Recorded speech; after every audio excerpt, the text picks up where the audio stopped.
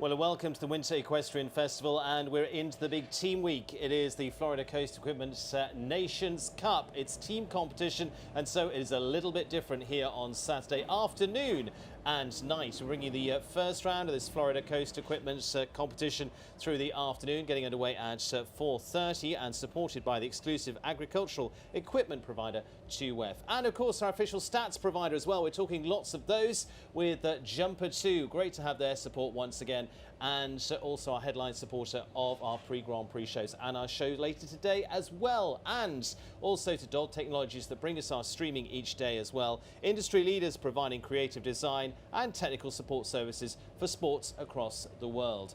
And so we're also supported by the USEF and US Equestrian 2 to bring you all the big events here at the Winter Equestrian Festival. And what's coming up is team competition, and to talk about it is now Nassar alongside me. We're just the start of what is a big night of competition and afternoon as well. Round one about to get underway at 4:30. We're going to be talking stats as well. We've got lots of jumper stats to talk about too. Riders are out there just behind us walking the course too. It's a different atmosphere out there. Definitely a different atmosphere. This is a special week. I think we get a lot of familiar faces as well as new faces that have a chance to jump on a team that have been selected by their chef de keeps. Tough format, jumping one round during the day and the other round at night. That always adds a little intricacy to what we're going to see tonight, but I think everybody's pretty excited. A little bit different. We're going to be looking at some of the stats of the teams. Got a great range of teams, 10 teams competing here as well. Top 8 teams into round 2, which is going to make things very interesting indeed. But of course, there's always, and we're going to talk in detail about them in a few moments, but the home team, Team USA, are under pressure. Exactly. I think this is their home Nations Cup. It's the first one of the year, at least on this coast. I think they tend to field a pretty strong team for this. They like to give some younger riders some exposure, as we'll see with Zeina Rizvi, really strong up-and-coming talent. But yeah, I think everybody's here to play tonight, and we have a strong group of horses and riders, and it should be an exciting evening. Well, let's take a delve into some of the stats around those teams as well, starting with Team USA, which of course the home team looking to wave the red, white and blue here throughout the day. Here's the team of Laura Kraut, Zeina Rizvi, Carl Cook and McLean Ward. Niall, let's talk stats here, because start with Laura Kraut. Biscuit is a new one on the team. Younger horse for her, starting to step up to this level. I think she started jumping it in some 150 classes last year. Obviously a very solid clear round percentage. What really stands out to me looking at all 4 of these riders is their 4 faults or better score. Yeah. All of them are above 80%. In a Nations Cup, that's really what you're looking for. You're looking for riders who are going to keep the scores low, maybe not necessarily always jump it clear, but for the most part keep it under 4 faults, and all 4 of these candidates can definitely do that. 18-year-old Zeina Rizvi in there, Squeeze de Panchy, first time here on home soil jumping in a Nations Cup as well. She's going to feel that extra pressure here, but her stats are very good as well. Yeah, for sure. There's pressure associated with a Nations Cup, but Zeina is really poised beyond her years. I've watched her this entire circuit. She's got a great partnership with her horse. She's well trained. She has enough experience. I think this is the time for her to step up and show the world what she can do, and I'm confident she'll be able to do that. Carl Cook makes an appearance on the team again. He was part, of course, the gold medal Pan Am team as well, yeah. Teaming up with Laura Kraut and McLean Ward on that occasion. And again, as you say, 4 faults are better, 83% of the time. Again, average faults, 2.3. And this is still a relatively new partnership. I think they came together last year, a few months before the Pan Ams, got to know each other quite quickly. Obviously a superstar horse of Julien Epayard. It's nice of Carl to have come out here with one of his best horses to really focus on this. I know he just jumped her in a couple of 2-star classes last week to gear up, so he's here to play. And McLean Ward, new ride for him though with Ilix, and actually was a horse that we saw jump last year in the Nations Cup, which impressed us all. That was with Fabio Levis da Costa. Now he's got a new home in the US. Exactly, ex-Brazilian horse that jumped on the Brazilian team last year. It's not often you'll see McLean with a 0% clear round rate on any horse, but as you can tell, they're pretty much a brand new partnership. Yeah. They've only jumped a couple of classes together. This will also be one of their first real tests. I think it's great that he's chosen this horse for this 2-round format, because it helps him work things out between rounds and really get to know his horse better. Let's take a look at McLean Ward. Some of the rounds he's had, of course, with Contagious before now, here into the Nations Cup as well. Good start of the year, but as you say, Ilex is a new one for him. But this is where, okay, new horse, but you've got that solid pair of shoulders on top there. There's no one better than McLean to pilot around a new ride, especially under pressure. He's had very solid circuit so far. I know he's still searching for that big win. He was very close last week in the 5-star, just pipped by Richard Fogel. But McLean's gonna be hungry tonight. If anything, just to get to know his horse a little bit more, figure out what buttons to press, and see if he can come out of this, as a stronger partnership. And he's always one of those people that, again, is almost, okay, Robert Ridland's the chef to keep, but he's also a sort of team captain in there, riding team captain, saying, come on and get in with all the others. You don't just do your bit and walk away. Exactly, yeah. McLean's the ultimate team competitor. I think he brings everyone together. He rallies them around a cause, which tonight is going to be jumping as many clear rounds as possible. So he's really just an amazing anchor rider, a legend of the sport. And I think it's going to be interesting to see him with a new partnership tonight. Open water is always a question. It's going to be fun to see. We're going to talk the course in detail a little later. We're going to take a look at another team now, and it was the winning team from last year, Canada, who've won here on 7 occasions before now as well. In fact, Team USA are going for their 10th potential win here. They've won 9 already. Let's take a look at Team Canada, and notably here, Niall, Tiffany Foster. Tiffany Foster, she's been a mainstay on this team for a very long time now. They tend to field a very strong group for this Nations Cup. I think they really want to get geared up for the year. She's jumping Northern Light, a mare that's been really consistent for her, as you can tell, 37% clear, only 3.5 average faults. She's probably one of the better lead-off riders we're going to see to try to really set the tone for this team. Erin Ballard in there for the team, Beth Underhill, and interesting to look at the stats of Amy Miller there as well, 88% 4 faults or better, and she's jumped more rounds than any of them. That's one of my favorite combinations, Amy Miller and Truman. I was looking at the number of rounds they've jumped together earlier today. I think they've jumped 135 rounds at 1.50 m and above, yeah. And they're clear almost half the time, as you can tell by this 57% clear round rate. So a great anchor rider, I think somebody you can really rely on towards the end. And in between, you have 2 stellar ladies, and Erin Ballard and Beth Underhill, who have what it takes to deliver the goods. 3 members of the silver medal winning team from the Pan Am Games. Let's take a look at Ireland, because they've been previous winners here as well. They usually field a very strong team here too. So what have the Irish brought to the table this time? Dara Kenny, David O'Brien, Shane Sweetnam and Cian O'Connor. They're coming out swinging. They're coming out swinging in terms of rider power. In terms of horsepower, I have to say these are relatively inexperienced horses. Relatively fresh combinations too. As you can see, Keen and Fancy have only jumped 4 rounds together at 1.50 m. Shane and Aura Kumbella is also quite a young horse, but as you can tell from her stats, very, very solid returns, 93%, 4 faults or better. That's pretty incredible. David O'Brien, it's great to see him on this team. He's had a great season so far. That is not an easy horse, so it's interesting that he's been selected, and I'm curious to see how this all pans out. And obviously, Dara and Eddie Blue, they're pretty consistent. They've been very good. Cian O'Connor, of course, we're going to pull out there, has ridden over 150 Nations Cups as well for Ireland. Let's take a look at him in action, because Cian, again, a bit like we talked about with McLean Ward, is another one for motivating the team. Exactly, a very seasoned anchor rider. Cian's done this time and time again. It's interesting. I feel like every week he brings out a new horse. So he's got a lot of fresh blood in his team, and it's been really cool to see him get to know them over this circuit and start to pick and choose depending on what class is available. Well, Ireland in there strongly. As I say, they've been multi-winners previously here of the Nations Cup, and top of the podium a couple of seasons ago. They're going to be looking to get there. Cian O'Connor has been on that a couple of times. So let's take a look at the next of our teams. We mentioned them earlier. Of course, Ilix was part of that team last time around. We spun it round for Team Brazil. And Luis Francisco Azevedo, Luciano Locio, Victor Luminate and Eduardo de Menezes on the team here. Now, a little bit of a difference in the stats here. Definitely, I just want to highlight Luciana. I feel like we're maybe not doing her justice by just selecting the 1.50 m rounds, because she was second in a big 4-star Grand Prix here earlier in the circuit. Here she is. Yeah, here she is. This is a great partnership. You can tell that horse and rider are really just one. They know each other inside out. She seems to put pressure in the right places. This is a great opportunity for her to step up and be on a senior Nations Cup team. Sure, maybe on paper they're a little bit weaker than the 3 teams we've discussed, but they have several very competent riders with solid horses. Exactly. Eduardo, who's been on teams that have won medals at Pan Am's before now. Luis Francisco de Azevedo, HFG Quaman, again, different combination here from those he's used in the past, the likes of Comic Colin, etc. Exactly. So it's going to be interesting in Edet, who jumped on European Nations Cups last year as well.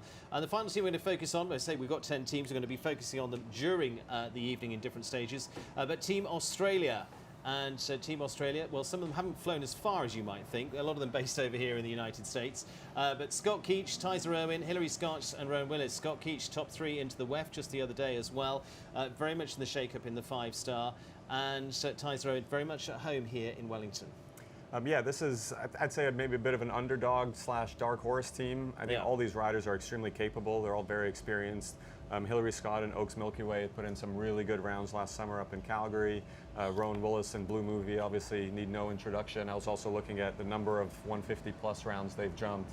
And they're pretty high up there. They're close to 200 rounds together. So, you know, obviously a very seasoned partnership to anchor the team. Scott had a great run here earlier in the circuit. It's really exciting. I think this will be a great team to keep our eyes on tonight. Rowan Willis and Blue Movie never dull as part of the team. Hilary Scott, let's just focus on her with Oaks Milky Way as well.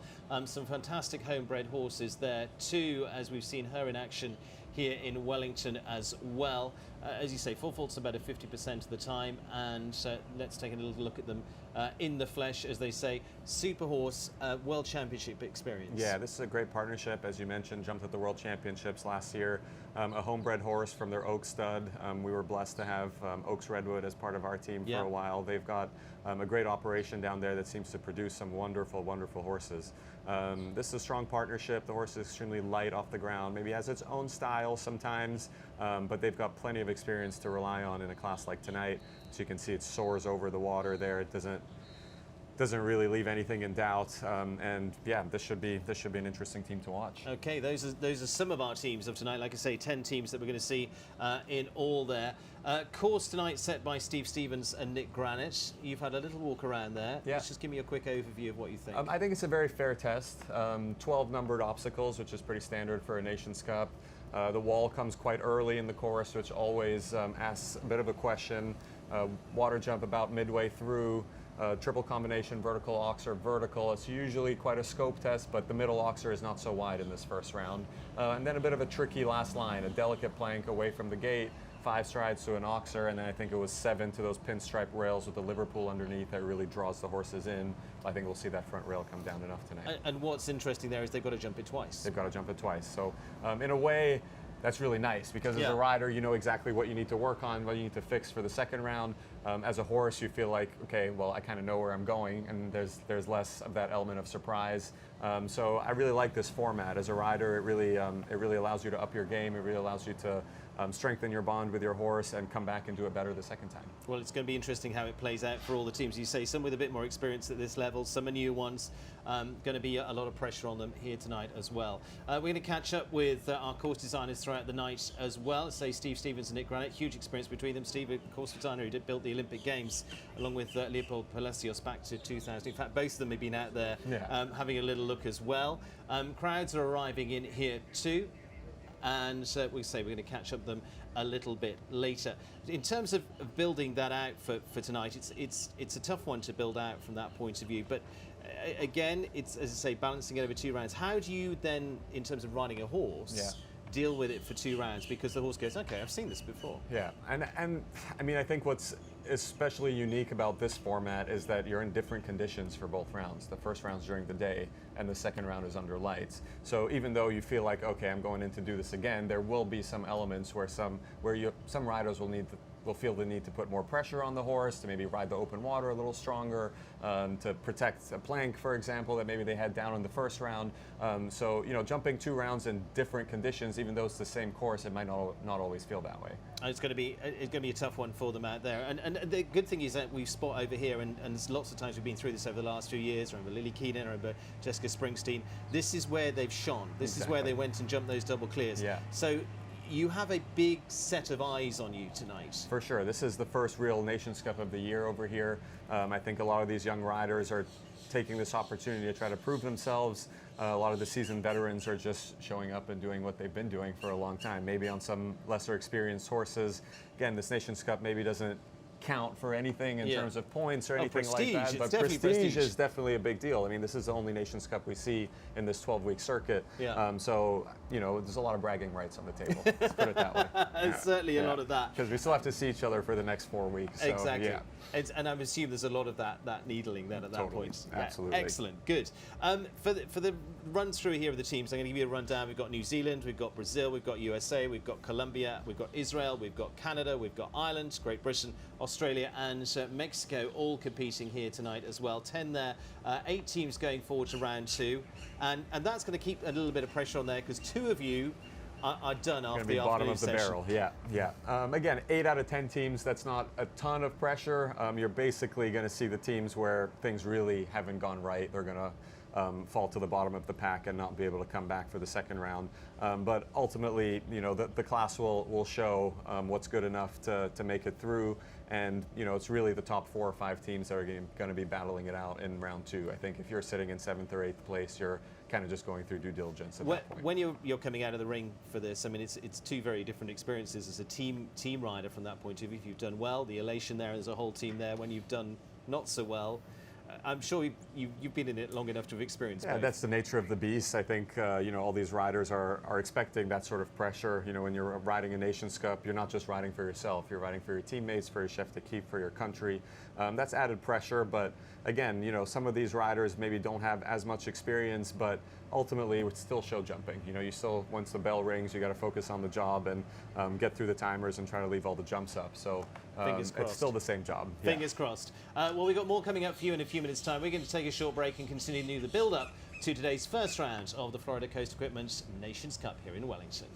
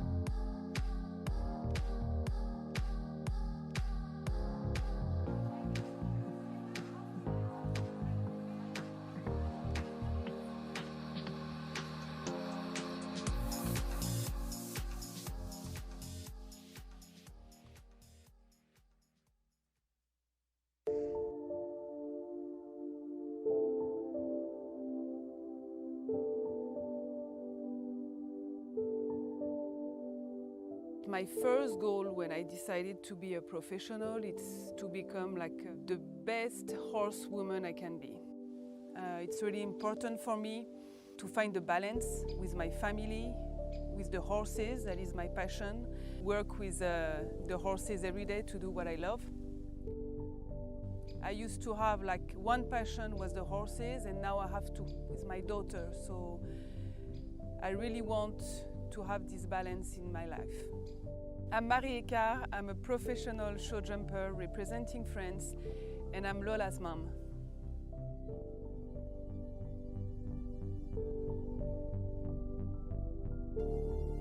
Be mindful, be present, turn on your brain.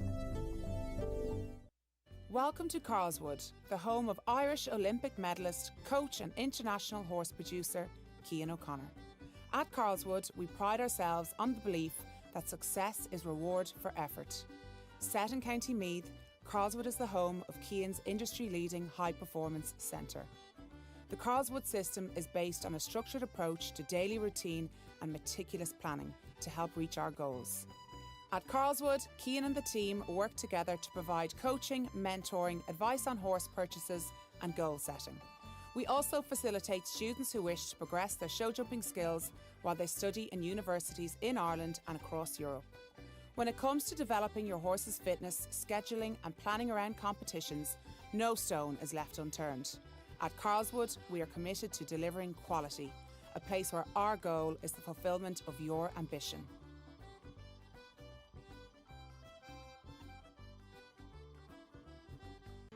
The horse, the ultimate athlete, the best friend, the teammate.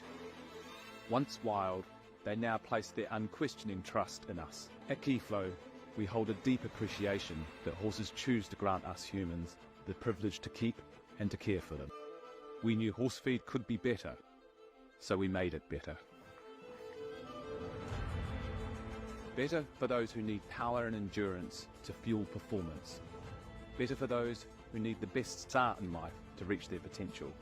Better for those who need the vitality to tackle new adventures.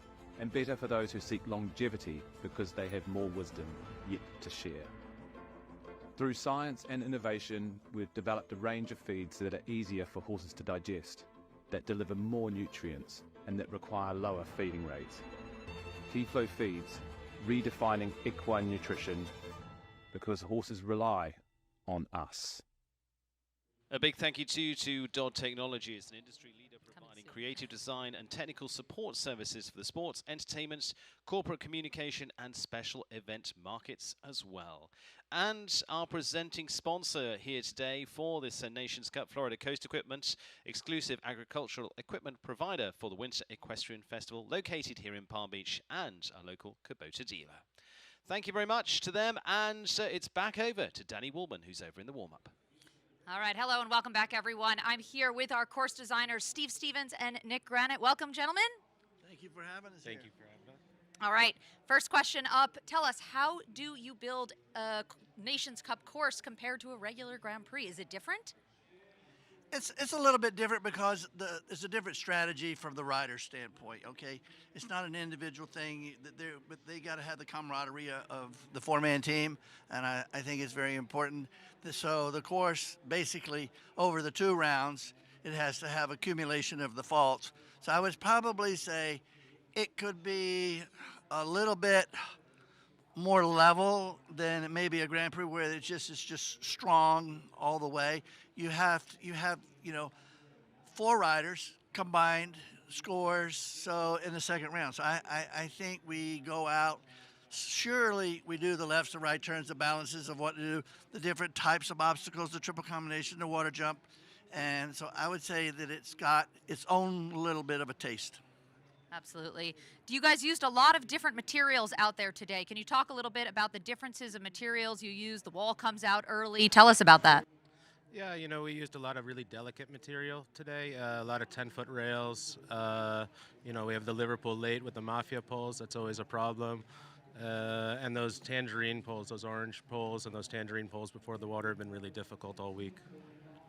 Absolutely. And do you guys think they're going to see a lot of clears tonight? I think it's not as many as one might think. I think that the gold plank is going to work tonight for sure. And as you have talked about in other broadcasts, the colors that we're using are the pastel colors. And I've worked at it very hard over the last 5 or 6 years for other course designers to come up with something that the horse sort of loses his depth perception.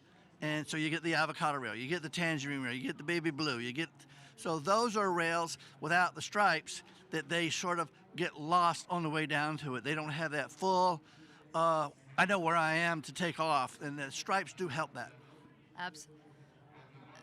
Absolutely. And what about time allowed? I know that's always a factor with Nations Cups and can play a big role. Yeah, the time allowed really makes a big difference when you start getting into those 1 faults and 5 faults, then you start to get a big spread in between the countries. And is the time allowed tight tonight? I think it'll be a factor, but I don't think it's super short. All right.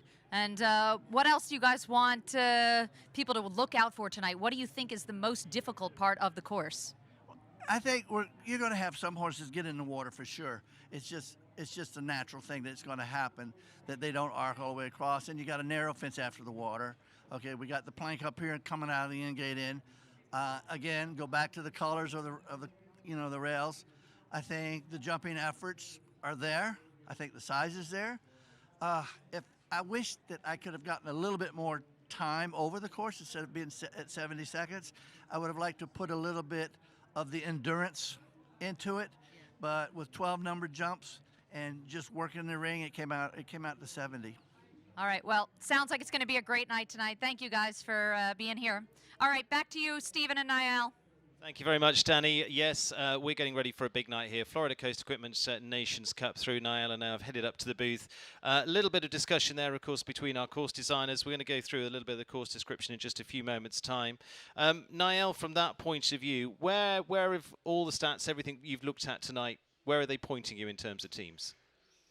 You're asking me to pick a winner? If you like. I think Team USA and Team Canada are probably the strongest on paper. Ireland as well, a very strong group of riders, maybe with some younger horses, but those would be my 3 picks. I know I'm taking the easy way out here, Stephen. Taking the very easy way out from that point of view, and again through the night. Okay, let's also put you on the spot as well for a dark horse. We talked about a little bit about Australia there, but a few other teams in there to run towards. Yeah, I'd say Australia, Mexico have a strong group of riders. Those would probably be my 2 picks. I mean, Israel with 3 riders, that's always, you're kind of working from the back there. That's going to be hard for them. But those would be my 2 picks in terms of dark horses. Okay, let's take a look at the course as well, because we've heard from our course designers of what it all looks like. We're going to take a look around the animation of what's coming up. Again, that's sponsored by Fidelity Investments. Thanks to them. And so here we go on a virtual tour of our course. Niall, up to the top end of the arena to start off. Yeah, very friendly Oxer, kind of in an odd spot at the back of the ring, just along the rail. You have a roll back here to the wall at number 2 that always asks a question beginning of the course. He was nice enough to put standards on the side of the wall to make it a little easier to read. Then you have this bending line, kind of an open number to number 3. I walked a little up in 4 to this Oxer vertical combination. Whenever you have a loose distance into a combination like that, you're kind of asking them to belly that back rail. So that's going to be an important spot. I'd say the real course starts here. You know, a very delicate vertical, 6 strides up to the open water. It walks pretty normal, so they're going to have to steady and then move up. And then you have a very delicate skinny on 9-ish strides, I would say, on the bend. Then comes a triple combination, vertical Oxer vertical. That's usually a scope test in the middle. I'd say that middle Oxer isn't so wide, so they should have a pretty easy time jumping that. You have 6 strides, kind of middle to middle over this wide Oxer with those avocado rails. As Steve Stevens was talking about, those are sometimes hard to read. That's quite a wide Oxer. I think that's part of his plan, get the horses stretched out right before this delicate plank rolling away from the in-gate. I walked maybe a hair of a boxy 5, might not be as boxy with after that rollback, and then a very standard 7 into those mafia rails, as Steve Stevens called them, pinstripe rails with a Liverpool underneath, really draws the horses in. Because they can just steal a score away from you. Exactly. They're not so easy to see. There's the info on the course. Time allowed is 70 seconds, as we heard. $150,000 in the prize fund there.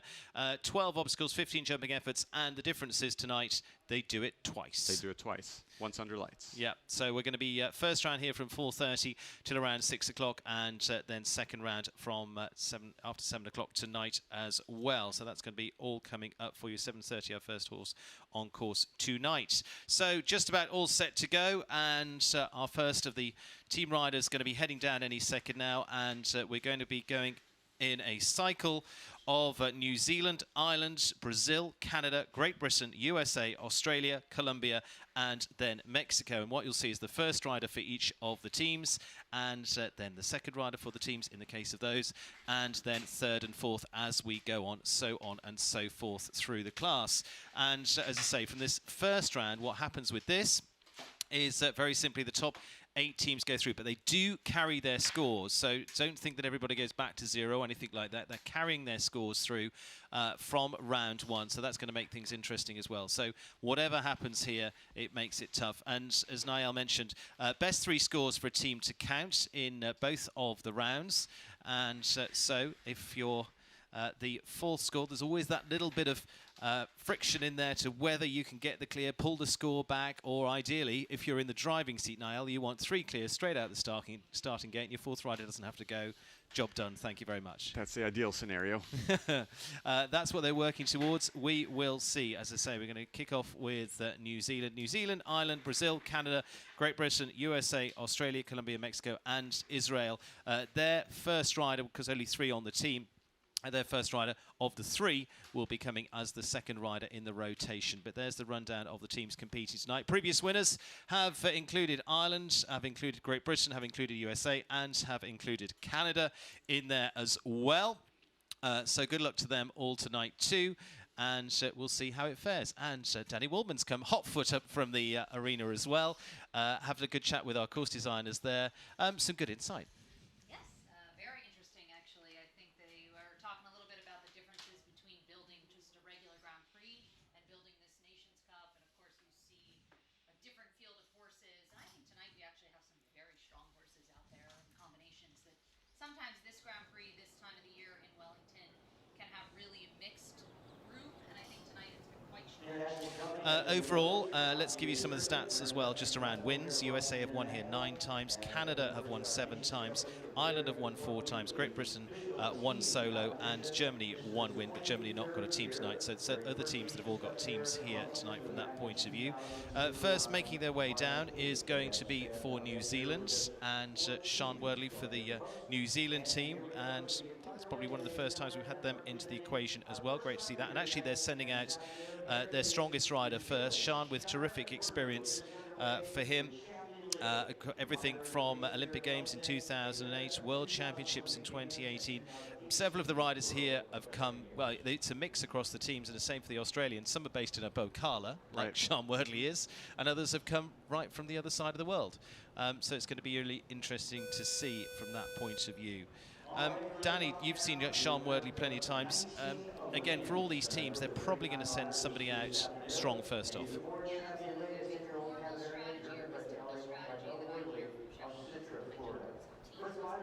First and your last riders are your strongest, and then a little bit inexperienced maybe goes in the second or third spot. So sending number 1 out, definitely wanting to set the tone. Okay, so we've all had a good look at the course. Niall, talk us around with our first, with Sean Wordley. Well, yeah, and I was going to say, as a first rider, you really have nothing, you have no benchmark, right? You don't know how tight the time is. This is a relatively new partnership. I think they came together in October of last year.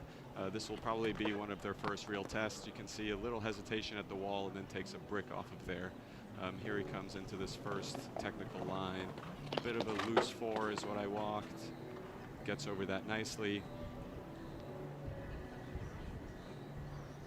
Yeah, that's not what I walked. Yeah, I think this vertical is going to be tricky all night. Away from the gate, those really plain colors. It's a very normal 6 up to the water. I missed what number he did there, but I walked kind of a 9 to that skinny. Yeah. Yeah. Exactly. Just stay on the inside track so it doesn't get too long. Here's a triple combination. I don't anticipate seeing too many faults there. That middle obstacle isn't that wide. And then that oxer just on 6 strides going towards the corner. You really want to hold the horses straight there. Here's another big test. Gets away with a rub there. Bit of a short 5 is what I walked, right, Danny? Yeah. Ooh, I would. Talked about, you've also got the option of the drop score in there. Your rest of your team can come out strongly and see. But again, New Zealand don't get as much exposure, Danny, into Nations Cups as the regular sort of European teams, or maybe USA and Canada.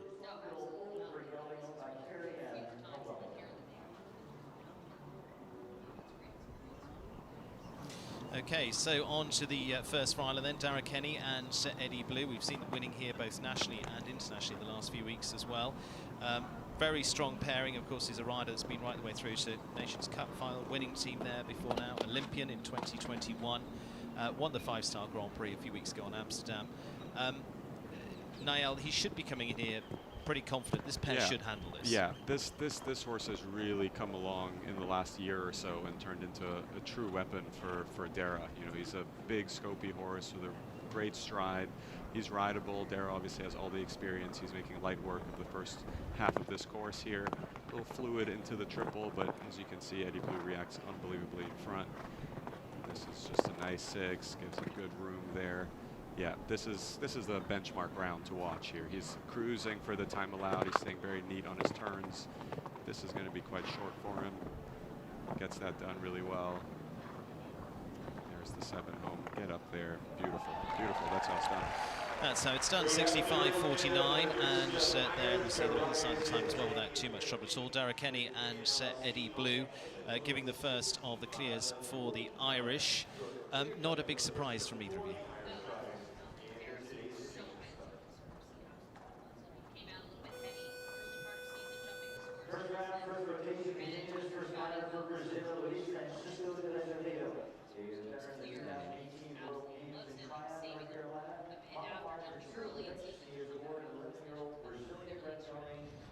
can tell the horse is fresh. Yeah, the horse looks very fresh, and he's giving room at all the jumps. That was a picture-perfect round. Absolutely. Super start there for the Irish. Brazil on the podium here last year. Luis Francisco de Azevedo, this time with HFG Quaman, with the gelding by de Montesimi for the Brazilian rider who has been on the podium last year with a horse called Nashville on that occasion, switch around this year. And World Championships, he attended those in 2018 too, with a very good horse called Comic that was on the podium here for 5 stars as well. Brazilians, again, some of the names to some people might be quite not as well known here, but actually have a very good shot here of producing a really solid team. Absolutely, yeah. They're an experienced team. Luis has had this horse for a little while. He doesn't usually do it in classes this big, I would say, but you know, he's putting together a very good round. He's got his own style, but an extremely effective rider. Really good timing off the ground. You can see him really pick the horse up over that skinny. He does a lot for the horses, which is cool to see. Good ride in, leg for the middle, little check coming out. Steadies up for the 6 on the inside track.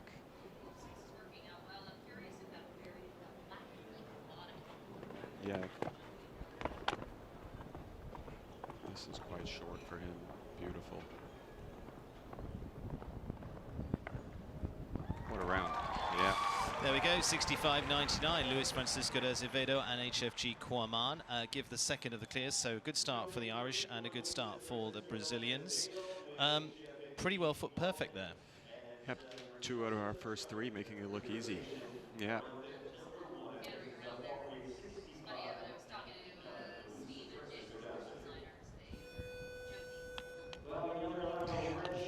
Yeah.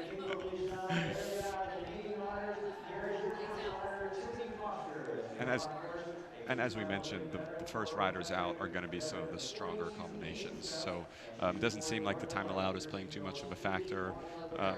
Everybody's been well under it. Yeah. Tiffany Foster, again, pathfinder for the Canadians, part of their team that won silver at the Pan Ams last year as well. Northern Lights is her very good horse. Of course, she took through to winning the top championships and, of course, to a 5-star victory as well for the Artisan Farms and the Ziegler family. Again, Niall, this should be one that should come out of this, fingers crossed, okay. Yeah, Tiffany with loads and loads of team experience. This mare has been fantastic for her.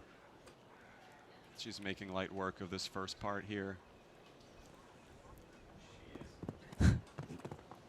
Very neat turn back to that delicate vertical, steps up nicely in the 6, gets a beautiful jump over the water. Here she is really squaring up to this skinny, allows the horse to take its time, really get its front end out of the way. Look at that reaction coming into the triple. Beautiful. Just trails the hind end there. That was a shame. Yeah. And again, it shouldn't be sort of taken too easily, seeing those 2 clears pretty early on. Yeah, here we go. She's starting to lose the hind end a little bit. Horse gave such a good effort in the triple. I wonder if that 6 just got a little flat and unraveled the mare a tiny bit. 2 rails in a row there, both behind. I'm sure Tiff is going to make the appropriate adjustments for the next round. Tough start for Team Canada with Tiffany Foster and Northern Light at 67.04, and so 8 faults for them. They've still got Erin Ballard, Beth Underhill, and Amy Miller, and so it's very much very much you know, it's a marathon or a sprint. Exactly, exactly. And I know Tiff usually likes to find a couple places to add with this mare, just to put the jump back in her. She's maybe not the longest striding, but this course doesn't really lend itself to that. So I'd like to see this on the replay. I wonder if this 6 was maybe on the wider side and just kind of force her to keep coming there and not set the horse up on its hind end. First one in for the British team is Jessica Mendoza and ICAP CLZ. Jessica, who's been on European Championship teams for the next of those for European team rider, twice Nations Cup final rider. It's an odd rail we saw at number 3, just punching the front rail out. We haven't quite seen a fault there yet. There's that orange. Loses a bit of height there. Again, like we said, that tangerine rails, that is a difficult jump away from the gate. It hasn't been jumping well all season. No, yeah. And last night, even for the young riders, it was very difficult. Yeah. The key with this Nations Cup format is you even with 1 down, 2 down, you still have to keep fighting to the very end. You know, it's not like a regular Grand Prix where you know your shot is pretty much done and dusted. So she's going to keep digging in here and try to produce an 8-fault round. Yeah, absolutely. When you're in the Nations Cup and it is a team competition, your score, even if you personally think that it is not what you want and you're a little disappointed, it can still be an unbelievable score for your team, and that can matter. Yeah, 2 early rails there. She was pretty unlucky. Horse maybe took a few jumps to settle in. Second half of the course looked really solid. Yeah, that was a shame. I don't think we'll see this jump come down too often tonight. No. Yeah, it looks like he shifts a little bit on takeoff, goes a little to the right. She does a really good job keeping him straight at this double, just fixing that drift. And then it seems like he just jumps out a little too low, maybe a hair close to be picky. But yeah, I think that vertical is going to come down a lot tonight. Yeah, absolutely. The riders are also thinking maybe a little about the open water. I was just going to say, I right? think they're anticipating the open water a little bit. Maybe put a little leg too early and just kind of forces the horse through that vertical instead of taking time to jump that and worrying about the water afterwards. First for Team USA is Laura Crouch and Biscuit, as the horse is known at home. We were talking to her earlier on this week about this horse for the Cherry Knoll Farm.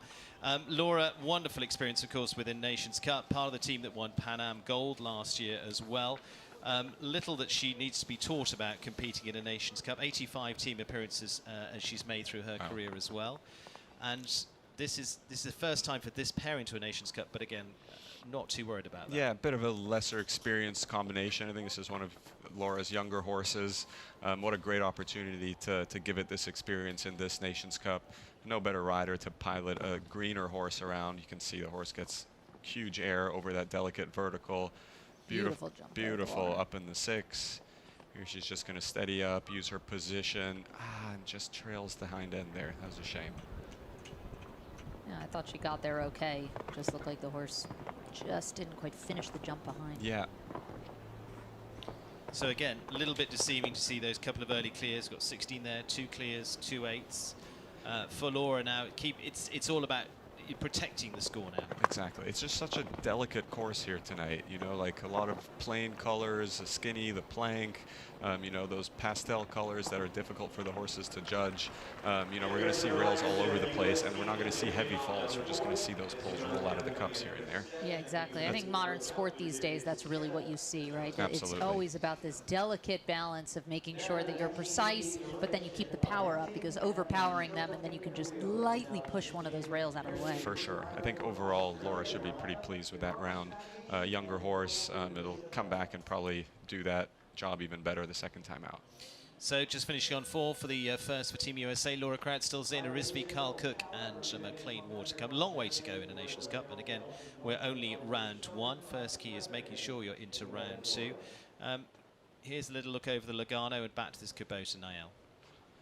Strong ride. Yeah, she almost steadied a little too early for the 7 and had to make a big move up just to close that gap. But she did that great. Horse soared over the last jump. Yeah. Picking up with Australia's Scott Keach now and Nobel de la Chapelle for the Australian team. As we saw him the last couple of weeks, jumped a fantastic double clear in the WEF the other day as well. They came out strongly. This is a good starter for the Australians. And this is an interesting horse. When you see it, it looks like kind of a bigger type, a little on the slower side. But I was watching him work it in FEI the other week, and it's got a ton of blood. Really, really a lot of energy. Scott does a good job managing him, just keeping him underneath him, trying not to let him get unraveled as the course goes on. Again, the skinny comes down. That's going to be a very delicate jump we're going to see come down a lot tonight. But if he can keep this on 4, that's a very good start for Team Australia. Yeah, like you said, I think this horse sort of is deceiving about the way, the type of horse it is, and then I think it really carries a lot of blood, and it can get it almost quick with him sometimes. Exactly. And I think with these verticals, that's exactly what's happening. Absolutely. Punches out the front rail at the last 2. Yeah, just grows to score down the final line, finishing on a total of 12 at 68.78. They're achieving the time all right. Scott Keach and Nobel de la Chapelle finishing on a dozen there for the first for the Australians. Danny, you were talking to our course designers there about the time. They thought there'd be a little bit of pressure, but it seems to be okay. Yeah, I think that they thought it was fair. I think that they wanted to put enough pressure for somebody who was a bit more inexperienced and maybe was really going to take their time, but they thought that it was a reasonable time allowed that would allow for riders to take their time but still get in with plenty of time to spare. And we're seeing that the times hover around that 65 to 68 range, which is plenty within. And that last line is proving extremely influential. We've seen all three of those obstacles come down already, and multiple times. Yeah, and we're just getting going with this Nations Cup. Marky Blumen, Team Colombia. And Marky going first for the Colombian squad, super combination. He jumped at Central American Games going back, but finished well into Thermal in December as well. And this ride of Uberlook that was with Daniel Blumen for a little while. And now he's built this super partnership with him, and it should be a good start. They look super through The horse has been going so well for Marky. I'm curious what happens at the water, because this horse wanted nothing to do with it in the warm-up class. So Marky was training it this morning in FEI. You can see he's getting a little wiggly here. Beautiful. Look at that. Beautiful. Landed a little hesitation and a little bit left, right, and shifted, and then sighted in on it and jumped it beautifully. And Marky was prepared for that. You know, you could tell as soon as the horse started to wiggle, he dug in there. There's no one better to make a horse go when it's being hesitant than Marky is. He did his homework this morning. He trained that at the FEI. Just gets a little up the inside line there. Yeah, it just looked like maybe a little bit overdone there with that front rail. Yeah. Gold plank. This last few jumps are proving very, very difficult. But Steve Stevens was saying the gold plank he thought was going to play him. He did. Yeah. He did. He knew. Sure I think that's why he said it. Finishing on a score of 8 there at 68.12 for Mark Blumen. First out for Colombia. Little look back here at the Japanese fan fence. Just rides through that front rail a tiny bit. I'm sure Marky will adjust that for the second round. But here, what a ride. I mean, this has to be considered a win, considering this horse. Look, you can see it landed and didn't want to go. And then right there, the horse sees it and really sights in, and then actually jumped it beautifully, as well as any horse can jump a water. Marky's timing there was incredible. The horse started to go left, he pulled it right. It started to go right, he pulled it left. And then once the horse was straight in the middle, he started to use his leg and make sure that he was going to go forward. That was really well done. Athletic reflexes. Athletic maneuvers there. First one for Team Mexico, Eugenio Garza, and again with a good one to start with for the Mexican squad, and part of their team at the Pan Am Games last year as well, previous Pan Am silver as well, and with Shalori's PS, which is a really interesting horse. He's not riding Contago this time. He's giving this horse some good Nations Cup exposure as well. It's a seriously good one. Just a little close on the wall. A lesser experienced horse. This is probably its first real test. Eugenio mentioned the horse doesn't like walls, and you can tell he was wiggling his way to the wall and then just put a toe on it behind, but it stayed. It looks like a slightly more shorter striding horse. Danny, I don't know what you think, but that 4 got quite long for him. And just kind of ended up towing the back rail. Good ride to the water. I think, you know, anyone who watched the Grand Prix, the 5-star Grand Prix last week, saw anytime you have oxer to oxer double, it rides longer than you walk or you anticipate. And I walked it again today and I thought, oh, oxer to oxer again in the 4-stride, it's going to ride longer. And even riders out there during the course walk, I thought, were underestimating it. And, you know, it's playing out like, early on like that. And the same also with the wall. The course designers were saying, you know, put the wall number 2. Even Stephen and I were speaking about that earlier. When you put number 2 as the wall, it's a little startling to the horses, and we've seen it come down already a couple of times. Especially off a rollback, it's not like you're coming to it in a straight line. They can get their eye on it early. A lot of horses can get easily surprised by that. I thought, in general, that was a very solid round, considering the lack of experience this horse has. Again, we're seeing kind of rails in the same places at that plank and that oxer before. Seems like the riders are overriding the back rail and paying the consequence with the front rail, as you can see there. Absolutely. Tough start for Mexico there, finished on a score of 12, and that takes us through the first rider for each of the teams. As I say, Israel will be the exception because they've got 3 riders for a team, so they've still got 1 to come yet, but it means we go back in the cycle to New Zealand and Brooke Edgecombe. Again, new face here. Brooke, who was competing over in World Cups in New Zealand, going back to January. He's won World Cups out there before now, won the league out there in New Zealand before now as well. Really nice combination, but again, we haven't seen so much of them, and wishing them the best here with Holst Andrea for the second for the New Zealand team. Sian Wordley going for a score of 16 to start them off. But again, this is going to be good experience, and this is another very good horse by Casal. Yeah, this is what I love about these Nations Cups is, you know, you're giving opportunities to people who maybe wouldn't get them otherwise. These are combinations we haven't had the luxury of watching. You get to see some new horses, new riders, and really they get a chance to prove themselves on, you know, one of the biggest stages. And gain great experience. Absolutely. Yeah. Nice shot at the wall. Yeah. Little steady to start with, but Yeah. again, we'll see. We still haven't seen any time fold, so surprise. Ooh, That 4 got there's that really long long. 4. Really reaching coming in. You almost have to risk that front pole and really just get up there Yeah. and hope that they get away from it, because otherwise you're just sitting on the back rail. Good ride there at the water. Steadies up here, a little bit Right, disunited 10. with the canter. Yeah, she does Ooh. the 10 there, Sneaks slithers, over, yeah, that was slithers great. over that skinny. And actually, that skinny as well as the gold plank are the 2 tallest jumps on the course, set at 1.58 meters. Oh, I think she might have ended up on 7 there instead of the 6. Yeah, it was kind of 6.5. Yeah, yeah, Just maybe misjudged that bend a little bit. yeah. It's getting a little unraveled here for Team New Zealand. Yeah, that'd be great. Yeah, we'll take another look there. Brooke, unfortunately, as you say, coming on the 6 and 7. Well, we're going to go and roll back in. Fingers crossed to hit this time. Let's see now that she has a little bit more direct approach to it.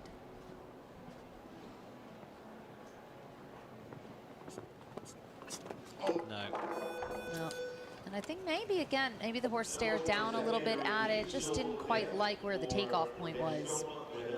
And with that black plank at the bottom, you know, it makes that judging of that takeoff point a little bit of an optical illusion for the horses, because they stare down right at that plank instead of where the whole full jump is and the front pole. And it can just kind of screw up where you think you are and where the horse thinks they are. Absolutely. Well, unfortunately, that means elimination for Brooke. But, as I say, New Zealand's still in the game. They've still got Maurice Beetson and Kim Bird still to come. But that means they're going to have to count Sian's score, huh? They are going to have to count Sian's 16, unfortunately, from that point of view. So we go on to the first for Israel, like I say, a 3-rider team, starting with Alberto Misha and joined the Cannabis de Doornhoever by Cannabis said, and this on the Dutch bred ride for Alberto. Abby, who's, again, loads of experience from him from that point of view. Team Israel's under some pressure here with They no drop score. They're going to need 3 solid rounds to get into the next one. There is no room for manoeuvre here, but they do have Daniel Blumen and Ashley Bond on the team as well. And kicking off here with Alberto Michan, 2 Olympics, of course, behind him, and bronze medal Pan Ams before now, wins in Monterey in California in the last few months too. Again, horse that hasn't really been tested so much at this level, but has been going very nicely. Saw this go well in California too, so it'll be interesting to see how they fare here. And interestingly, strategy with a 3-man team differs greatly from that of a 4-man team. Sometimes if you have a 3-man team, you actually will put your less experienced combination out early to see how it goes, and then your more experienced combinations can come later. And try and help things along. Yeah, exactly. And then they kind of know where they stand because you don't have that drop score. Yeah. They have the luxury of having Abby, Ashley Bond, and Daniel Blumen, so pretty hard to pick for a less experienced. Yeah, that's true. I was thinking less experienced horse. I was not thinking less experienced rider. Absolutely, yeah. No, Abby's 5th in the Olympics. So Yeah, I don't amazing. think he's less experienced than anyone out there. Yeah.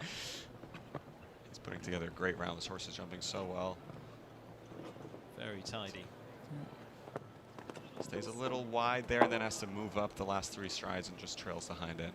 Yeah, just looked like actually got a little bit off track on the center-to-center line and then had to move up, like you said. Yeah. And then, ooh, touches the blank, but that Away with stays it. up. Yeah. I walked a bit of a direct 6 there after the water. It looks like the people who are hanging out too wide are having to chase up there and then are risking that front pole. And the ones coming too much on the inside line are actually, getting too deep. But actually quite a solid round. Quite a very solid round. From a score point of view, Israel's still in a strong position because we've got New Zealand on 16, we've got Israel are going to carry that 4, but Ireland 0, Brazil 0, Canada 8, Great Britain 8, USA 4, Australia 12, Colombia 8, and Mexico 12. So right in there. It's all mixed up. Yeah. Right in the hunt, All mixed up. And back to Ireland. And the next for the Irish is David O'Brien and El Balou making their debut onto the team here. And rightly so in home ground here. Chansonnet Farm and Leap Year Farms El Balou again went superbly, finished well in the top 3 into the Grand Prix a few weeks ago as well for David. And comes out with a strong group for the Irish. You've already seen Dara Kenny get a 0 score, and then he's got Shane Sweetenham and Cian O'Connor either side of him. And like you're saying, Danny, he's sort of then sandwiched between the experienced riders. Yeah, exactly. But David also has experience, maybe not so much on Nations Cup teams, but he's been jumping really well. Then again, this horse had some great results earlier on in season. Yeah. So I think it's great to see him have an opportunity to be on this Nations Cup team and supported by Cian and Dara, who are very, very experienced. As you say, top 3 in the Grand Prix on week 4. He was top 3 in the WEF as well, and actually was top 5 in the Grand Prix here in December as well. So so he's been good with this one. He's not lacking experience. And this is not an easy horse. A lot of blood. I see him out in the warm-up ring doing a great job keeping him calm and really trying to, make sure that the horse can take his time and not get too stressed out by the environment that it's in. Yeah, and contain that energy. Absolutely. And we haven't mentioned it yet, but it'd be very interesting to see because environment plays a huge role in tonight's Nations Cup because right now we're jumping under daylight, but round 2 will be under the lights, and that is a whole nother ball game. Whole different beast. He's putting together a great round right now. See if he can get over this plank. Gets a little rub, but gets away with it. Holds him up in the 5. Wow. Great athletic move from the horse there. I think he's on 1 extra there to the last. Oh, beautiful. Gets it done. Gets it done. Just inside the time. Yeah. 69-69 under the time allowed of 70, and David O'Brien and El Balou continue. As I say, they've jumped their way onto the team well. And so they're on the 0 score. Double zeros for the Irish so far. Like we said, they've been winners here before now on 4 occasions. Strong start. Absolutely. Couldn't be any stronger. And I had a feeling they were going to be strong. In general, I find the Irish roster of horses and riders around the world right now is super strong. So not surprising that they're coming out with double players. Lady been watching a lot of is Luciana Locio, and again she's another who's been showing herself in the top 3 in the Grand Prix here, and that was back to the week of Tiffany Foss's success in the NetJets Grand Prix. She's actually been on the podium here before now, finishing 2nd last year for Team Brazil. She was also in the team in 2022 as well. World Cup winner down in Sao Paulo before now. Lady Louise, again, a little bit of a dark horse here, Niall, of ones that we, as we've been here during circuit, have seen continue to get solid form. Yeah, she jumped mostly in the 2 stars last year and had some great results, really. But then the step up to 4-star and 5-star level has been pretty seamless for her. She came out and wowed everybody with a 2nd place in one of the earlier 4-star Grand Prix under the lights. This is just a really cool partnership. You can tell they really know each other inside out. Even when they have a little touch here and there, they seem to get away with it. Just steps into the water there. I thought she rode up there well. Like she landed off of the orange and kind of moved up. Maybe she was just a little bit far off it when she took off. The horse jumped it like she was far away, but her angle doesn't quite show the takeoff point. Yeah. Good stretch there over B. Such a trier of a horse. Has to step up a tiny bit in the 6, but as you can tell, she holds the connection really well even when she's moving up to a jump, so she can keep everything under her. Really good over that plank. Steadies up for this 5. Well, that was an unlucky fall. That was a late falling rail. That's a shame. Yeah. So foot in the water and late rail there puts them on a score of 8 for Team Brazil. So it's clear and 8 for the Brazilians so far. So that could be the discard yet for the Brazilian squad. Yeah. It's not done for them. They still have a couple strong riders to come, and an 8-fall score is not the end of their day, that's for sure. Certainly not. So Team Brazil 0 and 8 as we roll through our second riders. Ireland with the best start at the moment. Danny, She looked a little far there. She yeah. did, If yeah. you see that again on the Yeah. replay, she looked a little bit far off. Yeah, it looked like the first stride on landing was kind of in the wrong direction of the water. She put a little bit of bend in the line, which is fine if you're moving up the whole way, but I think she still rode it like she was on a straight line and ended up a little far off of the base there. She'll adjust that for the next round. Erin Ballard and Libido for Team Canada. 8 from Tiffany Foster to start them off, so we're going to be wanting a clear out of Erin, I would imagine here. Libido, again, not as experienced. She's, of course, had plenty of experience. She was on the World Championship team back in 2022. That was with Gakia, of course, and has been on the teams, including the winning team here last year. This was a horse that she rode to second in the Monterey Grand Prix, but that's not the start they want. Nope. No, really just jumped a little bit over that front end. She got there maybe a little bit patient. I think she, you know, the wall normally holds the horses quite off the jump, and today it just looked like the horse kind of got there a little bit close and then just wasn't rocking back to jump up and around it, kind of just leaned into it a bit. Very scopy jumper, very elastic in its body. I'm really a big fan of this horse and a huge fan of Erin's. I mean, her position is incredible. She does it on so many different horses. She's always competitive. Her position just never gets compromised, even when a horse is looking or backing off. She is just so steady in her upper body that she always gives him a great chance to jump the jump clear. It's an odd start for her. I don't really know what happened there at the wall. I'd love to see that again at the end of this. Let's see if she can just get home fault free over these last few. There's the 4. There's the 4 and the 6, I think. Yeah. Yeah. Wow. That was beautiful, actually, way to finish. I kind of like that. Yeah, for a big strider, I mean, I think that's there. I think it's pretty unorthodox compared to the rest of the field we have here, but she actually made that look so easy, cruising up in the 4 and then in the 6. There's that wall. I think she got there okay. She got there okay. The horse just never backed up off of it and didn't really respect it. Yeah, exactly. Just kind of leaned into it a little bit. I wonder if we're going to start seeing more of that up that last line. And she did now it that so she did well. it. Yeah. Yeah. Leaves them on the 4 then for Erin Ballard. Second one for Canada, so 8 and 4 for the Canadians. Next for Team Great Britain is Tim Gredley. Jessica Mendoza having the 8 falls. They've got Sammy Eldahan still to come, and Ben Mayer is going to be the anchor rider to go last for the British. Tim, experienced, rode into European Championships last year with Medoc, and interestingly going with Imperial HBF this time as well to get some good experience for this horse as well on this 11-year-old by Glasgow.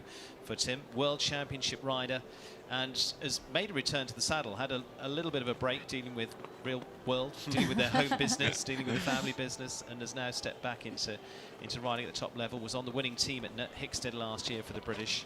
Again, that was on Medoc. So going to be really interesting to see how Imperial gets on. But he's been in the right classes to be ready for this. Doing a great job here with the first 4 or 5 jumps. Horse looks very confident. The jump is staying the same everywhere. He's having to ride up at this water, but still gets a beautiful jump there. Looks like he's just cruising up there in the 9. I've watched this horse a lot recently, and I think it's been jumping beautifully. And I think it's absolutely ready for a class like this now. It's nice for him to be able to have 2 horses then at that Nations Cup level.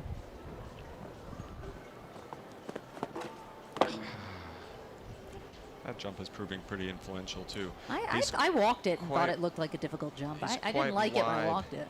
Quite wide here to this plank, and then it ends up with a forward distance, and this 5 gets very choky, gets a little rub on the front rail. I think he's just going to take over the time allowed. He's going to say he's a little bit close to time from that point of view. He's going to pick up 2 for time. Really just in that rollback to the plank, I think. Okay, the horse is more of a deliberate mover, spends quite a lot of time in the air, but there's that yellow bridge that you kind of have to hug in that rollback, and he was, you know, quite a ways away from that, and I think that's where he picked up that time fault. Yeah, started beautifully. Really good. I think that's still a very positive round for this horse. Not so much experience jumping classes like this with an open water and delicate jumps after it. Very positive start. Okay, so 8 and 6 so far for Great Britain, 8 and 4 for Canada, clear and 8 for Brazil, double clear for Ireland, 16 and elimination for New Zealand. Let's roll on to USA. 18-year-old Zaina Rizvi, youngest in the field for the US team. She got some good experience over on the European Nations Cups in 3 stars last year as well. She's a past gold medalist in juniors and in young riders too. Won a 3-star Grand Prix when she was over there in Spain as well. Former Maclay winner. This is a big stage for her, and actually, Danny, for her, maybe in the daytime is a little bit of a help as well. Gets around underneath you with a little less pressurized crowd. Yeah, absolutely, especially because in these Nations Cups, you're jumping the same course 2 times. When you can jump it sort of in a little bit less atmosphere, in the typical under, daylight, which is how most of these classes are jumped here in Wellington, it kind of eases you into the Nations Cup, especially here representing the home nation. It's a big platform for her to be on tonight. I mean, I have never really seen Zaina be nervous, so I'm sure that this is not affecting her at all, but it's certainly nice for her to be able to ease in with the daytime class. And she's jumped several night classes on this horse already, but I was saying this in the pre-show, I think Zaina is just poised beyond her years. She rides with such a calm demeanor. She has such a light seat, almost looks like she's floating in the saddle. Just toes that plank, goes for the 4, but a little too late, and then fixes it all for the last. Okay, a couple of green mistakes. I'm sure she's going to come back and probably either get a little bit more of a wind up to the plank so she can get that 4 done early, or just stick to the more conventional 5. Yeah, hard to say if she jumped that plank and was maybe still thinking about the plank before she thought about moving up. I think she maybe got distracted a little bit, and then she kind of just last minute there, you can see the last 2 strides moved up, whereas I think when you're going to do the 4 like that, you need to jump the plank and then immediately move up to really get up that 4. And it's such a hard balance because you're thinking about that forward distance, so you're tempted to ride the plank forward, but that's not actually what you want, because that's just asking to knock that plank down. So if you're going to plan that 4, you have to really execute it well. I'd be curious to hear whether they planned that, it, or if it was kind of a last-minute decision. She just kind of winged it towards the end of the course there. That's an unusual mistake for Zaina, and I'm sure she's going to do it better in the next round. We don't see that very often from her. No. Australia now, Tyza Owen and Hayalita B for the second for the Australians. They had 12 from Scott Keach. Tyza, who's been with us again throughout the season, rides for Michael and Wendy Smith in Middleburg, Virginia, where they're based, and has actually jumped on teams before now with Vanturo as well. She's a World Cup winner in Australia. Great experience. We will see. This is a real chestnut mare. Tyza was telling me that the horse was extremely difficult as a young horse, which is how she ended up with the ride. You can see it's got, that mask on, which usually tends to tell you that the horse is a little sensitive. Chestnut mares, as you would know, Danny, always have a little bit of their own character, but this is a great jumper. Yeah, I think this horse is an exceptional jumper, and she's jumped some beautiful rounds on it. Sometimes I think, like we said, chestnut mare just takes over a little bit at times. You can see her kind of cantering sideways. Yeah, she likes to do that. I think a lot of blood. Yeah. And she can get a little strong, but the jump is just tremendous on this horse, and I think it naturally wants to be so careful. She did a great job, I thought, there to keep the energy up, but stayed out on the track, so she had space at the front pole. That was really well executed. Loads of scope, where I think we're jinxing them talking about them before this plank. Like Steve Stevens said in the beginning, that plank is going to catch a few people. And we're seeing it. I think he said, I think it's going to work, and it is working well. That is for sure. Okay, 4 faults. That's still a very solid round for Tyza. Yeah. Hayalita B finishing on just the 4 faults. Australia with 12 and 4 so far. 12 yet could be the discard to keep the Australians very much in the mix. You and I were talking a little bit earlier, Niall. The Australians could be a little bit of a dark horse team to be heading for a podium tonight. We'll see. But again, anything can happen with the next 2. Yeah. And it doesn't seem like they're getting to the plank wrong. It just looks like the horses are jumping it bad. I mean, that the line after the triple is kind of leads you into the front rail. It's a wide oxer, so the riders are putting a lot of pressure to get across, and I think that's just kind of forcing the horses to get a little downhill towards that plank. I mean, this is a really smartly built course here. Juan Manuel Gallego is next to go for Colombia with Fide Sequoia's Z is the Zangazide mare by Figaro for the next for the Colombian squad. Colombia with 8 from their first. Marky Blumen giving them the 8 there. Juan Manuel, Central American Games last year was silver, individual 6th there, team silver, individual 9th at the Pan Ams in Lima in 2019 as well. So he's got plenty of experience in here, including having competed at World Championships. Another big scopy jumper, big stride. You can see he didn't have to work so hard to get that 4 from 3 to 4. Beautiful jump over that vertical. That 6 walked almost too normal for an Yeah, open water, I thought right? the Like same you would thing. like it to It be walks so nice. Exactly. Like you'd like it to be a little longer so you can just kind of keep motivating and keep coming to it. But the riders are having to land, wait for 2 or 3 strides to give themselves the room to then move up, and then they can press them up to the board and get a good jump there. Although I will say I do think that the water is jumping quite well. It is. Where I saw it last night under the lights for the U25 class, and Yeah. I think it did not ride so well away from the gate where it's set. But it seems like it's not causing tremendous trouble yet. Yeah. But Wonder if we'll that'll see change. we'll see if that changes under the lights when the reflection becomes a big player. What a round. What a round. Yeah. Jumps clear for Colombia, 68.52 as a time, so fine for time. Colombia 8 and now a 0, which is what they want. They've still got Alain Blumen and Roberto Turan to come. Colombians, let's take another look at one Manuel, because that was a super round. Unreal. And in these Nations Cups, these clear rounds really just put you right back into the thick of it. So, Marky's 8 faults is a distant memory now. The next 2 riders, get this newfound motivation almost from that absolutely. clear round, and they know that they can still keep this on a 0 score. Next one up for Mexico, and takes us to the last of the second riders for each of the teams. 20 years of age, my Enes Denis Chambon for the Mexican team. Second youngest in the class? Second youngest in the class. 18 is our youngest, 70 is our oldest. So we've got a spread. Big range. Amazing. Yeah, we've got a range. We've got a range. Don't worry about that one. She was 4th in Young Riders last year, junior team gold going back, and silver in 2019 as well through the youth ranks.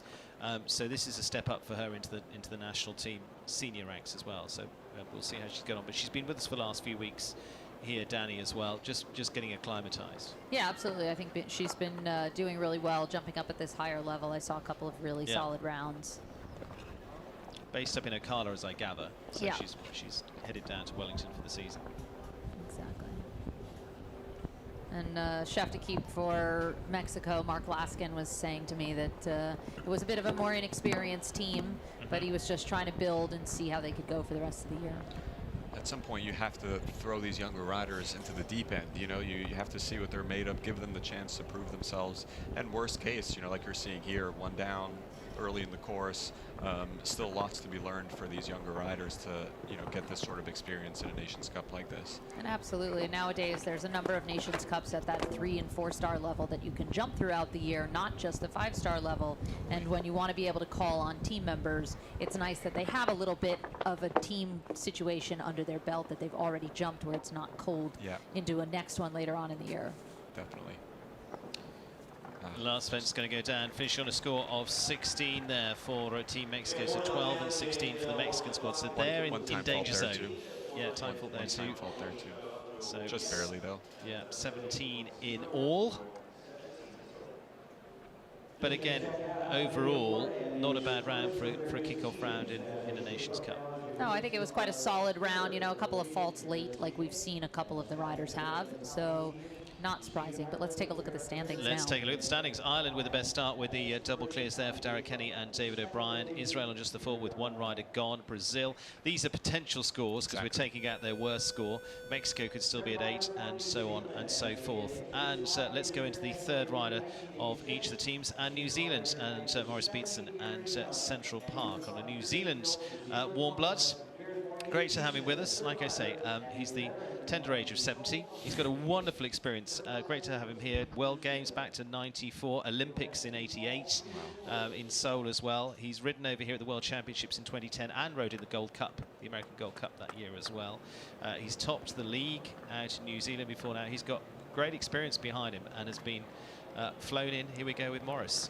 Central Park, well named for being here in the States. Exactly. I love to see this in our sport. It makes our sport so tremendously unique that we can have athletes out there that are 18 years old and one that is 70 years old, and the spread there, and it's an equal playing field for both. I mean, Maurice here has tremendous experience, more experience than probably anyone else out there. And but Zeina's body's probably feeling a little better than Maurice's at this point. Yeah. But you're right. I mean, but it's amazing. It's really such a magical thing about our sport. In and getting it done so far, just on the 4. He's been a little wide with his tracks. I'm curious to see if he's going to make this time allowed. Strong ride in there, almost jumps too well at A and runs out of room for B. I think that's 1 extra stride. Yep. Yeah, I think stayed a little too wide there for the 6 and ended up having to fit in 7 at the very end. and pretty sure he's going to rack up some time faults too. Yeah. He's doing the 4. There's the 4. 7, and then 7, yeah. I think if you do 4, you kind of have to do 6. Yeah, right? I think it sets you up certainly better for that 6. 22 is the total. 2 time faults there kicked in as well for Maurice Beetson, and the ride for New Zealand. Like I say, first time coming in here for these Nations Cup as well. Pair wouldn't have had experience together in the Nations Cup. They're coming from one level to a completely different one. Yeah. So fair play to them. Yeah, absolutely. I think, honestly, solid enough round. You have faults here and there, but great effort. For sure. Take us on Israel. to Israel, and second rider is going to be Ashley Bond and Donatello, 11th individually at the last Olympic Games as well for this pair. We've seen them win 5-star Grand Prix here, going back to 2020 when they won the 5-star here as well, but they've won a number of Grand Prix, including in Monterrey in Mexico. World Championships before now too. Israel could remain strong here, even just with the 3 riders. It's a great partnership. Like you mentioned, tons of wins behind them already. They've been together for a very long time. Ashley, a very talented, scrappy rider. This 4, yeah, I can imagine would get pretty long for this horse because he's not the longest striding. Yeah. That actually worked out But better than I would have expected. Really well. Yeah. She really rode the first one coming in strong so that she didn't have to do anything in the line.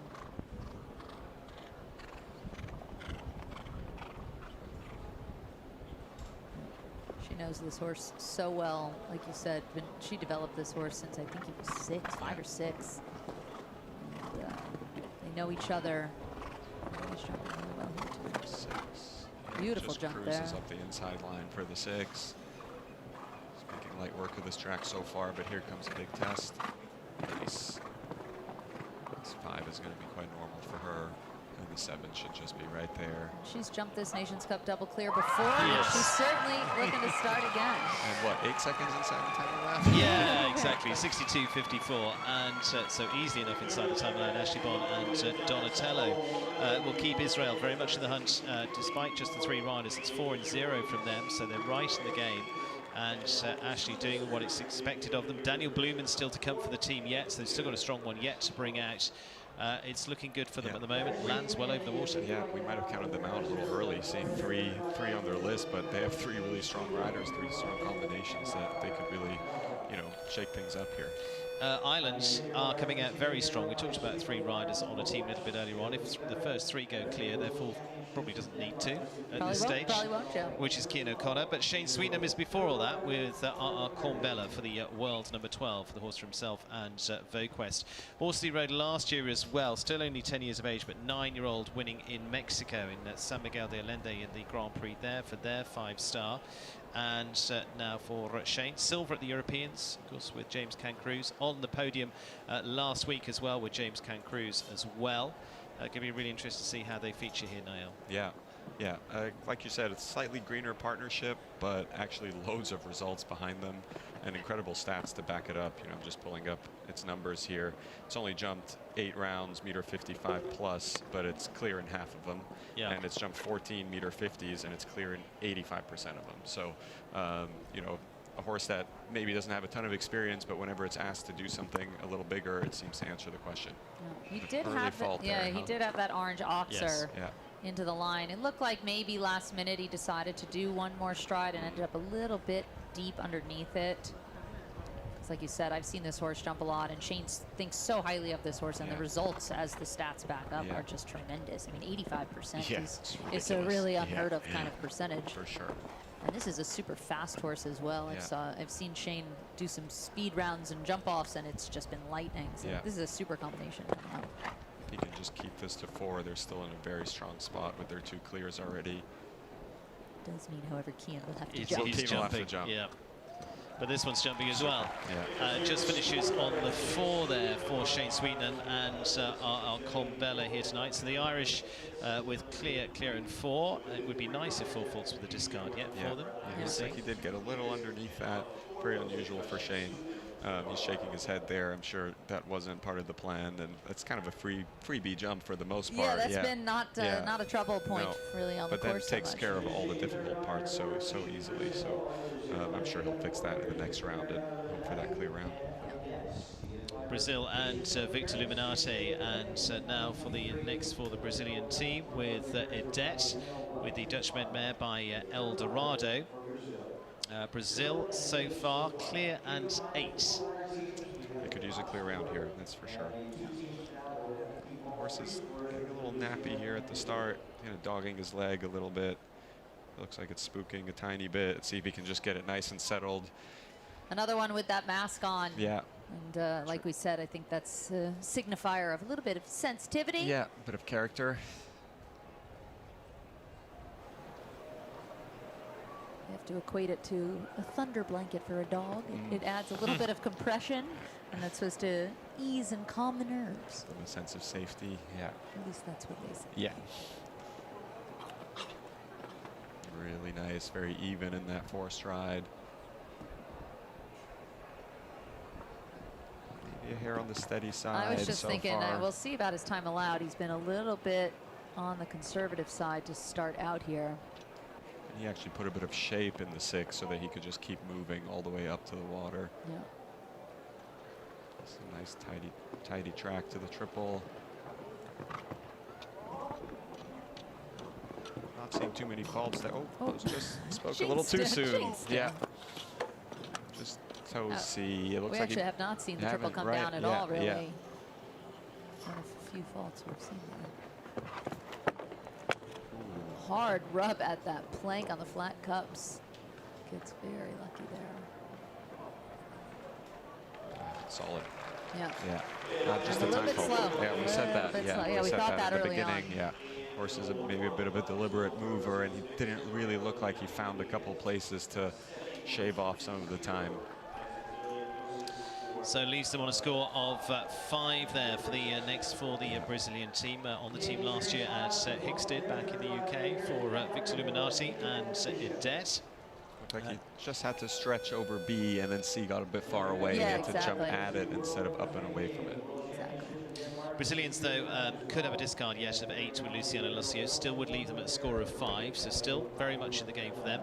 Beth Underhill, the next of the Canadian riders, now 8 and 4. But again, Beth Underhill, Amy Miller still to come for the team yet.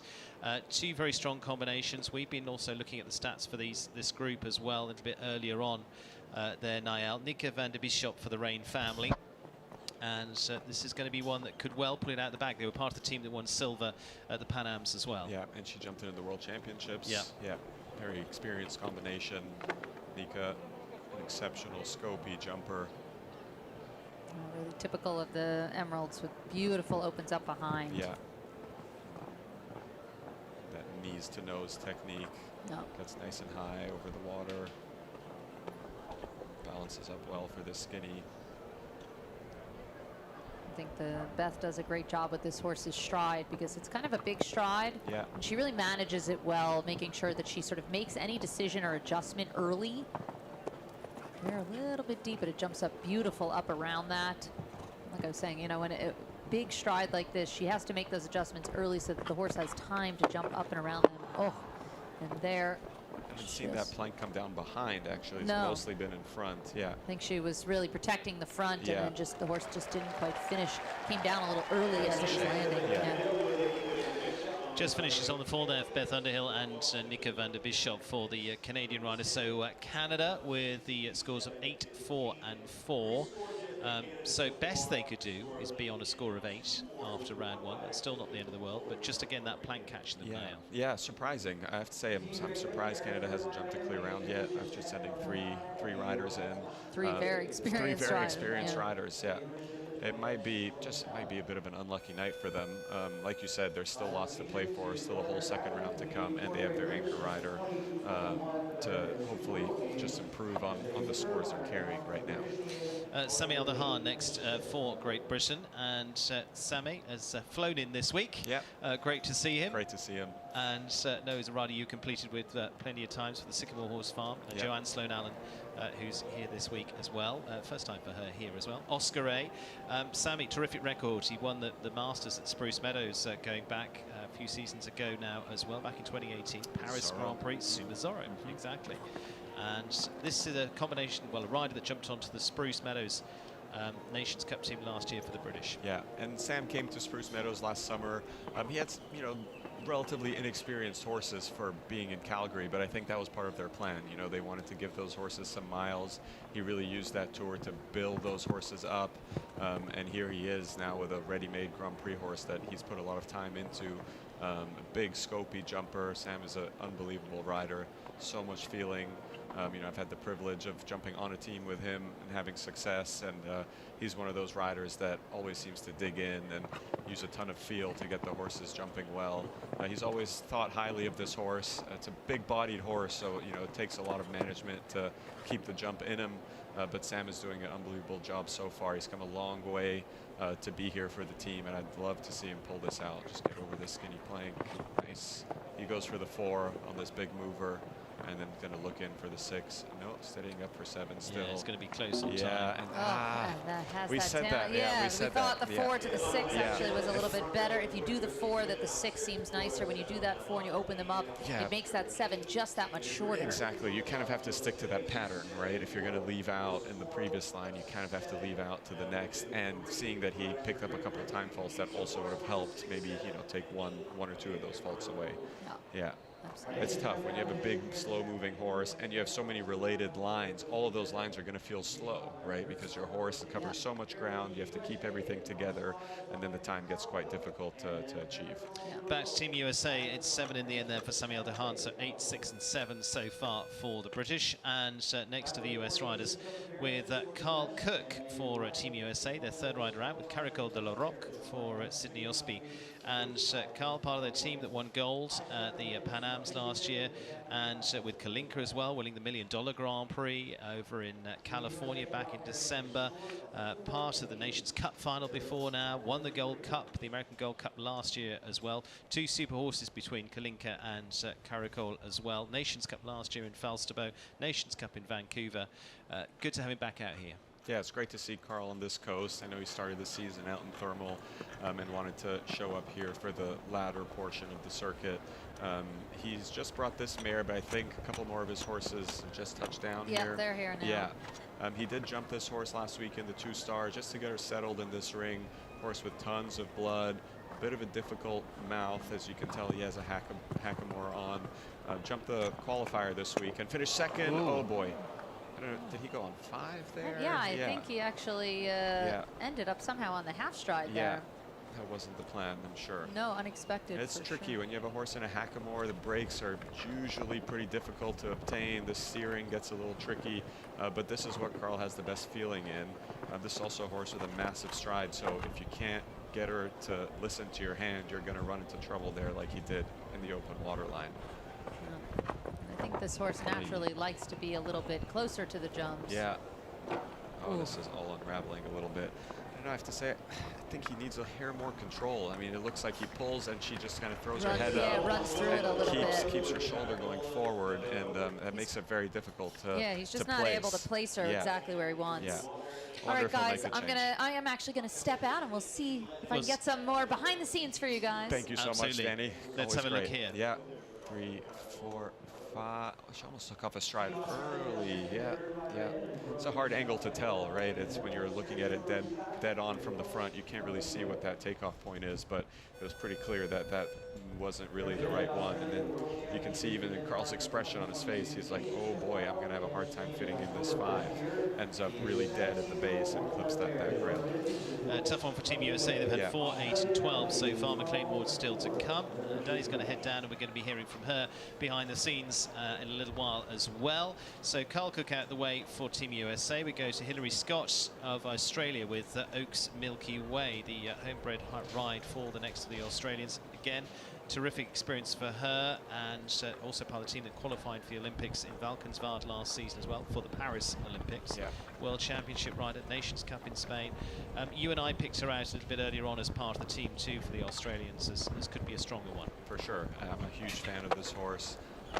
Just toes the back rail there. I wonder if she maybe just was a little late to get up to the base in the 4 and just tips that back rail. That's what we talked about when we were discussing this course. You really have to close up that distance and get to the base of that oxer, otherwise you're just asking for that back rail to come down.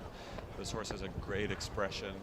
You know, always ears pricked, head high, good balance. Hillary knows it inside out. Like we said, with one down, you still have to keep fighting for your team. It's not over yet.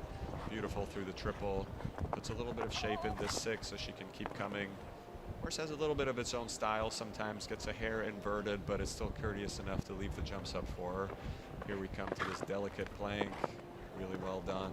This 5 is actually very short. When I walked it, I thought, yeah, off that turn back, it won't be that short, but it is. And then beautiful 7 home. That's an easy fix for the next round, I think. Just leaves her on the 4 there for Hilary Scott of Australia. So Australia 12, which could be the discard yet. Scott Keach's 12. 4 from Tyser Owen, 4 from Hilary Scott, and they've got Rowan Willis still to come. Very solid. Yeah. Looking good for the Australians. And it's here. There it is.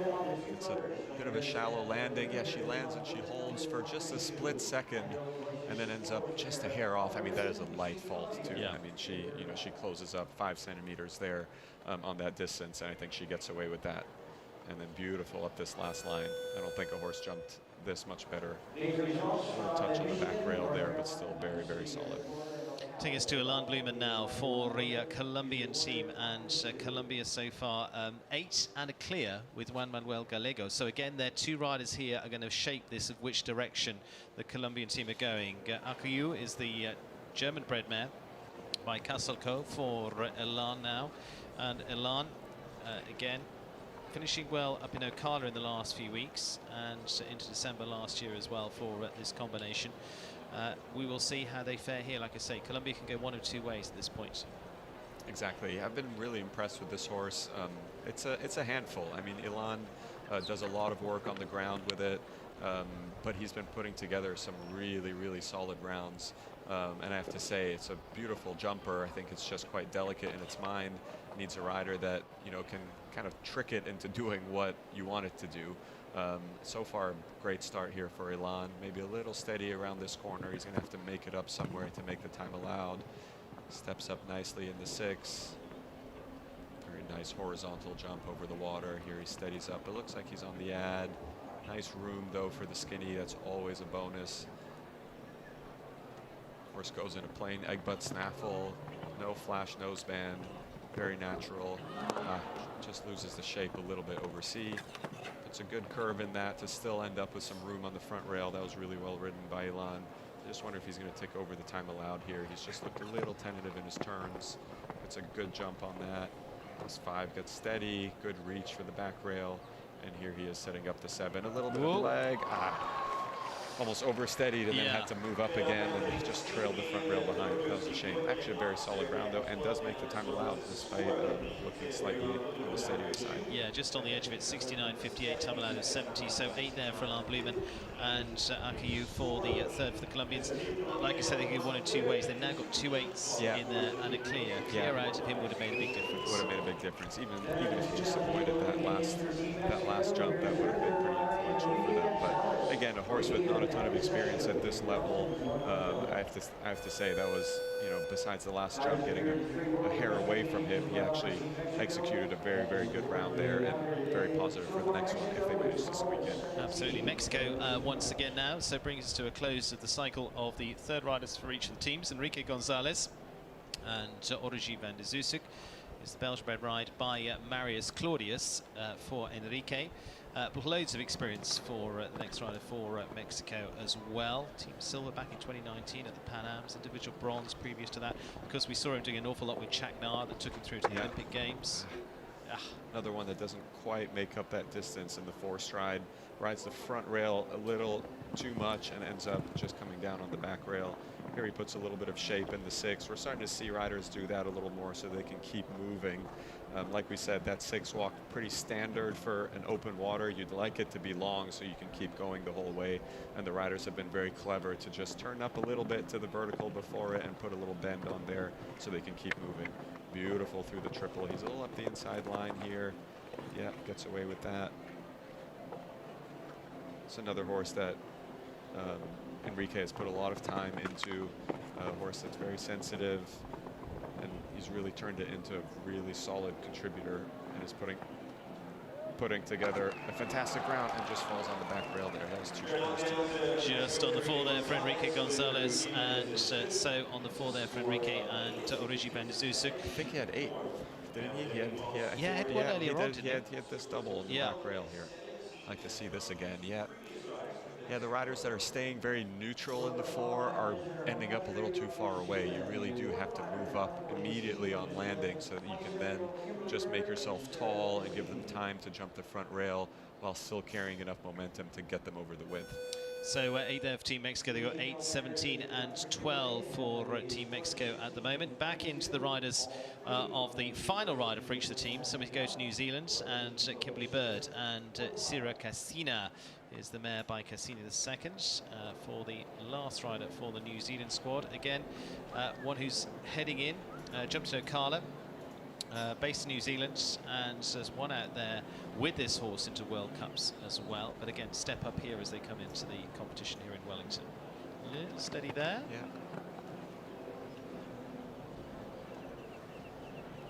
This does look like a shorter striding horse. I see, yeah, she's really having to step up here. Yeah, that's also the issue with a short strider. You really have to make a big move up, and if you do manage to get away with the oxer, you're kind of shooting at that vertical. I think now she knows that the team is pretty much done and dusted, that she's just going to call it a day. Yeah. Team New Zealand going to be down at the bottom there because, of course, they've already got an elimination there as well. And so sitting in 10th place at the moment, that will mean Team New Zealand will be one that is one of the teams not going through, I'm afraid. So Kimberly Bird deciding to retire there. So New Zealand, we lose out of the equation. One more team will come out of it. Yet at the moment, Mexico are in the danger zone, and Team USA are in 8th place at the moment. But there's a little bit to come. There's the clears to come into potential equation for the last rider, so I'm not reading too much into that because that can all flip around. That's counting scores through. So that is all going to change around yet. We're not seeing that many clears though tonight. No, we haven't. Yeah. We could see from this one, from the world number 18, Daniel Blumen, last rider for Israel. And with 3 on the team, they've had 4 clear. What will they get with their 3rd and final rider? Like we said, just the 3 on the team. Yeah, so not too many clears. Ashley Bond produced a clear, Dara Kenny, David O'Brien, Luis Francisco de Azevedo. Interestingly, a couple of the early ones. Juan Manuel Gallego of Colombia, and that's been it. Yeah. Tough jumping today, or this afternoon, should I say. Gemma W. with the Blue Star Investments and Over the Top Stables.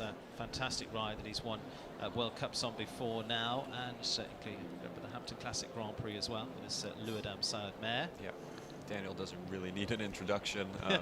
He's been everywhere, has jumped every big class you can imagine, has won a ton, been to many championships, including the Olympic Games. This is a seasoned veteran of his. He knows it inside out. Team Israel really quite impressive tonight with a 3-man team sitting on a clear score of 0-4. If he can jump a clear round here, they're actually in the thick of winning it, which is unbelievable for a 3-man team. Obviously still a lot of jumping to go, but this is a combination that feel really at ease in a ring like this, over courses like this.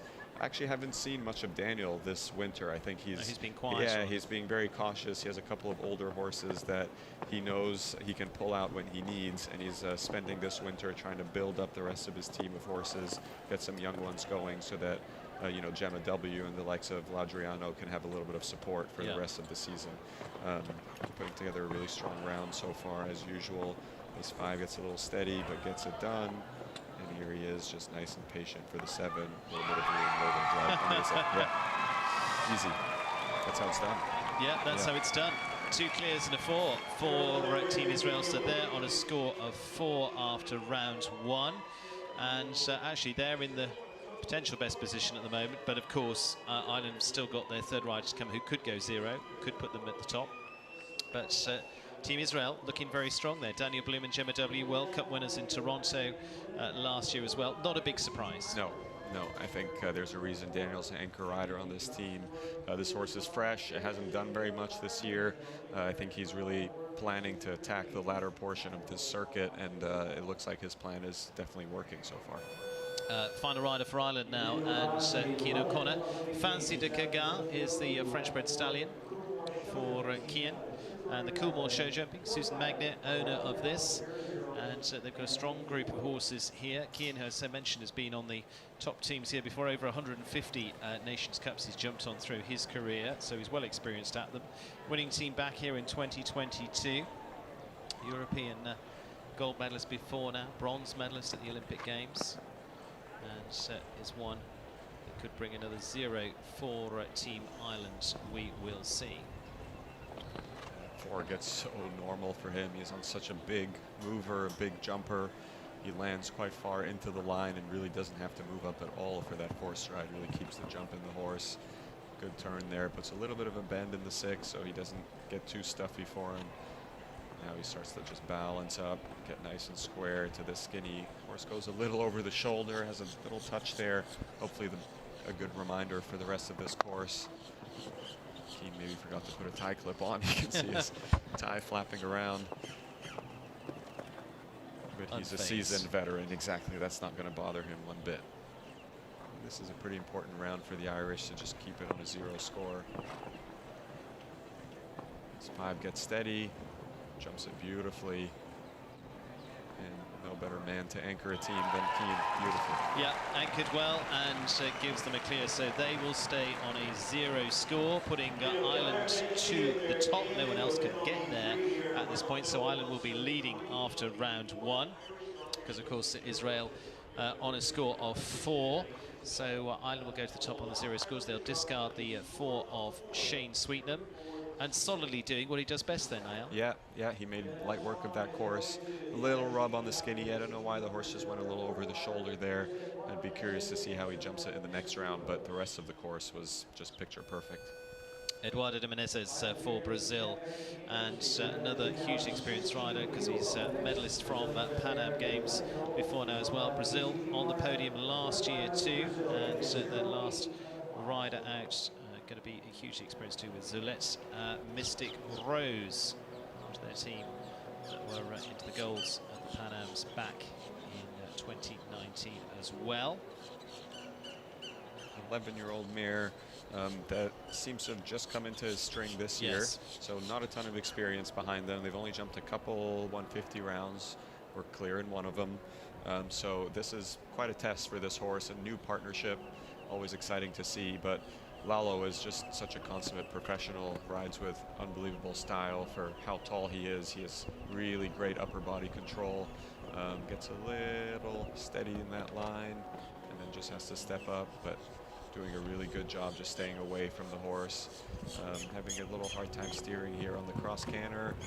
Gets a tiny rub there, but still getting away with it.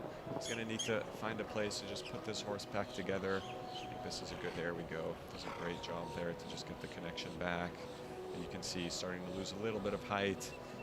But no better rider to put the jump back into the horse is Eduardo. This triple hasn't caused too much trouble, but as you can tell, just a slightly inexperienced partnership, has a hard pull, has a hard grub on the front pole, and unfortunately it comes down.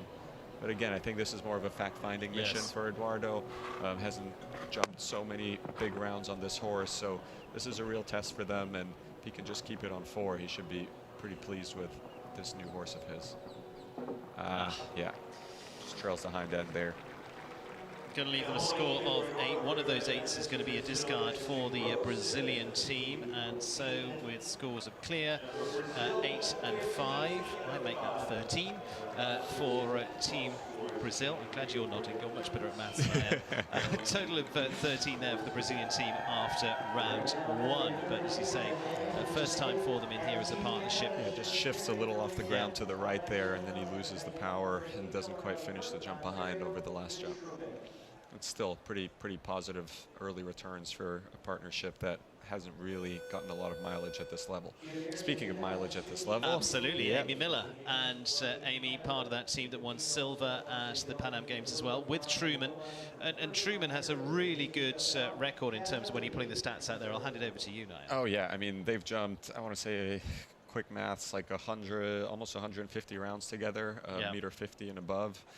They're clear almost half the time, really. As soon as they go up to 160, that percentage drops down a little bit to 30%, but that's still a very, very impressive resume. This is, you know, a partnership that knows each other inside out. Amy is such a stylist on the horse. she's really pulled this horse out and relied on it for some of the biggest events of the year. So it doesn't surprise me that she's pulled him out for this Nations Cup here to anchor Team Canada. You can see she comes on the angle there. We've talked about this a little earlier, so they can put a bit of a bend in the 6 and be able to keep moving to the water, which is what you want. This is a little floaty to the skinny, but gets away with that. It's a slow-moving horse. I think Amy's always mindful of the time allowed. You can see she always takes the most direct tracks. Amy's got a really smooth release. You see her body almost doesn't move in the air. She's really patient before she leans up the neck to give the horse time in front. This is going to be a delicate jump that she has to get away with, but Truman has seen that plenty of times before. She waits up well in this 5, and now she's just going to cruise on home in the 7. Beautiful, beautiful. You can really see their experience shine through there. You know, there wasn't one moment on course where you felt like she was close to a rail or, you know, anything coming up unsmoothly. This was, you know, just a very, very solid round. Nicely done, as has been expected now by Amy Miller and Truman. Of course, Dad Ian is chef to keep for the Canadians, and so they discard one of the 8s. In fact, Tiffany Foster's 8 from the lineup. Erin Ballard's 4 counts, Beth Underhill's 4 counts, Amy Miller's 0 counts. Score of 8 for Team Canada. They needed that clear. They did. Yeah, they really did. And, you know, there's a whole other round to come. You don't know what happens to the other teams when the lights come on. So, you know, that was really well executed. I think they were banking on that clear round, and she really delivered that for them. Ben Mayer, the world number 2, and so with Jane Clark's Ginger Blue. Ginger Blue, fabulous horse from by Plot Blue that's won the likes of the Paris Grand Prix before now. Ben being in terrific form here in Wellington, and part of the winning team last year at Hickston on home ground. World Championship bronze, of course, individual Olympic champion, Olympic team gold back in London. Ginger Blue hasn't been used so much on the team classes. So really no, exactly. Another rider that doesn't need much of an introduction. Ben is one of the best out there. World ranked number 2 right now, and that's counting like a 3-month layoff he had last year after he broke his collarbone. So, you know, he's definitely one of the best riders in the world with one of the best teams of horses. Interesting that he hasn't jumped this horse at a Nations Cup yet, because he has had it quite a while. But again, no one better to anchor this team than Ben. Huge jump over the water, almost a little too high there. Leaves Ben a little bit unbalanced on landing, but he recovers well. He's just going to stay nice and patient into this triple so he can support over B. It's a good jump there. Very nice over that Oxer. This is a very quick moving horse. He really doesn't have to worry too much about the time allowed. He's just going to want to bring this home. A little touch on the plank behind. Steadies up for the 5. And just as you'd expect. There's that clear round. Clear there for Ben Mayer for Great Britain, so Great Britain can drop off 8. That leaves them a 6 and a 7, so in my book that is also putting them on a 13 there, same as Team Brazil. I'm so glad when you nod at me as well when you do that. So 13 there for the British. We've got elimination from Team New Zealand, 4 for Israel, Ireland on 0, Brazil on 13, 8 for Canada, 13 for Great Britain yet. So not done yet from their point of view. Yeah, not the safest last line, a little touch on the plank, and then here she kind of starts to drift and just kicks out behind to make sure she leaves that front rail up. But again, little adjustments that Ben will surely make for the second round. She did go very high over the water. I wonder if, you know, he's going to find a way to, just try to level her out a little bit. Usually under lights, there's a bit of reflection. It gets a little more difficult. I just hope she doesn't go too high and not across enough. Anyways, on to McLean. McLean Ward and Ilix Bonchance Farmer rider. We said we saw this horse last year with Fabio Levis da Costa as part of the teams there for the Brazilian team. Fabulous jumping they had there. Now in the hands of McLean, and the last rider out for Team USA. Now Team USA 4, 8 and 12. They could still finish on a score of 12 after round 1. Yeah, another team that really could use a clear round, and putting McLean in the hot seat here because he's on a very new partnership, a very new horse for him. Like you said, a horse that jumped for the Brazilian team last year. Big jump just over like the water. That. Yeah. I think McLean's still just getting to know it, trying to figure out what buttons to press for a big class like this. But again, McLean's a legend of the sport. He's going to rely on all his expertise to just guide this guy through these technical parts of the course. there. He's being very neat in all his turns as usual. This is a bit of a slower moving horse, so he just needs to be conscious of the time allowed. 6. I'm pretty sure he did 4 and 6, but really didn't make it look like he was doing the leave outs. That's typical McLean fashion, where he does so much on top of the horse but looks invisible up there, you know. I mean, he just left out, did the 4 to the 6, and I was sitting there wondering whether that actually was a leave out because he hardly made any move up. Beautiful jump there, nice and high over the water, gets across, and then here he's just cruising up in the 6 while still maintaining great connection to make sure the horse doesn't get too strung out at the last jump. That was expertly ridden. Absolutely. Team USA then on a score of 12. So they discard the 12 of Carl Cook. So clear from McLean Ward, 8 from Zaina Risby, and 4 from Laura Crouch. On to the Australians, Rowan Willis. And with Blue Movie, fabulous mare that she is, and has been a part of World Championships. She was up there back in 2018. How old is she now? 18 years of age by Chaco Blue. She's a little bit quirky as carrots, but she's a jumper. She is, yeah, and this is, again, a partnership that's been together a very long time. She's a very quirky, very strong mare, but Rowan knows just how to push her buttons and make sure that he gets the most out of her. I don't think she's done a ton this year, but again, a horse with this much blood, you do kind of need to jump enough so that she can just mellow out a tiny bit. Here he takes a more direct line, gets over the water really well. You can see him using his upper body just to steady carrots. Gets the skinny out of the way. Oh no. Wow. That's unexpected. Again, a horse with loads of experience. You really wouldn't expect her to shy away from a triple combination like that. Gives her a good smack and makes sure to just come in a little more strong. Okay, pays the price by knocking that down, but again, he's realizing that after having to, you know, put a little bit of pressure on, he's going to lose some rideability. And when rideability is already as delicate as it is, I think it becomes borderline dangerous to try to continue the course. So yeah, Rowan's taking, you know, he has a ton of respect for this horse. She owes him nothing. So he's just going to put her away for another night. Exactly. Yeah. So not to be there, as you say, they can jump some fabulous rounds together, but if it's just not working, he knows her well enough to say, okay, today's not the day. Yeah. So Australia 12, 4 and 4 from them. So that puts Australia at a score of 20.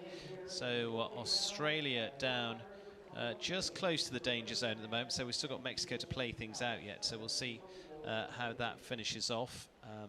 USA moving a little bit up the order, but I say it doesn't make a lot of final sense till we've got all the final scores in for this round. So DSP Callas and Roberto Terran for Colombia comes up next.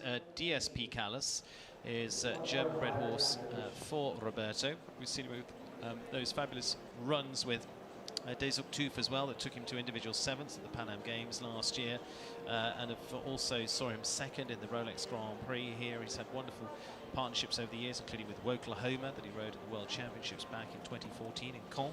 Yep.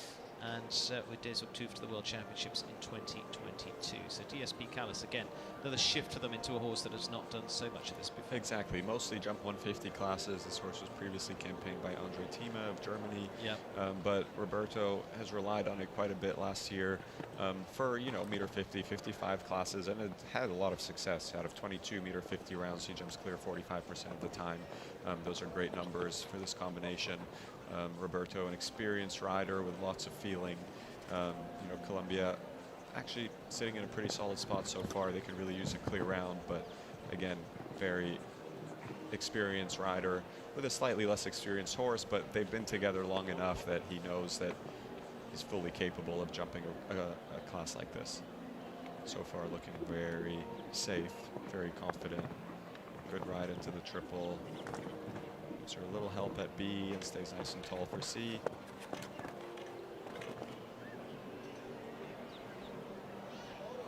Just motoring around this turn to make sure he stays on top of the time allowed. Hopefully he doesn't pay the price with the plank, and he does. Gets the 5 done well. Just balances up for the 7. Just a very solid forefault round, really. It looked like he was just having a hard time steering around that corner, and when you're telling the horse to go somewhere and it's kind of going further out than what you want, your natural reaction is to try to push it forward with your leg, because you don't want to waste too much time when the time allowed is relatively snug. The problem is, unfortunately, the next jump was a very delicate plank, so I think, you know, for the next round, he's just going to want to stay a little more connected, a little more balanced through that turn, so that he doesn't have to change his rhythm so much and can keep the horse a little more underneath him to get around that plank instead of going at it. So discarding 8 on the scorecard there for the Colombians. That puts them to a score of 12 overall for Team Colombia. So in theory into 5th place at the moment. Just Team Mexico to come, and they're in danger zone of 9th place at this point. So a lot depends on how this goes. It's going to be Carlos Sancarrero to go last with H5 Porthos Maestro, winner of a Grand Prix up in Ocala, the World Equestrian Centre just the other day. Won here as well. Yep, won the 150 last week. Again, younger rider, but has actually had a couple of outings for the senior team now. Yeah, Carlos does have quite a bit of experience for how young he is. Very tall rider, so needs to be very much in control of his upper body, which he is. This horse has been fantastic for him. I'm pretty sure he won that Grand Prix in Ocala on this one. Yes. Yeah. 4, 5, 6. Very well done in the 6th to the water. Now he just needs to balance back up. Again, having a little bit of curve after the water actually helps, because it allows you to just sit the horse back. That's a little easier to do when you're turning, because it naturally slows them down. If it's in a straight line, especially after how much pressure you have to put on the open water, it gets a little more difficult to put them back together. That was beautiful through the triple. Great line he got to the next oxer. It's maybe a hair wide here. God, that plank is getting so difficult to jump. He's just going to try to keep this on 4. He might have to just kick through the timers. Yeah, he makes the time allowed. And kind of the bogey jump, rearing its ugly head again. Yeah, so just on the 4 there for Carlos Sancarrero, and H5 Porthos Maestro for the Mexican team. Down comes the plank, and just that score to go into the equation. So that will mean the 17 comes off the score for Mexico, and that is going to put them at 24 in total. So again, I think either way, they're heading down into, they are into the 9th spot from there. So we see the confirmation there, 24 for Mexico. So Ireland in the leading spot. It's Israel in 2nd at this point. Canada in 3rd. Good recovery from there. Mexico coming at Mexico, it's going to be down to Colombia. That's going to be USA. USA, the right flags there. It is USA on the 12, Colombia after that on 12, Brazil on 13, and Great Britain after that on 13 as well. So losing 2 at the bottom with Mexico and New Zealand. So that's how it stands at the moment. We're going to be heading over to the studio in a few minutes' time, and Danny is down out there in the warm-up to give us a little bit of a rundown as well. Hi.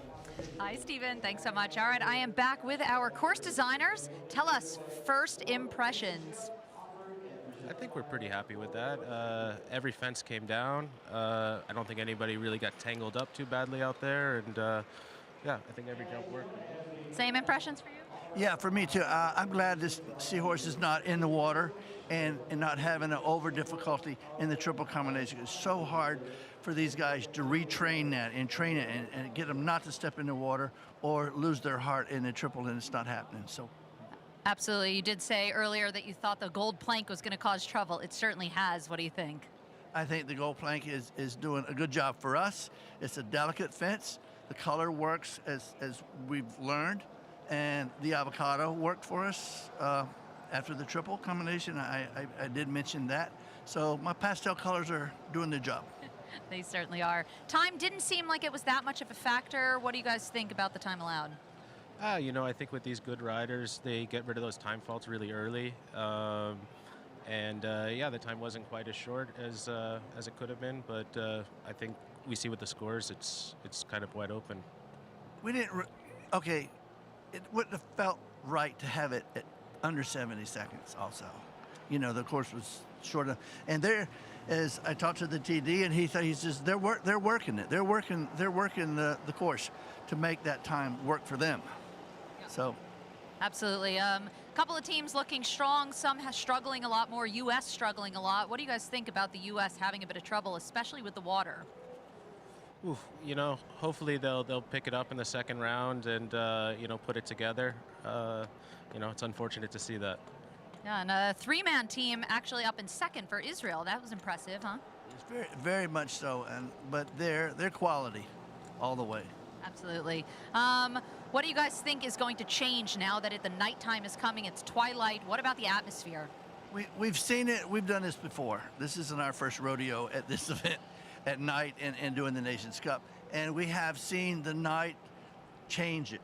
But also we've seen many, many, many classes out here under lights that they've been fantastic. So it shouldn't make that much of a factor, but it does. It certainly does. Tell us, how many years have you been building courses here in Wellington? Oh, I can't count that many. A lot, probably 30 years. Is it hard to come up with different courses in the same ring over and over again? You know, a little bit. The sport has changed a little bit in the design world. I find that a lot of us course designers sort of pick up the same rhythm a little bit, and you know, before I know that my style has changed. I have changed with times, so I'm glad that I did. Oh, it's great. You actually build a lot of jumps yourself. Do you have any input on those jumps, Nick? Well, I'm lucky that he brings the toys that we like to play with. So, no, he's kind of the creative guy. Absolutely. All right, what do you guys think for the second round? Do you think it's going to stay the same, or you think we're going to see a bit of a shuffle? It's hard to say. I think that Ireland is strong with the 0. I think that's going to keep the upbeat. There's the 12s are going to probably move around a little bit. I think the U.S. will get better, but I don't know if this first round tally is going to be hard to come up to the top. I don't know that they'll make it back to the top, but you know, the one mistake to the water was unfortunate, and that sort of kind of took the wind out of his sails. So I think that won't happen again, I hope. I agree. All right, guys, thank you so much for joining us. And now we have a rundown on what's coming up for the second round. Thanks again. Thank you. All right, so we have seen the first round go, and we have a very interesting lineup coming up for the second round. They're going to take a little bit of a break. We're waiting for the nighttime to come, but we will head into a break right now, and stay tuned for the Jumper Grand Prix show coming up during the midway. We'll get some more statistics and some more rundown with Steven, so stay tuned for that. And thanks again to our sponsors, Florida Coast Equipment.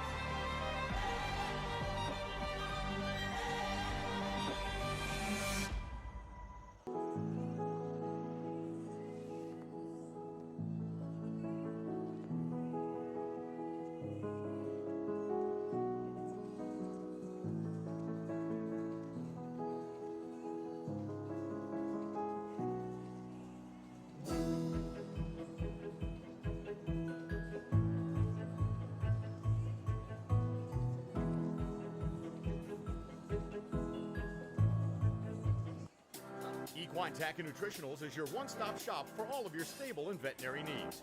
As the official horse healthcare supplier of the Winter Equestrian Festival, we invite you to stop by and take advantage of our extensive inventory, discount prices, and unparalleled customer service.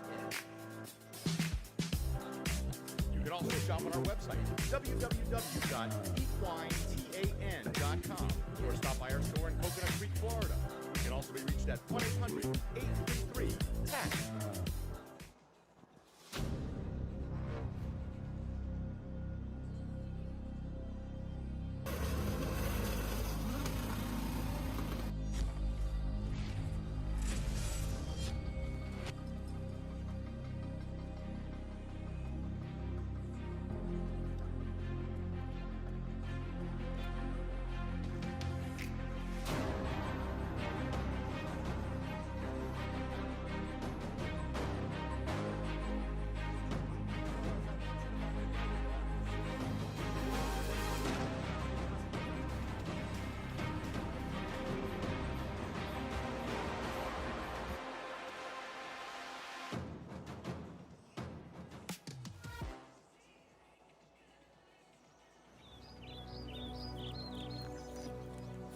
I share my life with them.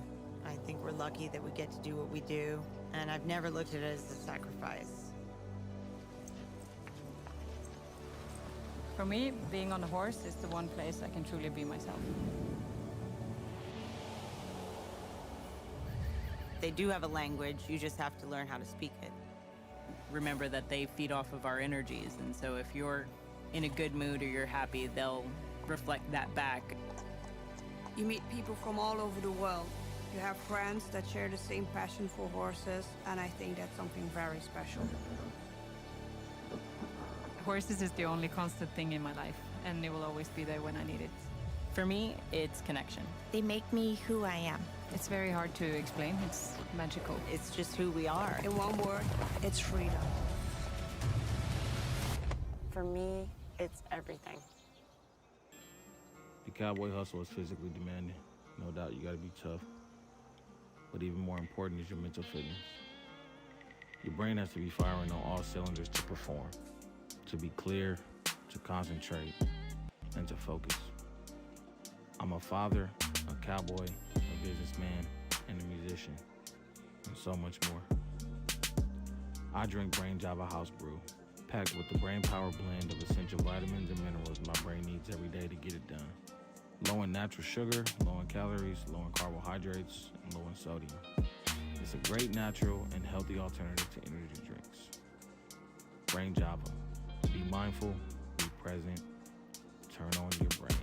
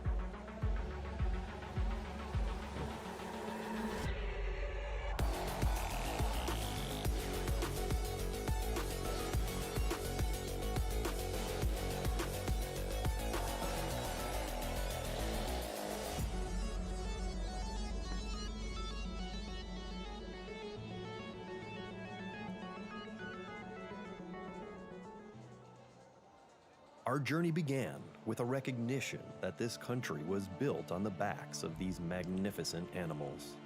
So why not raise a glass to a good cause and choose Blue Creek Spirits for a taste that's as good as it feels? Our organic Blue Coda vodka is 8 times distilled, gluten-free, produced with high-quality water, and 100% upcycled ice. A top-shelf vodka with global capability and recognition. Join us in the celebration of the American Wild Mustang and our heritage with Blue Creek Spirits, Blue Coda Vodka, and Blue Mystique Gin. Organic spirits designed to celebrate our wild horses and give back to the equestrian community. Cheers. Paying attention to the smallest detail. Getting to the destination the most efficient way possible. Ensuring all individual elements are working together to drive high performance, and making sure you do it consistently. Being the best comes down to perfect execution. That's not just good show jumping. That's good railroading. We love a sport that rewards precision.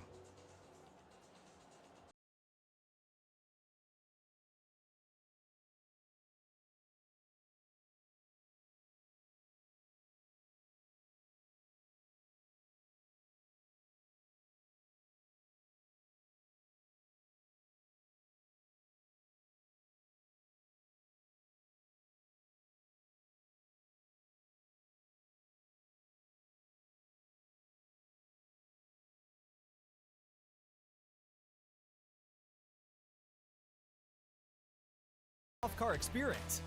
We have an extensive range of new and refurbished inventory, and our team will fulfill all your sales, service, and rental needs. Whether you're teeing it up on the course, cruising through the neighborhood, or at the campground with family and friends, we have options to fit each and every lifestyle. Experience the Deaver difference, built on a tradition of excellence and service since 1978.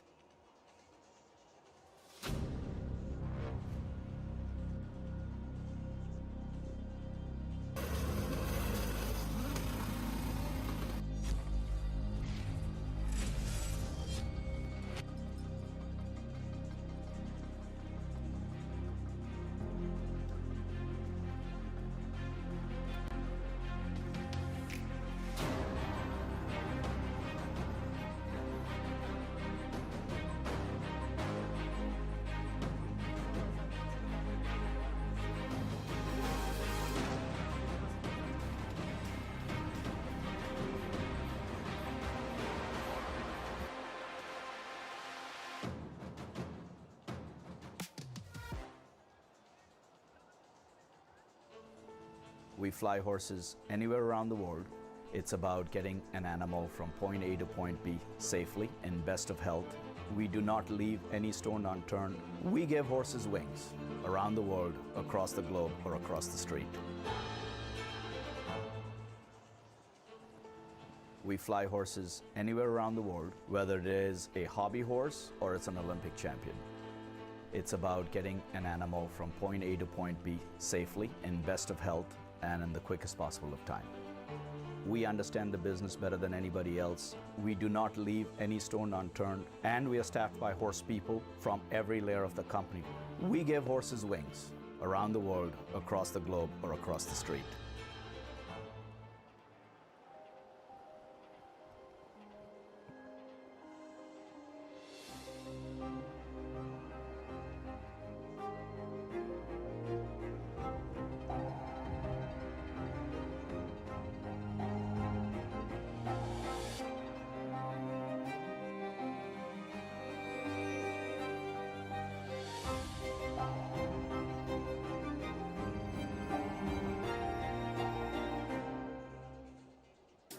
Equine Tack and Nutritionals is your one-stop shop for all of your stable and veterinary needs. As the official horse healthcare supplier of the Winter Equestrian Festival, we invite you to stop by and take advantage of our extensive inventory, discount prices, and unparalleled customer service. You can also shop on our website, www.equinetan.com, or stop by our store in Coconut Creek, Florida. You can also be reached at 1-800-833-TAC.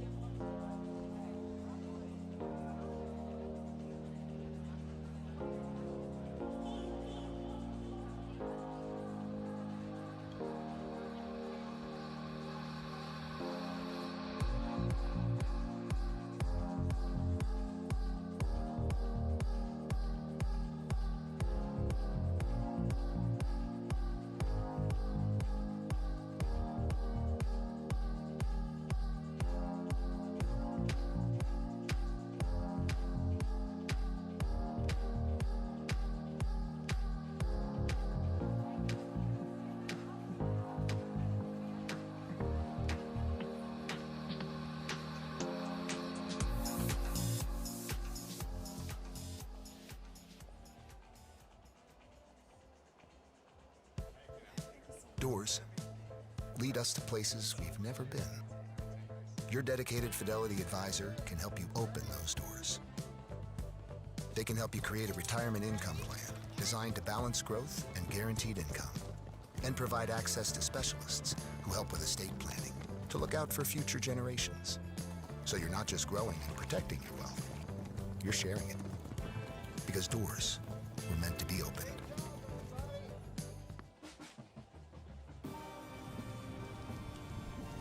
I remember the first time I came to Gulfstream, it was like this big fairy tale place. We back. Northern Dancer, winner of the Florida Derby. Yeah. All the history, all these great horses, trainers, jockeys. It is Barbaro to the final furlong. He is a neck in front. Barbaro wins! It was everything that I ever dreamed of. Sunday silence surges to the front. First day, opening day of championship meet, I was kind of starstruck. You're watching LeBron James, and then next thing you know, you're playing basketball against him. That's how I felt when I'm riding with Donnie V, riding with Irad, Luis. So many famous people come, Post Malone, Pharrell, J-Lo was there. It's epic. The weather is beautiful. The facility is phenomenal. It's all about Knicks Go. Knicks Go makes it 4 in a row.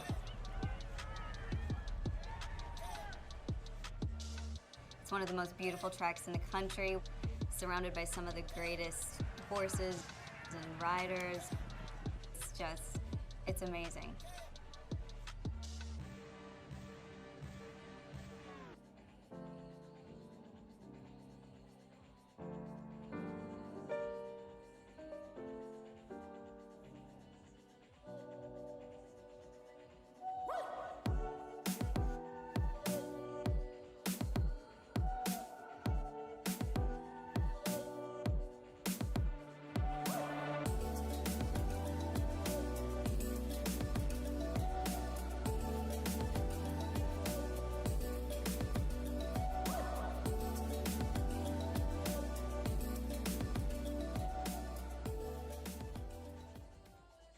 Goes like this.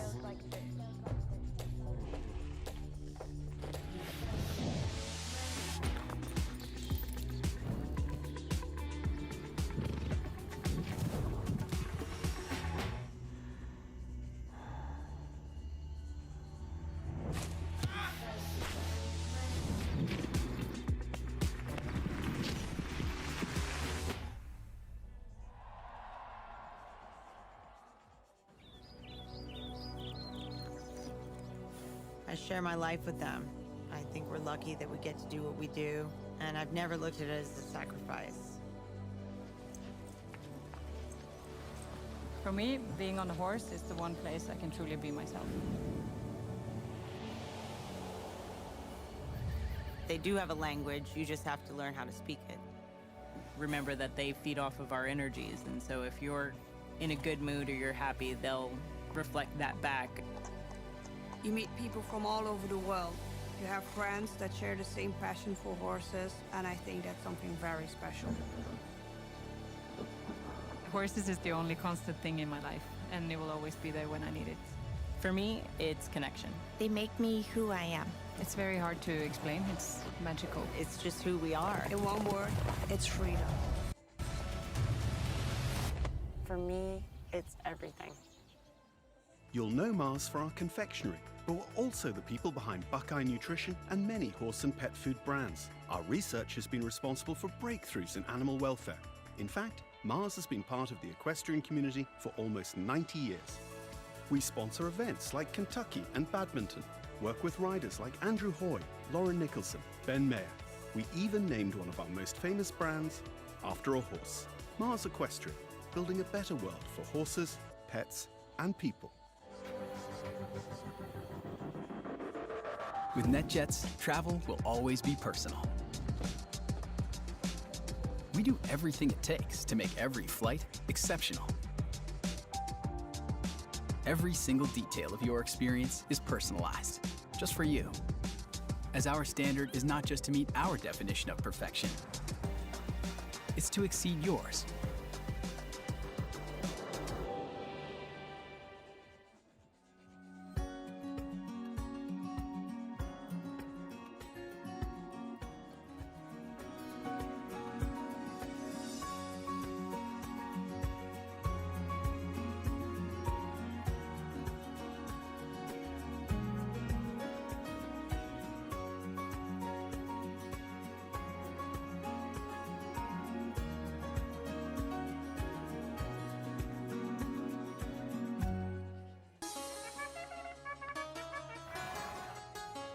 Yeah, the Pegasus is going down in a major way.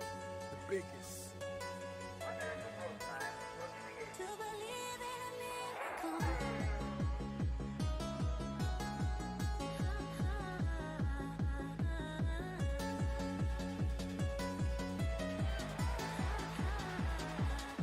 When you hold me, there's a place I go. It's a different high. Oh no. When you touch me, I get vulnerable. In a different light. Oh no. Are you the miracle? To believe in a miracle.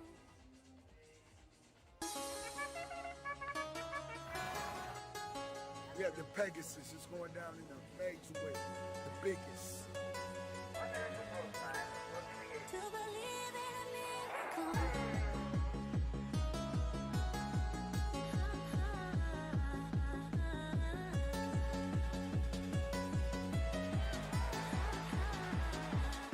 When you hold me,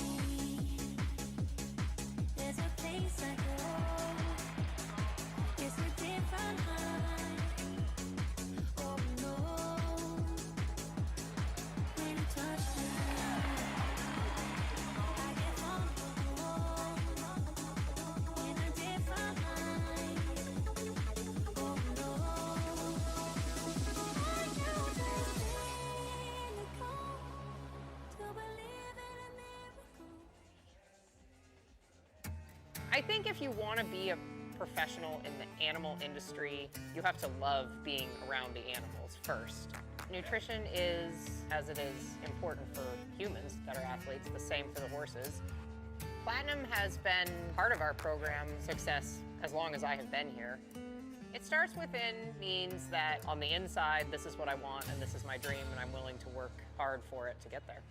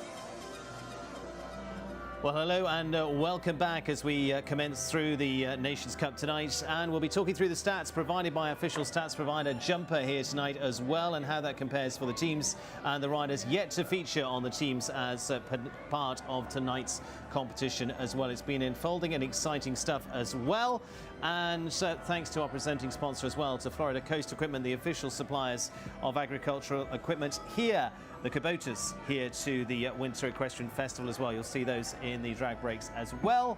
And I'm delighted to welcome my guests here for this evening too, as we're already into the evening. It's a long programme we bring you today.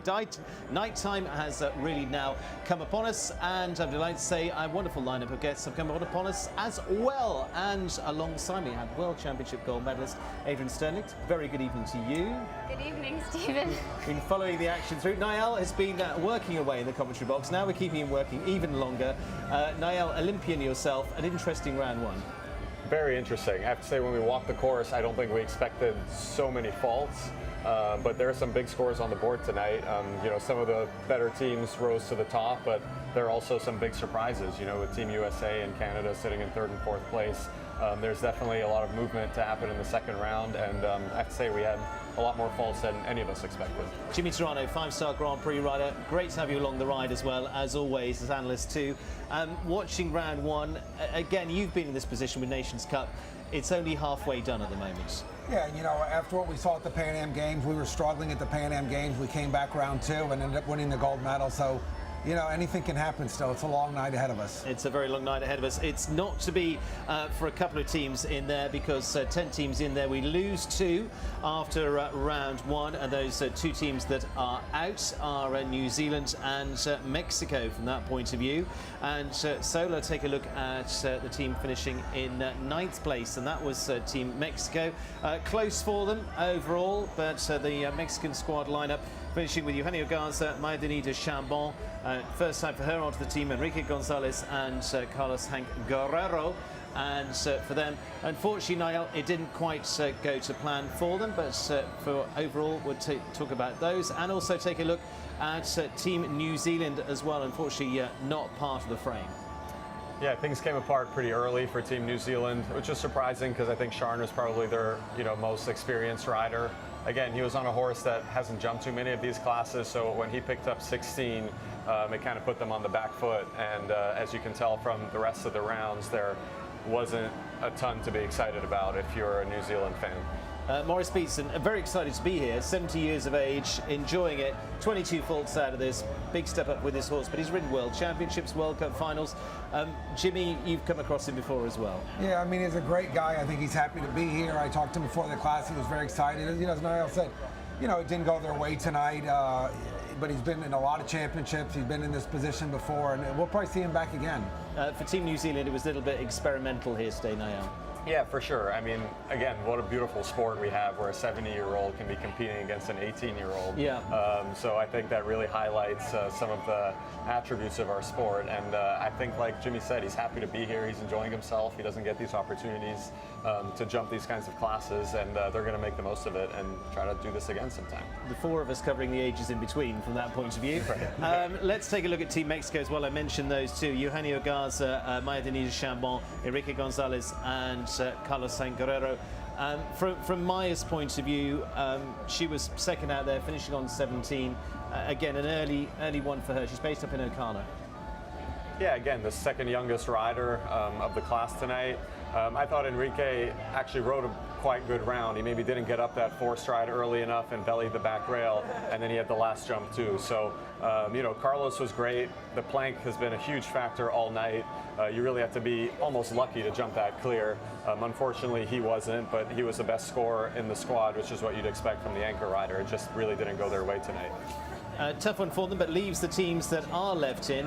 We have Australia on 20, Great Britain on 13, Brazil on 13, Colombia on 12, USA on 12, so sitting in 4th place at the moment, Canada on 8, Israel on 4, and Ireland on a clear. Adrian, Ireland coming out strong again. They do like this Nations Cup. Yeah, it's like we're almost in Ireland here in Wellington. The Irish contingent is so strong in America. perhaps the strongest concentration of Irish riders anywhere. It's unbelievable. They come out always in full force. The Tiki Hut feels like the Irish Embassy. Yeah, it feels like the Irish Embassy. Anyway, I'm a little partial to the Irish because I have Irish who are very close to me. But yeah, I mean, it's unbelievable the depth that they have, and so nice to see David O'Brien jumping a great clear round. He's really been working his way and has done an unbelievable job with that horse. So, for sure. Anyways, it's Go good Ireland. stuff. It's good stuff for them. Go Ireland from that point of view. 3 clears from the Irish. Shane Sweetenham just on the 4. Niall, you and I were talking through that first round. Little surprised to see the likes of Darragh Kenny coming out with a 0 score, Amy Miller coming out with a 0 score. Few little surprises in there as we'll come into some of those teams. But let's talk down there: Australia, Great Britain, Brazil, and Colombia, which the teams are going to just talk about now from that point of view. 13 for Great Britain. We're up into 4th place with USA on 12. Yeah. You could have quite a change around, Yeah, I think, Australia on 20 faults, they're sitting pretty far away from getting on the podium tonight. But all the other teams, I mean, 13, 12, 8, 4, that's all within reach. If they can pull out a few good rounds, I think the British team need to tidy up their tracks a little bit. The time isn't that short. There's no reason they should be racking up time faults in a class like this. So, little things that they can fix. Jess Mendoza had a bit of an uncharacteristic round, considering the form she's been in with that horse. So, it's nice to see that everyone's still within 2 or 3 rails from a podium finish. Jimmy, Colombia, not far away. Let's run down some of the names there. Mark Blumen, Juan Manuel Gallego, Elan Blumen, and of course Roberto Duran. Juan Manuel Gallego producing a clear in there, discarding one of their 8 faults. They got 4 from Roberto Duran. Roberto with DSP Callus. Has kept them in touching distance still. Yeah, also, they're a very strong team. I mean, all 4 of them are very strong. They've ridden in championship events. Mark Blumen has done an amazing job with that horse. That horse has, characteristically been tough about the water jump. He's got it basically cured. As Niall said, I think, barring catastrophe, they could really step right up. I think, when you look at the results, I think Ireland, I think it's going to be very hard to knock them off the podium. I think they're coming in very strong, all clear rounds. I think, this is almost home turf for them, like Adrian said. I mean, we are in America, but this is almost home turf for Ireland as well. I think this is the second biggest Irish show that takes place, apart from Dublin. But apart from that, it's also argued for the Hampton Classic. But for the way it's played out here, say Australia's got a good way to go with there. But I think we can play around with podiums here from all directions, and that's what's going to keep it interesting.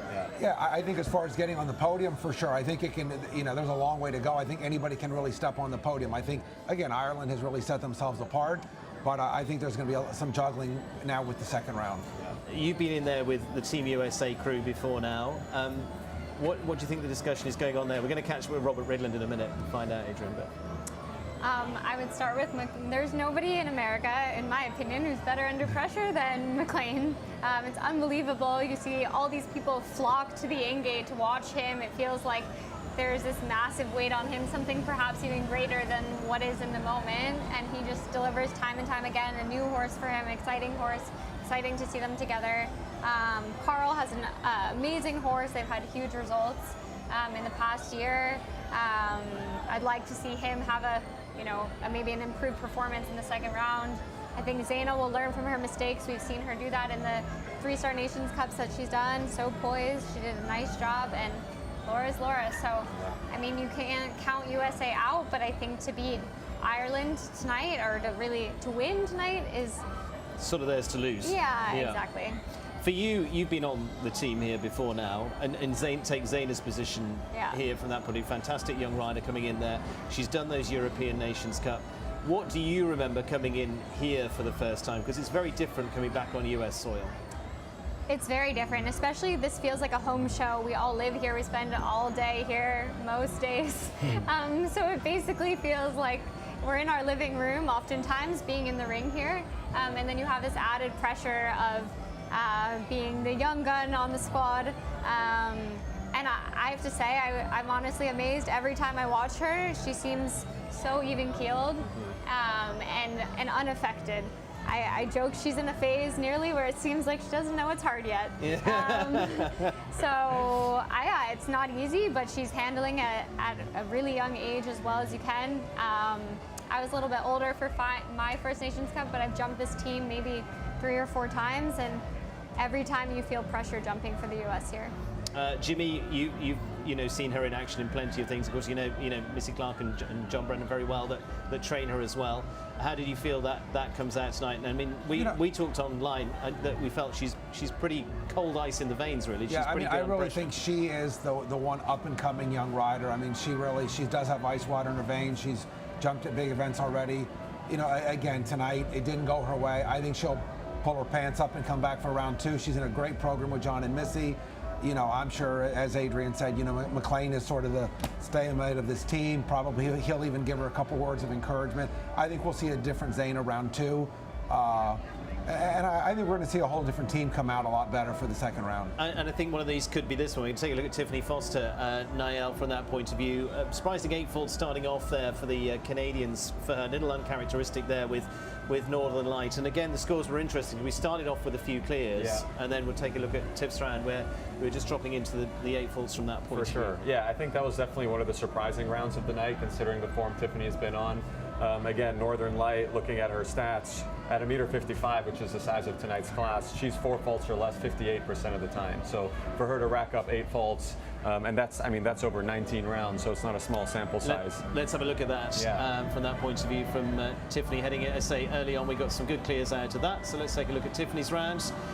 Canadians, let's remind you the scores there. Tiffany Foster on 8, Erin Ballard on 4, Beth Underhill on 4, and Amy Miller producing a sensational clear to keep the Canadians in 3rd place. They were top of the podium last time around, and they're still very much in touching distance. We're going to move on from Tiffany's as well, but talk about the Canadians there overall. So they're sitting in 3rd from that point of view. Early on, we got several clears in there. You and I were going through those, and Luis Azevedo for Brazil produced one very early on with Quaman. That was a remarkable round. I don't think that horse has a ton of experience at that level, but Luis is such a scrappy rider. He knows exactly how much pressure to put on, when to pick them up off the ground. He really, that was a very impressive round that you probably wouldn't have picked out of the bunch before the class started. So hats off to him. Absolutely. Well, we've actually got Tiffany ready for an interview, so we've talked a little bit about the round. Let's find out how it's gone from Tiffany herself, who is with Danny. Hi, thanks, Stephen. All right, I'm with Tiffany. Tiffany, it was a very good round. Tell us, how did it feel out there? Yeah, it felt good. I thought it was actually a great course for a Nations Cup. It kind of nicely eases you into it, and then the end of the course has quite a bit of bulk to it, and you can see that last line is quite technical, quite difficult. So I thought they did a great job with the courses today. Tell us about the 2. You had 2 down. You want to walk us through that a little bit? Yeah, again, I was going early in the course, and you can kind of do your best bet from walking on how you think the lines are going to ride. And I was a little worried, and I did see it happen to a couple people about getting in a little too early on the inside. My horse has a little bit of a right drift, so I was worried when I was coming out of the triple that I'd get on the inside track and be a little too close to the front pole of the oxer. And my horse listened a little too well, and we ended up off to the left, and so that the 6 got a little flat for me. I kind of put that on me. I think I was a little long there for my horse. She likes to be a little close. And then, in a Nations Cup, you're always trying to keep it to the minimum amount of faults that you can have. And I think I was maybe a little bit trying to think to stay away from that plank, knowing that the 5 was short. And I think I probably could have given her a little bit more freedom to jump because she had both of the poles behind. But I think that that's definitely something we can build on for the second round. All right, well, good luck in the second round. Thanks so much for joining us. All right, Stephen, back to you guys. Thank you, Danny, and catching up for Tiffany's views there. And we know they're going to come bouncing back into that next round from that point of view. Canada not to be put down there. They had that silver medal at the 2 at the Pan Am Games. They came out terrifically there, Adrian. They're going to come out fighting. I think so. It's a really, really strong female team. We've seen them many, many times. They have a really good group coherence, I would say. Yeah. It seems like they really fight for each other.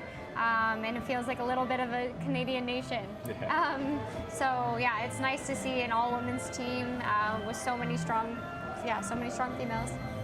Jimmy, how important is it, and I know it is important, to have a team that feels like a team, that you're not 4 individuals sitting there, that you know each other well, like the Canadians we're talking about there, that they compete a lot together? Yeah, I think that's very important. You got to be comfortable with your teammates. And I think, as Adrian said, this female team, they all know each other well. They've got an amazing chef to keep in Ian Miller. That's a big part of that. We're leaving that out. Ian's been to every dance. He's been to more Olympic Games than any rider ever. So he's got a lot of experience. You know, and I think we've talked about that a lot in America, you know, having a team that, you know, even when it comes down to, you know, having dinners together and, you know, doing functions together. So you're really, you know, backing each other and bouncing ideas off of each other. I think it's very important. And people don't see that this week. Again, all of those teams have been involved in that. You go for a team dinner, you go and spend time together, so that you generally, even if you do know each other, you've come across to the world together in one place and bond together. Yeah, you know, it's the one time, you know, so often every day we're here competing, you know, us three today, we all competed against each other. But you come to Nations Cup, you're coming together as a team, you're rooting for each other, you're riding for your team, you're riding for your country.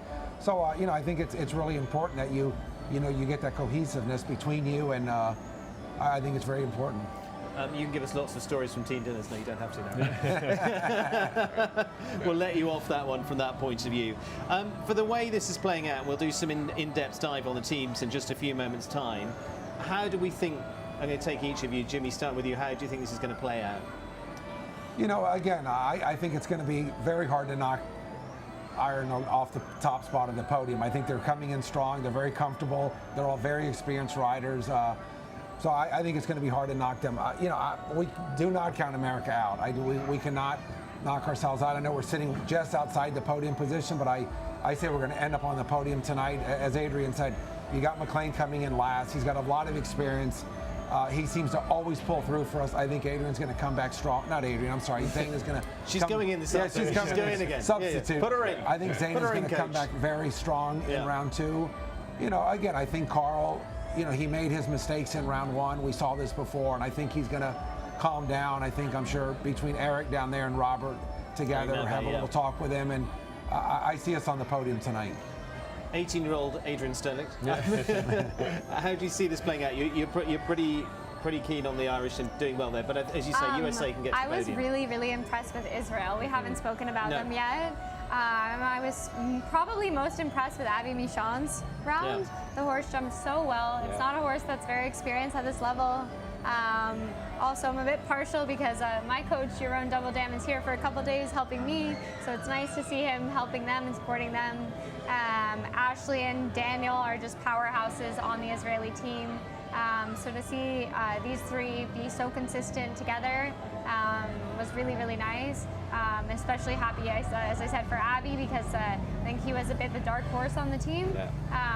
And a three-rider squad. Yeah, exactly. No drop score for really exciting. them. Yeah, not easy to do. And so, as we've seen, all these other teams have a drop score. So imagine if they had one. Yeah, but okay, as I said, I'm a bit bullish that the Irish will win. Not that I'm not here for Team USA, obviously. It's hard. We've all got little you know, little affiliations. I would say I'm also rooting for Israel to be on the podium tonight, because I think they really deserve it after their first round performance. For sure.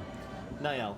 I mean, I agree with everything that's been said. I think, you know, Israel really, you know, showed us a lot tonight with a three-man team, putting in 2 clears, sitting second after round one. That's not easy to do. I think they're obviously at a disadvantage, right? All their scores are going to count.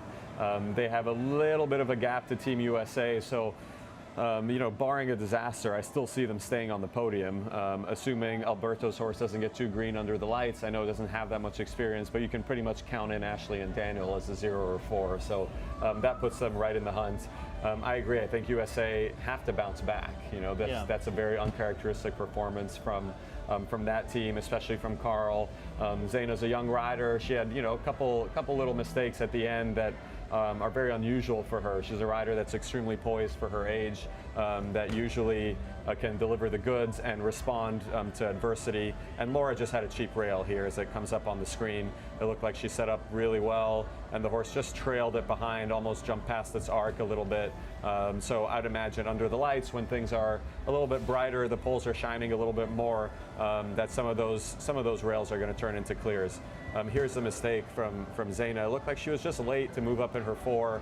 I'm curious to hear whether she actually planned that 4 or whether that was just a bit of a mental blip. But this here was quite unusual. You know, it looked like he was steadying up for the 6 and then starts to move up, and she just takes off. I mean, they're lucky to stay on their feet there. Again, I feel like, you know, Carl has obviously had a lot of great results with this horse, but the control just doesn't seem to be where it needs to be. You know, like when he's trying to steady up in that 5, he has a hard time doing it. And then McLean, you know, legendary McLean, the LeBron of our sport, you know, cruises up on the leave-outs down the last line and doesn't even make it look like he's leaving out. So I'd like to see them bounce back for sure. But you know, I think Ireland, Israel, and it's going to be between Canada and the U.S. I think those are the teams to watch out for. You were looking at stats before this. I was. Where do you think team-wise, what were the stats sort of pointing at? The Irish are the strongest on paper. Yeah. USA were not that far behind. Same with Canada. I think Israel, just having 3 riders, we kind of discounted them a little too early, and they reminded us in round 1 not to do that. It's all tight at the top, so anything can happen really. With this new atmosphere, the course is going to change. I wonder if that plank gets a little easier to jump under the lights too, but the water jump usually gets harder to jump under the lights. So lots to change and lots to look forward to. Well, one of the people that's going to be looking forward to what happens is the Irish chef to keep, and that is Michael Blake. And he is down there in the warm-up with Danny.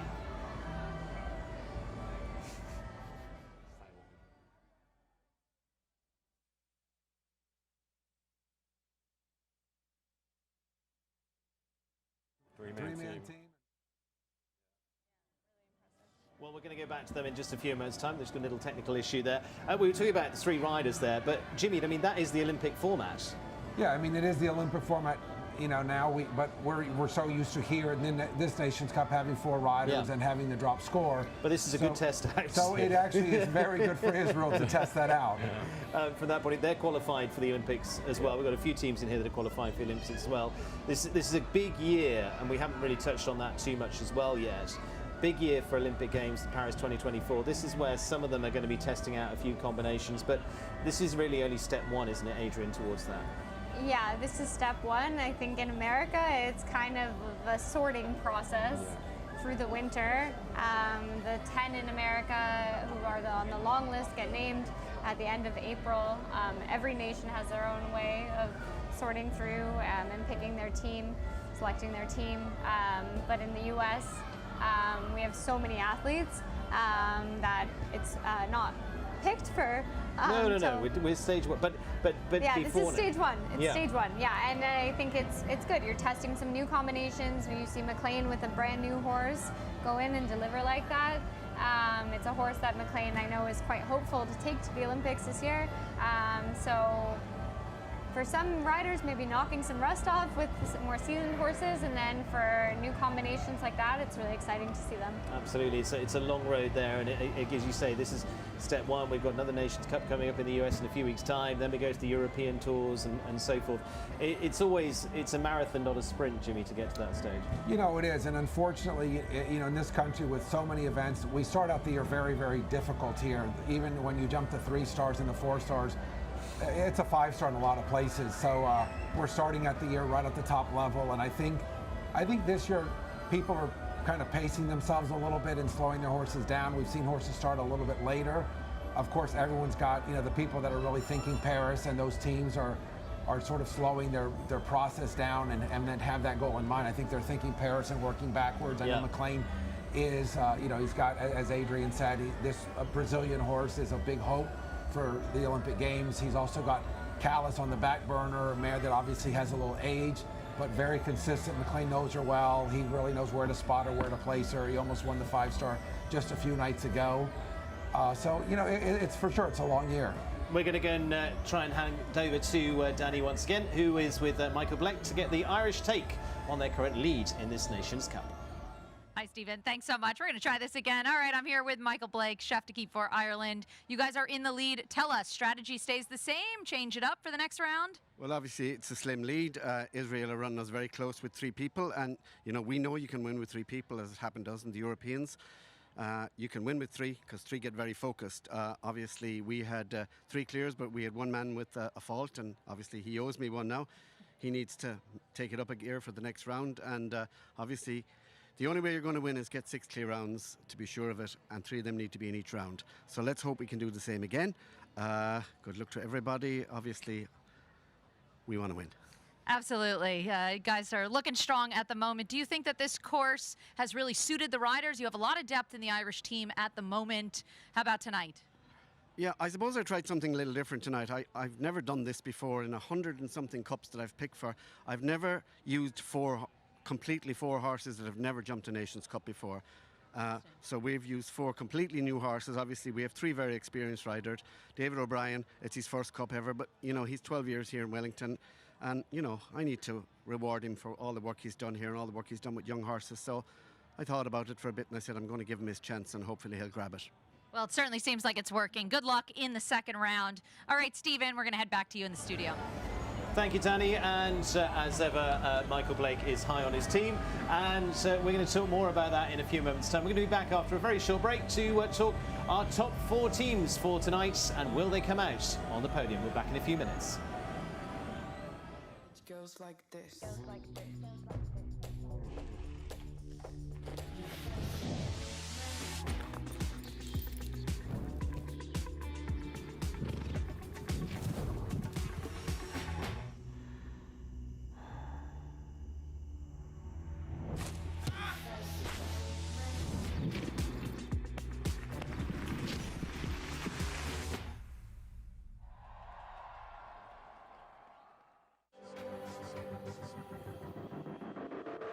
With NetJets, travel will always be personal. We do everything it takes to make every flight exceptional. Every single detail of your experience is personalized, just for you. As our standard is not just to meet our definition of perfection, it's to exceed yours.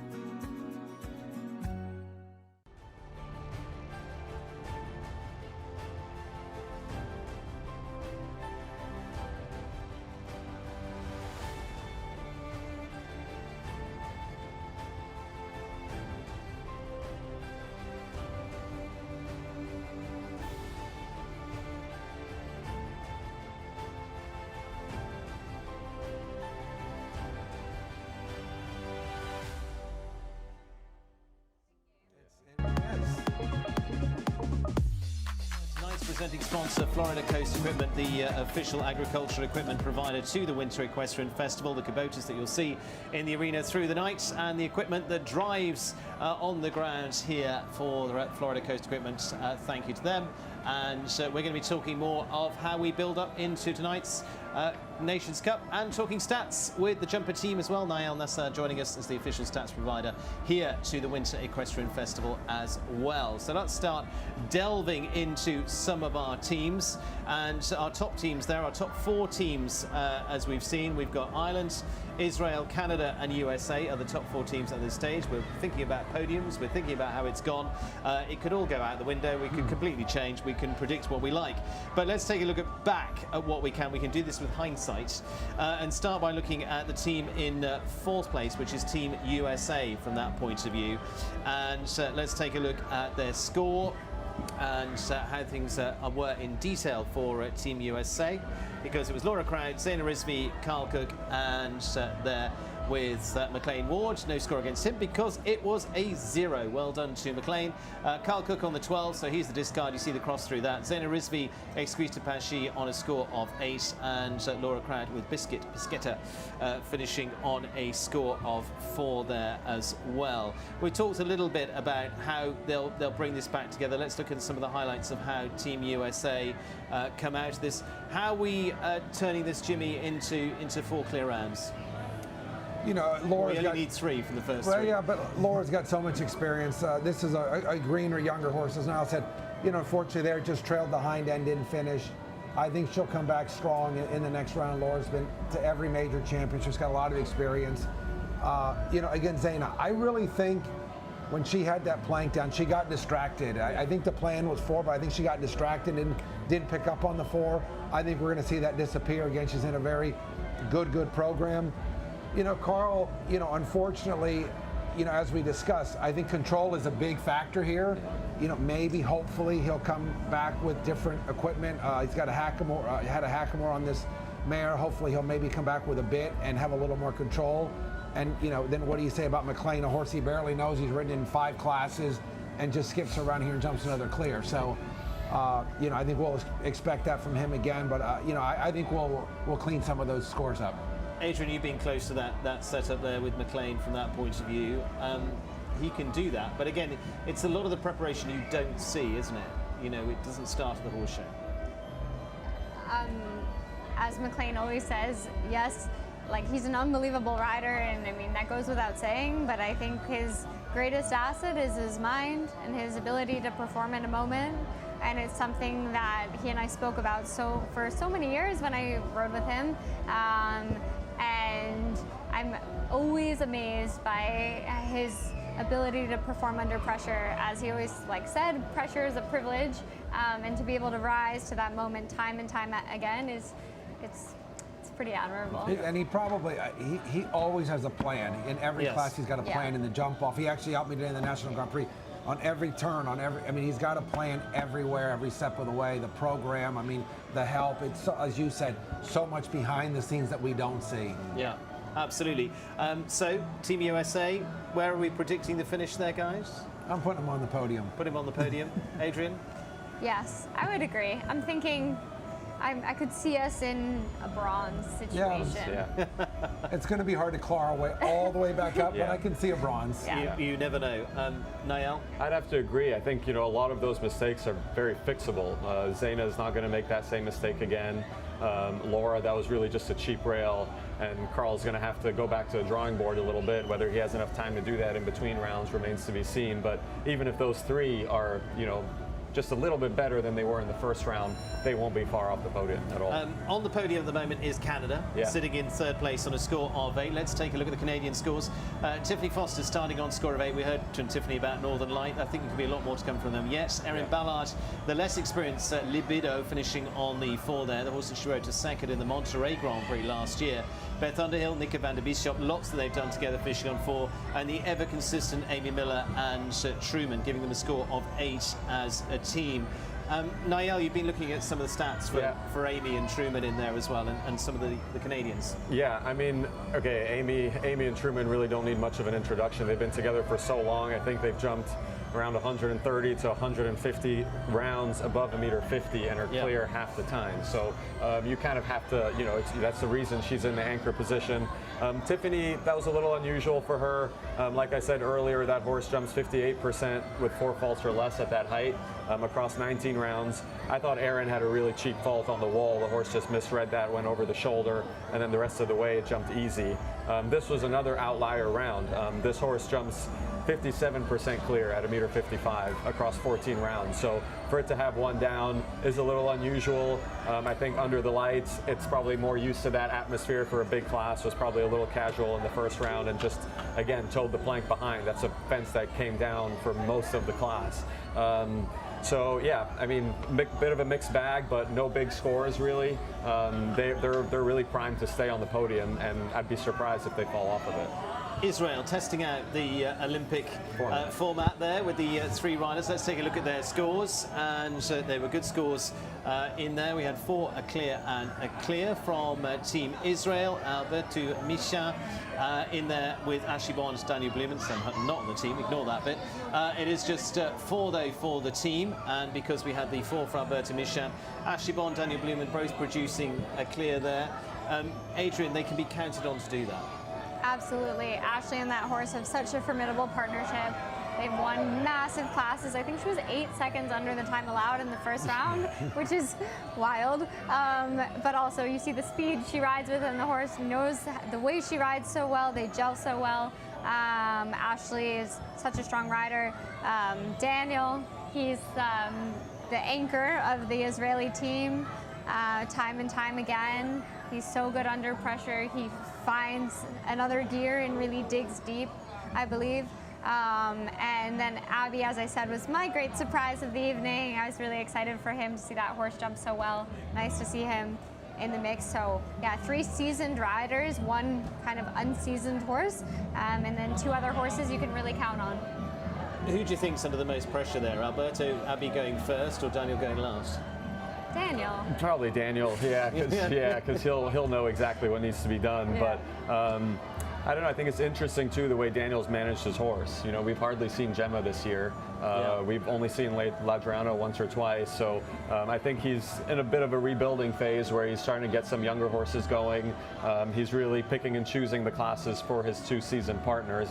And clearly from the way Gemma jumped, it's working. I mean, she looks fresh as can be, and she made light work of that track. So I'd expect a repeat performance from them. Okay, let's talk our leaders.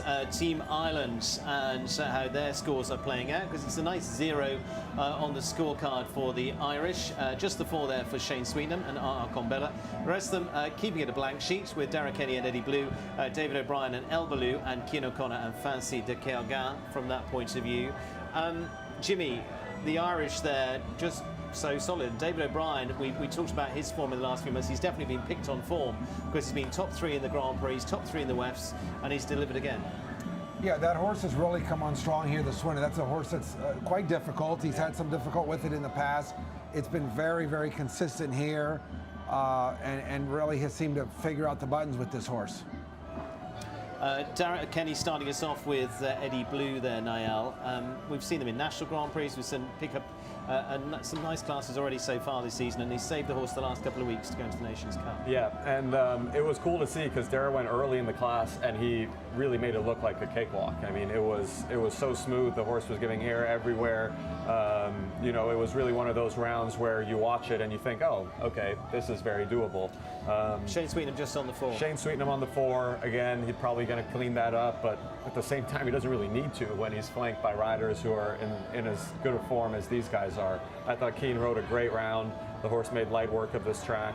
And as Jimmy said, you know, I think David O'Brien really impressed everybody tonight with how he handled that track and how he handles that horse. So yeah, it's good to see. They're going to be tough to beat. They're going to be very tough to beat, the Irish, and the Irish Embassy will be rattling over there if they do. Adrian, your thoughts on that team?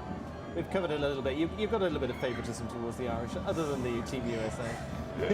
I think I was just impressed. I love Shane's mare. She's a greener mare. She jumped a lot of clear rounds at 150, starting 155 last year. I believe she's 10 this year. Always a fun horse to watch, competitive horse. Cian is just such a powerhouse for Ireland. I mean, what can you say about him? He has, 6 horses to jump 4 5-star Grand Prix, and every time we need to get him a tie pin. Yeah, tie pin for round 2. You will have one. So he doesn't get distracted. I know you will have many loaded up in your tack locker from that point of view. So Team Ireland, strong in there from that point of view. Cian O'Connor mentioning there, Jimmy, last one to go in there. He's jumped over 150 Nations Cups. I mean, this shouldn't be any pressure for him. No, I mean, he's got so much experience. He's ridden every championship all over the world. Again, another rider that really has lined himself up for Paris. He's got several horses as an option. He's obviously using one of them tonight. So he's just got so much experience in coming in here. This is just another day at work for him. Let's get the Team USA take, because Danny is down with the US Team Performance Manager. She's down with Robert Ridland. Hi, Danny. Hey, Stephen. Thanks so much. All right, I'm here with Robert Ridland, chef to keep for the USA. Challenging out there tonight. Tell us, what's the strategy going into round 2? Well, we saw, I wouldn't say the unexpected. I mean, our 2 veteran riders did what you expect of them. The 2 younger riders, I mean, that's why they're getting experience in Nations Cups. I mean, as you remember, when the flag is there, it's a different kind of pressure than when you're just riding for yourself. Yeah. Zaina, for starters, this is her first 4-star ever. And yeah, she rode half the round exactly to the plan. The second half wasn't to the plan. They actually are going to change the plan down the last line, the second round. Yep, I was talking to them as well. It's a big night for Team USA. A lot of atmosphere, a lot of supporters here. How does that affect team selection for a Nations Cup like this? Well, home Nations Cup always has that kind of pressure. It's really important that you can't simulate the pressure of a Nations Cup. So with this one, and in 3 weeks another one, a home one. We just came back from Abu Dhabi, a Nations Cup. You can't give riders, even the veteran ones, but particularly the newer ones, that kind of simulated pressure.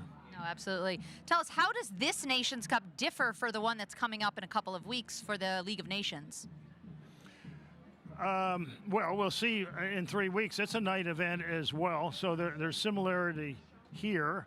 The first round being in daylight, and then the second round at night is always a challenge because the horses aren't the same. And so there's going to be some similarities. That's a 5-star, this is a 4-star, but they're both home Nations Cups and very, very important. All right, super. Thank you so much for the insight, and good luck in round 2. Thanks. All right, Stephen, back to you in the studio. Thank you, Danny. And, well, we're going to take a short break as well before the final rundown. We're going to examine what happened with the course and how it played its part after a short break here.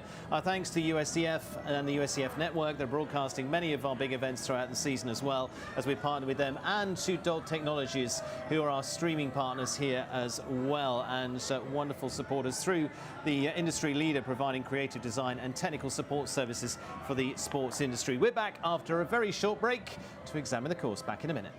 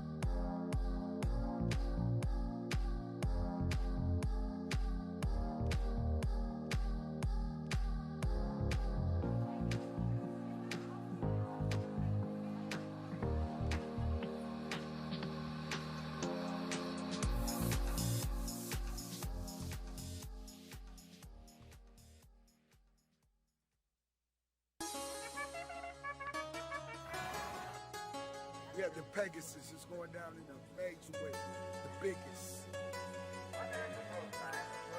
To believe in a miracle.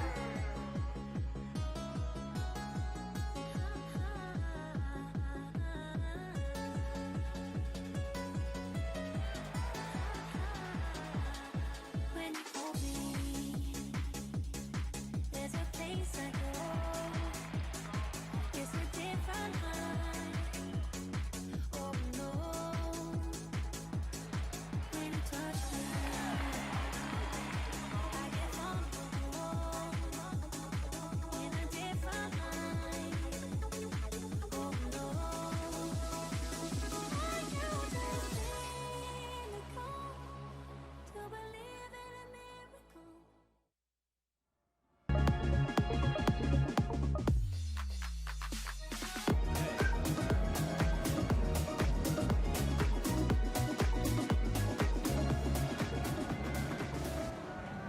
Welcome back to the Winter Equestrian Festival. Final phases before we rejoin into round 2 of tonight's Florida Coast Equipment Nations Cup, brought to you by Florida Coast Equipment, our Kubota suppliers, here to Wellington International, keeping us running, and to Jumper as well, keeping us up to date with all these stats, the official stats providers here to our events, and of course our pre-Grand Prix shows as well, and our run-up to this Nations Cup. We're going to talk some more stats here because we're going to take a look at the course in detail and take a look at how it played out for them. Steve Stevens and Nick Granis are course designers here tonight as well.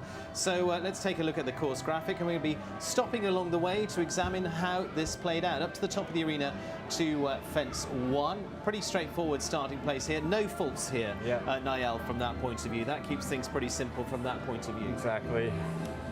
Straight up there, and fence 1, as say, starting with the 0 score. That's what you'd hope. Nice, easy start from there. And then on to fence 2. And I think we're going to talk about maybe what is going to be the most influential fence. Which do you feel it was? The plank. Yeah. I'm pretty sure that came down for a lot of people. The wall came down, let's see. Fence 2? Twice. Twice, the yeah. wall? Yeah. think it was Aaron. I can't remember who else, but again, not so influential. I think the walls generally jump quite well. Number 3 came down a little bit, 3 times. Yeah, so that percentage number you're seeing, it's pretty self-explanatory. It's of all the faults that happened in the Grand Prix, what percentage happened at that jump? So Yeah. 5% of the faults happened at fence So we 3. came up on a sort of tight 4 strides down to this double Yeah, here. I thought it was a little loose in 4, and we saw a couple people do that a little late and belly that back rail. That came down 4 times. I think B only came down twice. Yeah. Yeah. 3.6% of the time, Yeah. I riders getting thought faults. that double would cause a little more problems, considering we had a very similar line in the 5-star Grand Prix last week.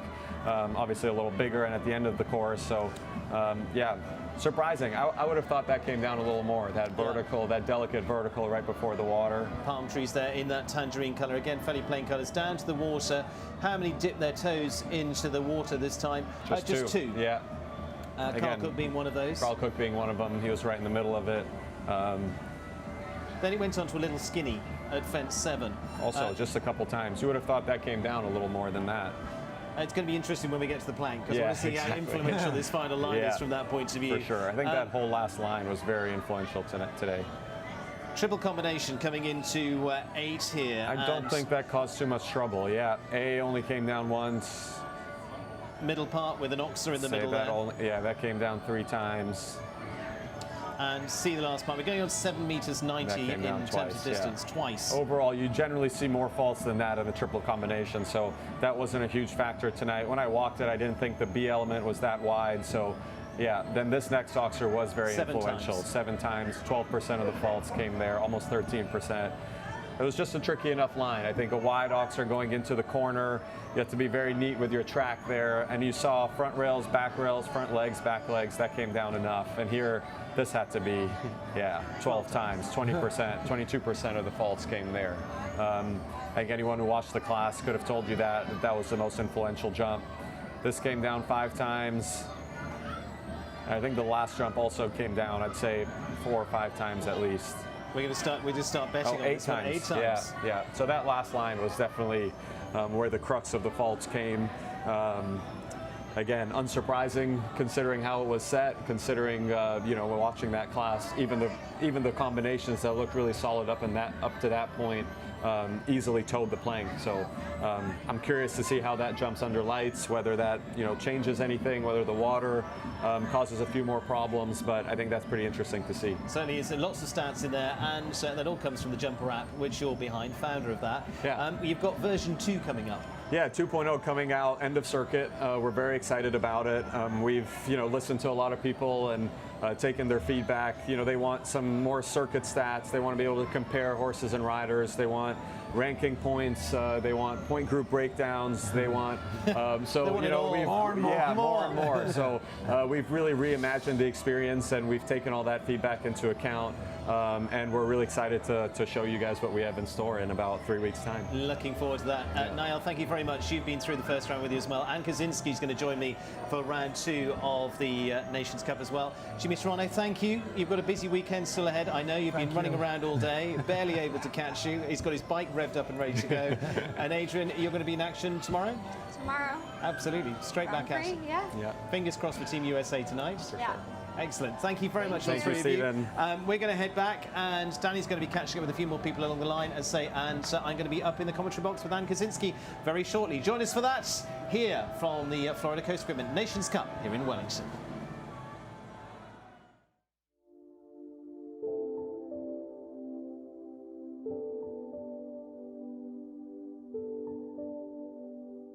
My first goal when I decided to be a professional is to become the best horsewoman I can be. It's really important for me to find a balance with my family, with the horses, that is my passion. Work with the horses every day to do what I love. I used to have one passion was the horses, and now I have 2 with my daughter. So I really want to have this balance in my life. I'm Marie Ecart, I'm a professional show jumper representing France, and I'm Lola's mom.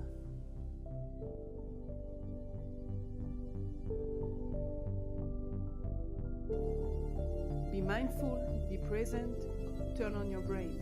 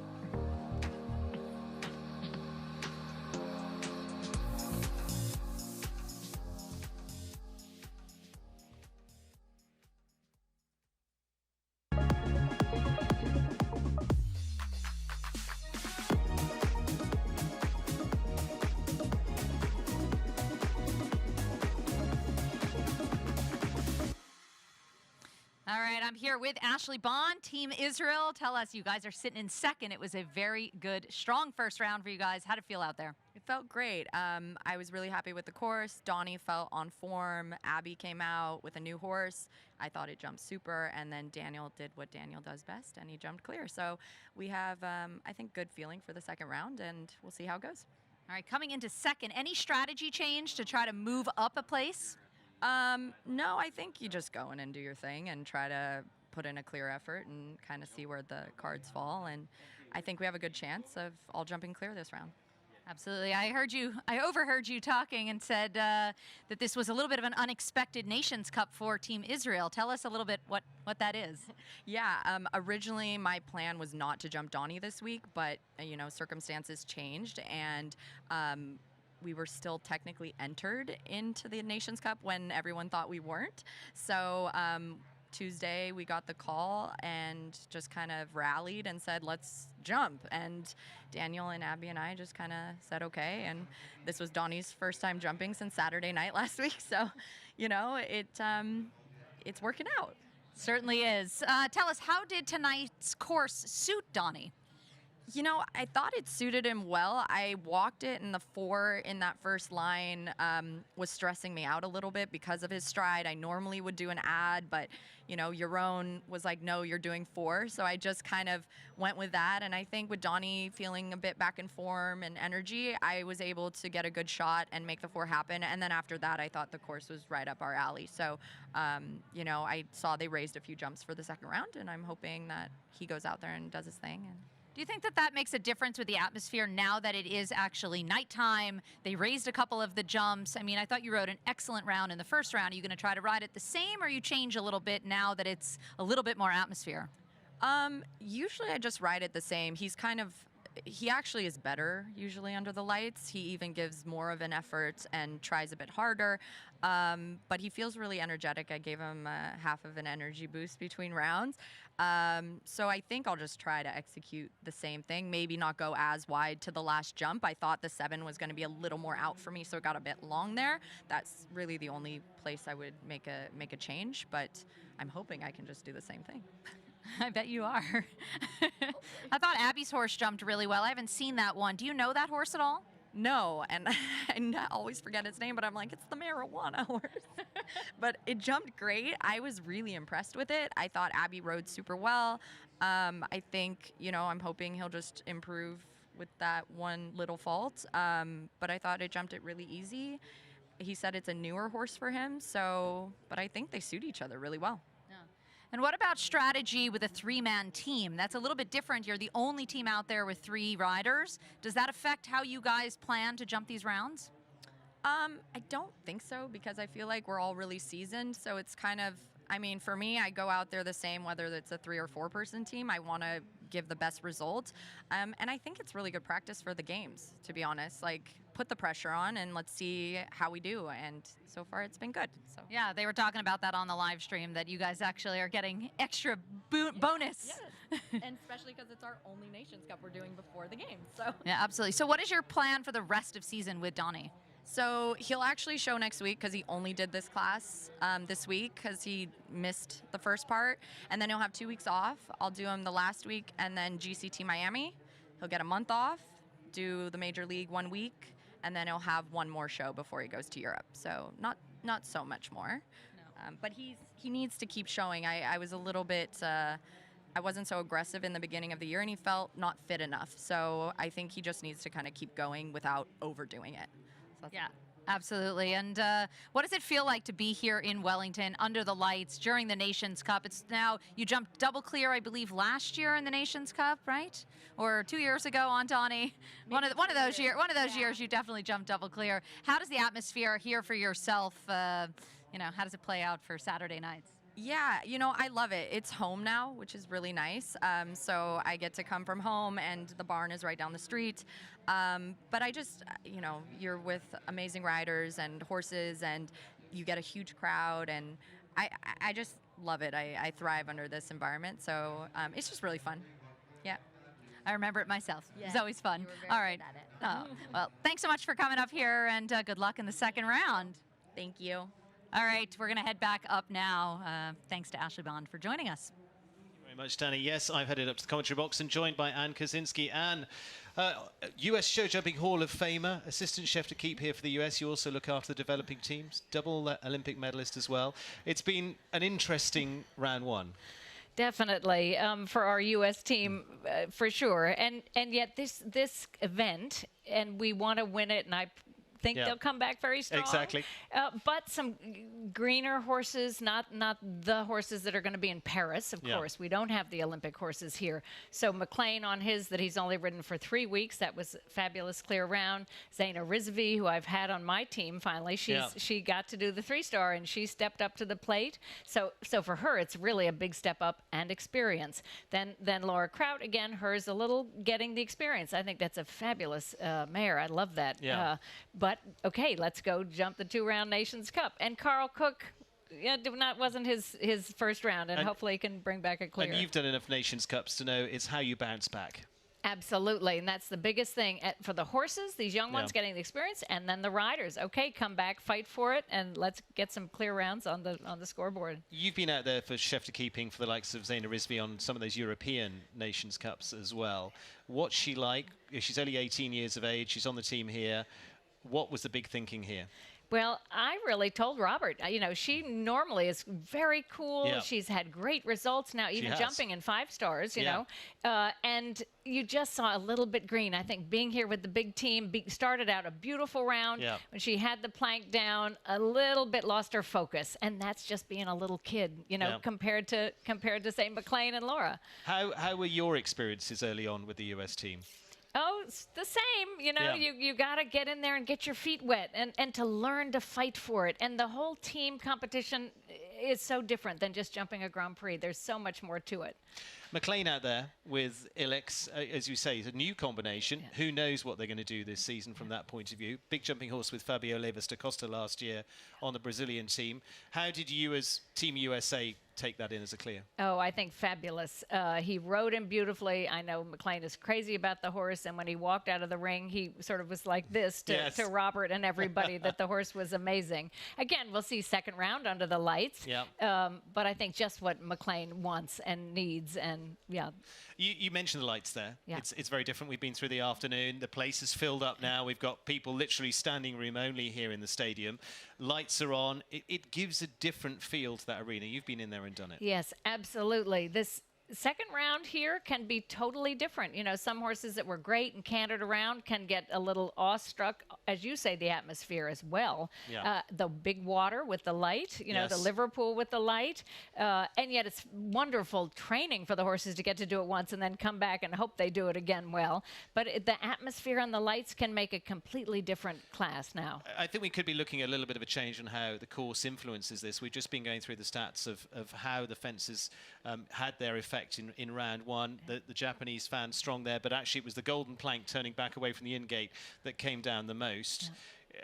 how do you think that'll change? Because I think that will change. Yeah, again, I think the lights can make a difference. And if some horses get backed off, last night in the U25, some of these wonderful horses, they came in under the lights and they shrunk a little bit. So that could be different. And if you have to ride maybe stronger under the lights and then maybe you have a knockdown because of it, those kinds of things I think are tricky. And then again, like the big plank away from the in-gate, do they suck back more away from the in-gate? You know, I'd like to get out of here maybe at the end. And yet it's a short 5. I think that's what made that a little bit difficult. Yeah. Yeah, so it'll be. I'm always interested to see how it rides the second round here. For you, how did you feel that spread out across the course? Because there was the latter half of the course definitely was influential. Yeah, I think the latter half.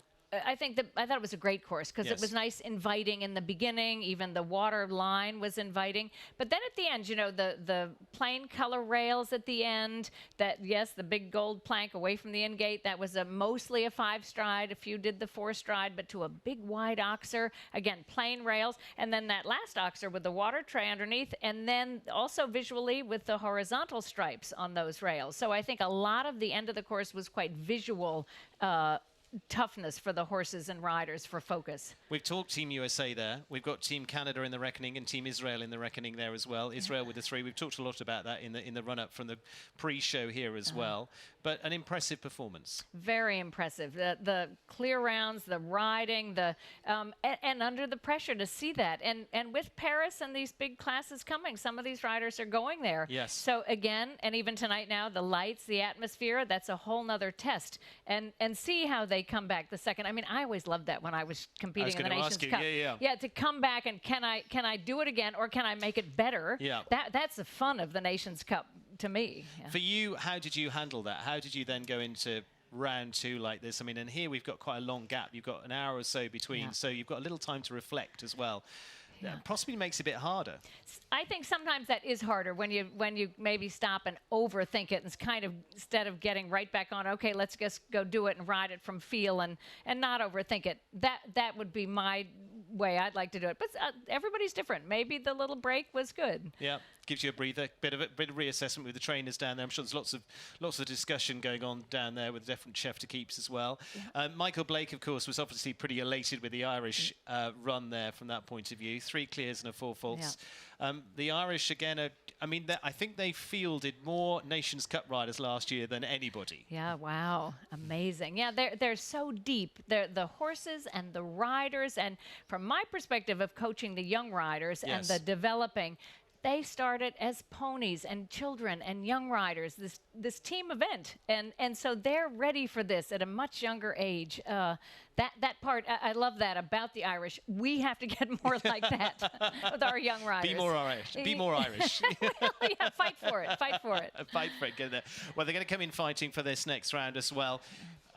And so we're going to be handing over to the national anthem in just a few moments' time. Carson Korokin is going to be our singer for the national anthem here tonight, here in Wellington. As I say, big atmosphere. It's stacked out now, and people in all directions as they make to their feet. So we hand over for the national anthem. See by the dawn's early light what so proudly we hailed at the twilight's last gleaming, whose bright stars through the perilous fight o'er the ramparts we watched were so gallantly streaming, and the rockets' red glare,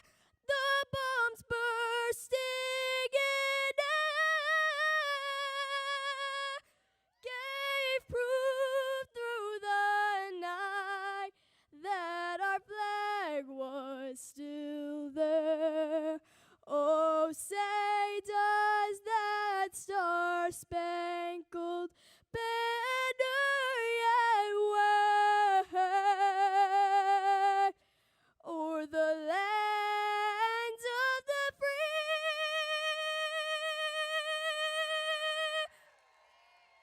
and the home of the brave?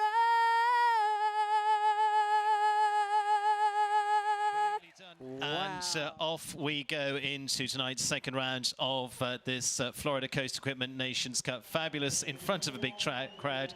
And Kaczynski alongside me, and that was pressure. Very much pressure.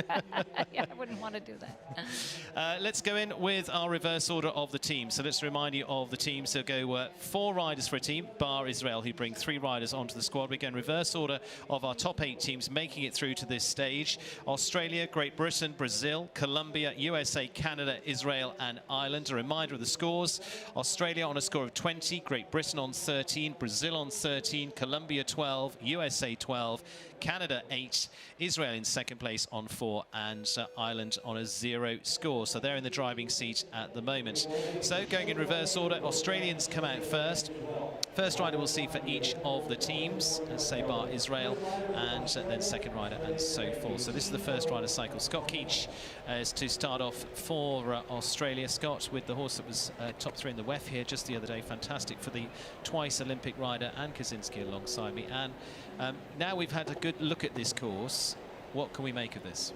Yeah, I think the horses have to stay focused, the horses and the riders, of course, the pressure of being on the team. And now with the lights, we'll see if that makes much of a difference. I've seen this horse jump here, and he's jumped very, very well. Kind of surprised that his first round score, and now again just having these 2 down, 3 down. Scott, the Australian based up in Ocala. And as we say, we've seen some terrific rounds out of this horse recently, and really felt more at home in this arena. This is a little bit unusual. Very unusual. Like I say, I thought he would probably have a four-fault round or something, and so I was sort of surprised. I think Scott rides well. I think he is a nice horse, and just not his day today. Never the La Chapelle for Scott Keach. Coming home on 16 this time. They were 12 in the first round, so not quite gone to plan this time around for the Australians, but there we go. Is 16 for the first out for the Aussies this time around. That could be their discard score yet, but they start this round on a score of 20. This was an interesting line, coming on a fairly tight 4 strides. Yes, the 4 gets tight, and then the 1 gets very tight. It depends how you get off the wall there to get to the end of that line. And his horse, actually, you wish he'd been more impressed under the lights in a funny way. He didn't look like he was afraid or anything at all, and maybe a little too casual. Well, we go on from the first rider from Australia on to Great Britain, and Jessica Mendoza for the British riders, and ICAP CLZ for the 27-year-old as the first for the Brits with the gelding by Special de Muse. Jessica, part of European Championship teams before now. She's based out in the US these days as well, and Jessica, twice Nations Cup final as well. Been on the team with this horse before. Great Britain actually have won this Nations Cup once before. That was back in 2018. But Jess having a score of 8 the first time around, you'd hope for bigger things this time. Yeah, exactly. I really think that she could jump a clear round. She rides well. It's a very good horse. You see how short that 1 stride gets there. The time is a little bit of a factor. You can't take it for granted. Careful to the big vertical. Now, how does the horse handle the water? As you say, he's jumped the Nations Cup before. She gets him back well. You've got to really focus on every jump. Great at the skinny there. And her pace looks really good. Into the triple. Just needed to balance maybe a little more to the C. B was great. Wonderful there at the fans. See if she can bring it home on just 4. We should remind it's 70 seconds is the time allowed. Those of us joining us for round 2, so she's going to be just about inside that. That's okay. An improvement on round 1. Yes, for sure. Great that she could come back and just have 1 rail down. It looked like she rode very well, and he's a lovely horse. And the time was not a factor. She jumped in great, A and B, and maybe this gets very short to C. And she needed, to me, to sit up and just hold her body a little more. Might have helped. Interesting there through, let's give you a few numbers around that triple combination. The distances between A and B and C is 7 meters 90. and getting over that line 3 to 4, you're talking 90 meters 50. So again, it's getting a little bit shorter on the 4. And 7.85 on the way out. Yeah. So let the real aficionados work that one out, but it's a little bit shorter. Yes, gets shorter in those combinations, and that's here you've got to have the time allowed, and that horse of Jessica's big and scopy, so you've got to get short. Luis Francisco de Azevedo, HFG Quaman for the Santa Cecilia stables, jumped clear in the first round as well. It's been fabulous to see him in action. He's been on the podium here before now as well, of course, with very good horses like Comic and Colin. Is it harder or easier to follow up having jumped clear in round 1? Oh, sometimes it's harder because of the pressure of it. They had the most beautiful round, though. I think he could do it again. I think I just kind of jinxed him. The first round was just spot on, picture perfect. I love this horse. I love the way he rides. He has great experience. The 4 maybe just got a little flat, actually, for him to the back rail of that jump he had down. This is all very good now. Great at the water, balance there. Then you also have to remember some horses actually can, the second round, they can be tired or get a little casual. Again, maybe not impressed by the lights coming into that vertical, again, to balance enough. Great jump at the fan. But you can have a different horse the second round. You know, they're sometimes better and more confident. Other times they're a little tired, and it was very humid today. Coming home on the 8. He was on the podium here last year with Nashville. Going to be 8 faults for Team Brazil. They started off as a team on a score of 13, so a step back from him, but it is also hard to follow it up with a clear out again. Yes, very hard to jump a double clear. He jumps in there very well, gets up there in the 4, and the horse just doesn't jump high enough. He kind of jumps a little low and gets that back rail. Triple and again, maybe then a little too aggressive, a little at the first rail, at the A element, and then afterwards, great. So I'm sure disappointed. Mark Blumen for Colombia, team on a score of 12, and they're in 5th place, but they're actually on the same score as the USA. They're in 4th, so they're sitting there hovering on the podium with Daniel Blumen and the over-the-top stables Uberluck for Marky Blumen here. 8 faults in round 1. Again, they've been impressing so far this season. Mark, one of the fastest riders around in terms of jump-off. He can certainly pick off plenty of classes and has with Superman in the last few weeks as well. But this is a lovely jumping ride that he's got a real handle on now. Yes, I think, again, I think this is a lovely, scopy, beautiful jumper, and Mark rides very well. We'll see if they can improve there. They had 8 faults. It was a nice round. Again, he has to move up a little there in the 4, and the horse is very clever. Then that got quite short at the end. Oh, just taking exception to something. Yeah. Mark says keep going. No. Don't know what they've seen up there. Good for Mark. Oh, bummer. And again, that's a bit the lights here. You know, his first round was good, 2 rails down, but, you know, that can be a totally different class under the lights. The horse is seeing something or just seeing maybe even he's not even close to the water, but maybe knowing the water's coming. The other thing there, away from the in-gate, you know, that also. Yeah, we'll probably get a shot of them in a second. They're just walking out. They're absolutely fine, but just has taken exception to something there. And so both on their feet on the way out, walking out very quietly and slightly forlorn, unfortunately, for Mark Blumen and Uberluck this time. And just totally took Mark by surprise. Totally, and that's horses. You know, they really can see something, or as I say, away from the in-gate, having a great round, and that's just part of the sport sometimes. Yeah, it is. So, as you can see, we're here at Wellington International. Time is ticking away on the Rolex clock. There they go. There's Mark just walking out. They're both absolutely fine, but just down went the anchors. Jumpers coming off the in-gate, and that, as they say, was that. So we'll put the pressure on Team Colombia, still with Juan Manuel Gallego, Alain Blumen and Roberto Turan. But again, that maybe helps the Americans a little bit, because they were on the same score. Team USA and Laura Craig going to lead them out with Biscuit. Fabulous horse, younger horse getting a shot here as well. As Laura said herself, this horse getting their first outing, the 10-year-old mare. What have you, I mean, always hard to look past Laura. I mean, Laura jumped a brilliant round at the Pan Ams last year as well to see Olympic qualification for Team USA as well. She's been and done it from all of those times, from Olympic gold in 2008. 85 team appearances, in fact, Laura's had. But again, just a full fault in round 1, but you'd have been happy enough with that. Oh, absolutely. And she was thrilled with the way the mare jumped, and she said she almost never has that kind of rail that she had, and she barely touched it. She said, you know, she jumped so high in front, barely rubbed it off behind. Again, we'll see how she handles the lights, but Laura has loads of confidence in her. And Laura gives horses confidence as well, for sure. Beautiful ride up there. And always thinking about the time. Great. The water jump with the lights, no problem.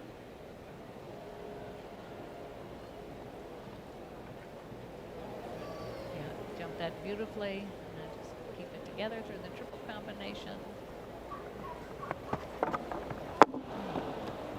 Again, they just get a little bit forward coming into it. I think so. I think maybe just a little. It's hard to see from this angle, but maybe a little bit at it.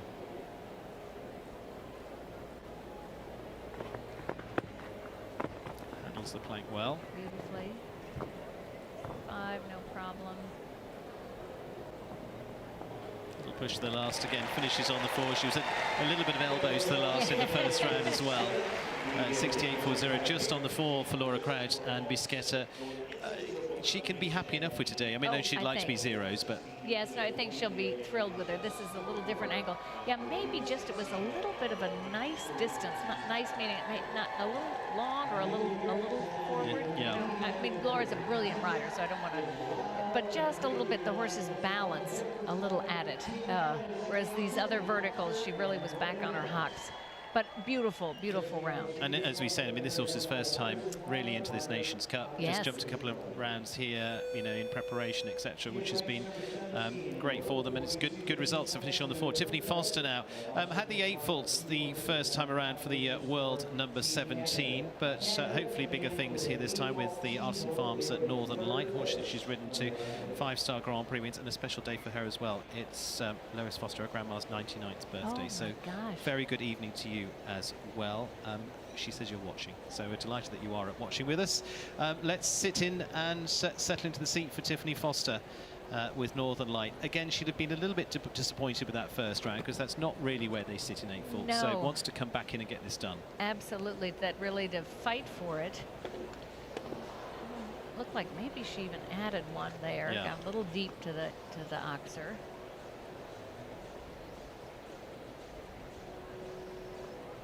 Just quietly back to the palm trees. This line to the water. And that one took a little look at the Yes. water with the light. Yeah. Skinny after it, but there is plenty of room to get to that. Yes, to balance and keep their focus back, get them slowed down a little after the water. That one jumps the triple very well. Yeah, I know she'd like to bring it home now, clear. No, Yes. the rest of it, just one down. Big plank. As I say, it was the plank that fell more than anything into round 1. Just get this done at the last. There we go. Over the last, finishing on a score of 8 for Tiffany Foster and Northern Light. Not the end of the world. I mean, the fences that everybody's been having, if that makes sense. Yes, and that plank, it's very delicate also. To me there, it looked like Tiffany just got a little deep to that Yes. oxer. Didn't give him quite enough room. And this he jumps very well. That was great. Roll back to the plank. What is so tough about that? You know, part of it away from the gate, and then it's also very, very little, very delicate. For some, also the 5 is short. Yes. You know, you either have to take a winger and do 4 like a few horses did, a few riders did. But some, I think also maybe they make them wait a lot or maybe a little hands, and because they're thinking about the steady 5. Alberto Michat is going to be the next rider who's coming in for Israel. So they're going in a slightly different, in fact, they're going different order this time. No, it should be Dara Kenny. I thought it should be Dara Kenny. Dara Kenny for Ireland. And Dara with Eddie Blue kicked us off with a clear in the first round, and with 3 clears for the Irish. Dara Kenny, David O'Brien and Cian O'Connor all jumping clear. Eddie Blue we've seen jumping some good Grand Prix runs here. Of course, he won the 5-star a few weeks ago with Amsterdam. again, he's so balanced, controlled, and just on top of it, like a Ben Mayer as well and a McLean. Absolutely. His focus, you know, his style, his position, his all of that. He could win an equitation class also in the sense of being just in beautiful balance with the horse all the time. And his focus, as you say, like McLean, Ben Mayer, the focus, every jump, every moment with the horse, that's something these guys really have. And feeling the horse's balance and helping, you know, we can't see it really, but that's the gift they have. Putting the horse at the right distance with the right balance up, but there you go. It still catches them out. Yeah. So a little bit different for the Irish now. Starting off with 4 there for Dara Kenny. Not quite a simple a run. They've still got 3 riders to come, obviously, with a discard score in there.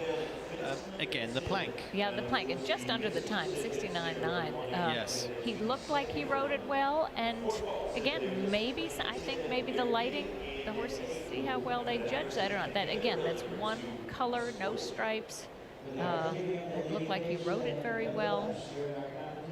That's just show jumping. Yeah, and as you say, the time-wise, 69.97, time allowed is 70. He was just pushing the envelope there.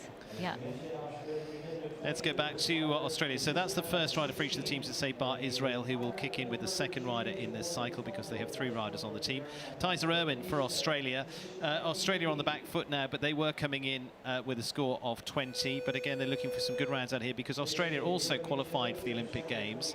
So this is where they build their squad because they don't get so many opportunities. Yes, for sure. That's where our U.S. team has some younger riders or younger horses. These guys are getting ready for Paris. I think a lot of these riders really in horses getting ready. And she had a good first round with just the 1 rail down.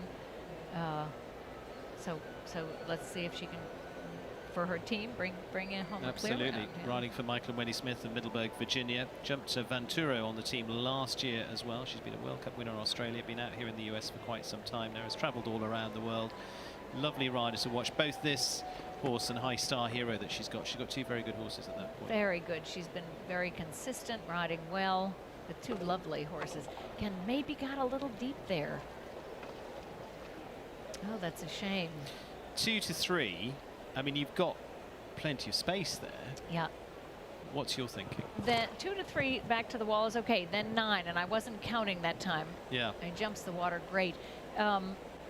Getting there sort of too deep. And earlier I walked with Eric Navet, and he was saying to square that turn. And he said, I think some riders are going to get there too early to that. And that's exactly what it looks like is happening.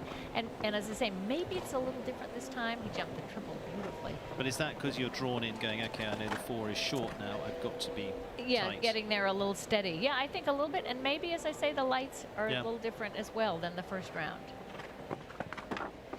And there, maybe the horses don't see that very well. I don't know. She looks like she rode it well, too. On a score of 8, in fact, plus time there as well, 71.42. So 10 is going to be the score for Tyser Irwin. Second there for the Australians, so 16 and 10. So unfortunately, they're falling back in the mix. But like I say, they've got to take some things out of there to build on for this year. Yeah. We're getting regulars. Yeah, those 2, that yellow jump and then the gold plank. And again, the plank is so delicate. You know, if you just practically breathe on those flat cups, and it's a little tiny plank. He jumps the triple beautifully. Yeah, that was too bad. Great Britain now, their second team rider is Tim Gredley. And the British team, well, Tim had 6, Samuel Hahn 7, Ben Mayer clear. And our team at the back there in the run-up to this said, you know, the British team need to be a little bit more on it with their times now. So we'll see where this comes. But I'm going to be fair to them because Imperial HBF getting a first appearance within teams here. Tim's been fantastic on the teams last year for the British, including the winning team at Hickston. That was with a horse called Medoctor Toxaldria. So a little of what you're talking about, they're trying out some new horses as well. Yes, and that's so important. That's why this is such a great class. Of course, they all want to win, but getting this experience, the 2 rounds, great course from Steve Stevens, getting that experience and getting ready for Paris, getting ready for bigger things. Imperial been jumping through some of the 150s is here as well. Tim's been based out here for the winter too. Just catches the second part. Yeah, he jumped in beautifully. He didn't get as deep to the oxer, but then got maybe a little short into the double.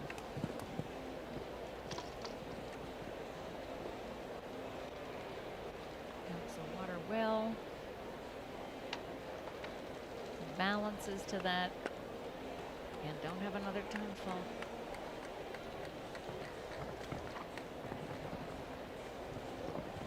Good through the triple Yeah, combination. beautifully jumped the balance. Right there, you got to discipline. You want to also this jump. You need to make a little time away from the end gate. You made it. Yeah. Just got to keep coming. Should be just about there for time, or just a fraction over, but it's a step forward from their previous round, definitely finishing on the fall there, 69.82. And for Tim, well, I say he just had the 4 faults with the time last time around. He's eliminated the time this time, so finish on just the 4. It actually looks a really nice combination. Very nice combination. He jumped that yellow one beautifully. Again, that's very short to B, and I think some horses, like that horse, looked like he was looking at B and then cut down. Yeah, I think that's coming up quickly. It's coming up quick, and then fit that in, and then soared over the gold plank, so we know they can jump it clear. Luciana Lucio is the second team rider for Brazil now, and she's been out here in Wellington through the season so far. She was placed in the top 3 in the NetJets Grand Prix just a few weeks ago behind Tiffany Foster there. She's been on the podium last year as part of the Brazilian team here, and back to competing in 2022. World Cup winner in Sao Paulo before now. Lady Louise now 14 years of age. And again, she's been has been a little looked over through some of the classes. I mean, she came around for 8 faults earlier, but she's jumped a lot of good clears. She has jumped a lot of great rounds. I've really been impressed with her this season watching. She had 8th the first round. See if she can improve on that, because she really has been having a good season here. That front rail, just a little at it. It's interesting. Yes.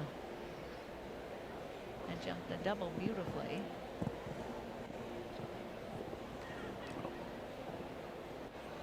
Grind to the water. A little lucky there, a little rub. Stayed up. Just started to get a little bit quick down there. Yes, flat after the water. But very good there. See if she can bring it home on 4. Saying she's got 8. I'm just trying to see where the other 4 was. It was in the triple combination. Yeah, that one then kind of falling apart. Too bad. Yeah, score of 16 on the board, 66 as time for Luciana Lucio, Lady Louise. So unfortunately, it isn't a step forward from their previous round. They had 8. They've doubled it up to 16 this time. And again, you say different conditions coming out. Again. Different conditions, and again jumping 2 rounds. You know, some of these, like she's had some great UF Grand Prix trips. Yes. You got to come in and jump the same jumps the whole course again. It's not a jump off. Again, is the horse tired? Is it focused enough? Do you need to ride it stronger? This one looked like it got a little aggressive after the water. But you can have a different horse the second round. It's a different competition. And for those that jumped sort of first and second here, it was probably, what time is it now? Just after 8 o'clock. So it's probably 3 hours ago almost that they rode. Yes. So you've got quite a gap. Yes, and for the horses, I think that's tough. I would rather go right back, along with now the lights and everything. But that's a huge part of Nations Cup, and learning horses and management for sure. You know, how to get my horse to jump 2 clear rounds. Is he a little tired? Do I need to be stronger? Do I need to be softer? Even me coaching some of my kids, second round, they you know, have to figure that out. Juan Manuel Gallego jumped clear into that first round as well for the second rider for Colombia. Had a super round there. The rider was silver at the Central American Games, individual 6th, team silver there back last year as well. Individual top 10 at the Pan Ams back in 2019 too. Again, Fida Sequoia said looking to follow up on what was a good start with this horse. Yes, very good. He rode that outside line with that yellow oxer to the double beautifully. Really kept the balance, and see if he can keep that. The first round, it was an excellent round. He's a very, very good rider, and again with focus. Horse is a little awkward jumping in, but he's clearing it. Thinking the time might be a little factor. He's been jumping amazing, but he's trying to bring home the clear, and delicate rub. It's in the 5. He's gonna have a time fault, I think. He's gonna be just over, isn't he? Yeah. one time fault, 70.69, finishing with a total of 5 there for Juan Manuel Gallego this time. Colombia with that difficulty, the elimination of Mark Blumen as their first. So Colombia, as I said, right back on the back foot. So 5 gets added to the score, so they're on 17. Is that pesky plank? Yes, just so delicate, and he rode beautifully. I think the time fault, he was just trying to be, oh, I just really want to jump a clear round. But again, with that plank there, are you looking at the fact of, okay, I'd actually like to get a bit further out, but I haven't got the time to get a bit further out?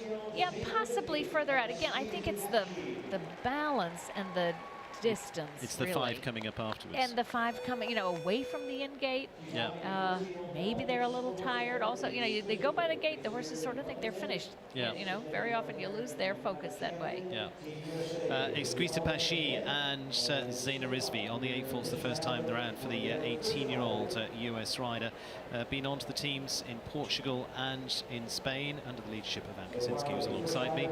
And I'm going to hand over to you to talk about it. Yeah, she's really been riding fabulously, and this is a wonderful mare. She's a real 5-star, big scope. But Zaina had the plank down the first time. The first round, she just lost her concentration a little bit. And Zaina's come up the pathway. It was on the junior team that went to Europe, and the young rider team that went to Europe, then the 3-star team. So she's young, but she does have some team experience. Across the water. If she can maintain her focus. Has to think a little bit about the time.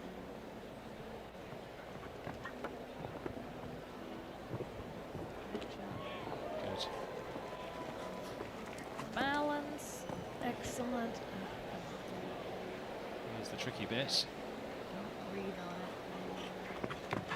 it. Got it. Going for the 4. Had to reach for that. Yeah.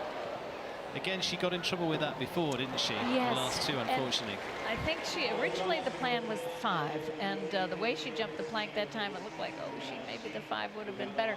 But again, she's young. How do you learn? You learn from mistakes. I hate to say it, but you learn what works and what doesn't. She just jumps the plank great. She's a little late to me moving for the 4. You know, the way she jumped the plank, a little late moving up for it, and then again, they got just a little, once she had to override the gray, then kind of went through the front rail. But she'll learn from all of this, no question. The horse is capable, Zaina's capable, it's experience. It's experience, and I was talking to Adrian Sterlings on our pre-show about exactly that, saying she'd been through the same process. And I said, how did it go the first time? Which been pretty similar. Right. You know, you've got to learn. Yes, and you can read all the books and you can watch all the videotapes and all that stuff. You got to get out there and get in the ring and do it. And as I talked to her, and again, this atmosphere here, home crowd. Yes. You know, that's a big difference to doing in Spain and Portugal, where you do it well and you do fantastically. You've got a nice crowd, but your home crowd is always going to make a difference. Absolutely, more pressure, definitely. Yeah. Erin Ballard, almost a home crowd for the Canadian. She spends a lot of time down here in Wellington. Libido is for Erin, who she rode to 2nd spot in the Monterrey Grand Prix last year down in Mexico for the World Championship rider. She rode that on Gakia. So this is the first time for this horse into Nations Cup like this, and looked really impressive last year. For Erin, jump round for just the 4 faults. This is our top 3 teams we're into once again. Yeah, jumped that great. I think she had the wall down the first round, the second jump. So jumped the wall just fine and then had a super trip after that. She can keep that together. She's, again, one of these focused, talented riders. She makes it happen. She has a great position, and the horses balance at every jump. She just does a marvelous job with that. To set him up for that combination, helps him shorten to the last one. Again, gives him a half halt, you know, slows him down. He's got a big stride to get him to the right balance and distance to the fans.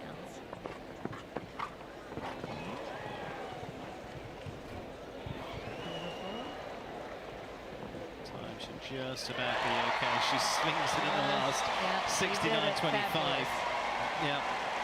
Left it out up that line the first time, and then again the second time, needed to for the time allowed. Again, tremendous focus from Erin. So Canada very much in the mix now, because Erin Ballard with the clear, depending on what Beth Underhill and Amy Miller do, of course, that puts them up to worst potential score of staying at the 8 at this point for the Canadians. The USA 16 at this point because they're going to carry 4 at least for Laura Kraut's round. Colombia 17, Brazil 21. So for Canada, that's a big round.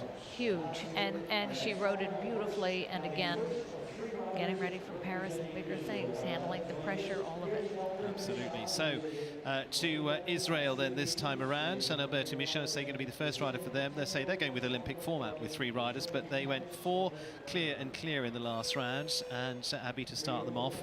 And each one of them is experienced up to the hilt. Alberto, who was top 5 at the London Olympics individually, 2 Olympic Games behind him, individual bronze medal at the Pan Am's behind him as well, been going very well in California before heading over here to Florida as well, and in Monterey. Hugely experienced rider with joint to cannabis.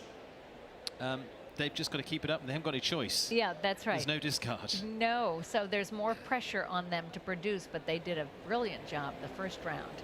And see if they can do it. And as you say, that's the Olympic format. Go ahead and practice it here in Wellington.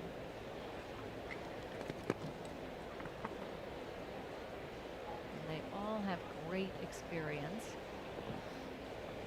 And Abby's a rider who's sat on so many different horses and felt the pressure in so many big competitions. I mean, he's just got so much to draw from right now. Yes, absolutely.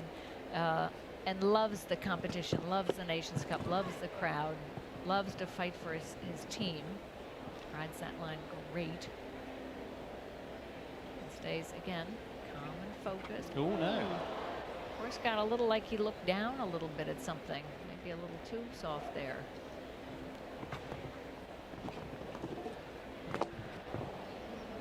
Interesting.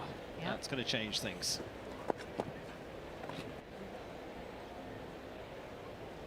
Thinking about the time a little bit.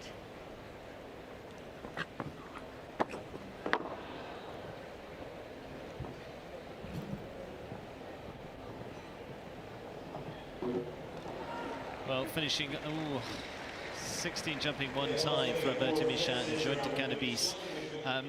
They've gone from top to dropping right down now, 17 added to the score, so that's going to put them on 21. That's the difficulty though, but again, that's what we see is going to happen with the Olympic format. Yes. You don't have one bag round comes in there and suddenly you're down the list. For sure. The horse, he jumped the water great and got to this red vertical, and next one, and maybe just looked down a little bit. And maybe after that rail down, lost their focus a little bit. Then he was trying to go fast at the end. He knew he was a little slow, and then the wheels fell off the wagon. Yeah, suddenly takes the Israeli team up to 21, so that means good news for USA. Canada and USA start to move into the top 3 from that point of view. Unfortunately for Israel, that's going to see them dropping down. Second rider for Ireland is David O'Brien, a jump to super clear with a Chazenet Farms and Leap Year Farms El Baloo, horse that started with Chazenet Farm and Lily Keenan and decided to pass it over to David O'Brien, and they've built a wonderful partnership, being top 3 in the Grand Prix here in the last few weeks as well. Then week 4, as it is to us here as natives, and also finished top 3 in the Grand Prix qualifiers, top 4 in the Grand Prix here back in December. He's jumped for his place here. Yes, he rode a beautiful first round, spot on, clear.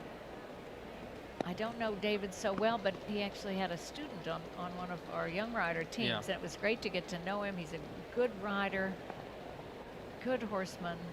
See if he can produce another clear round. Pressure's on.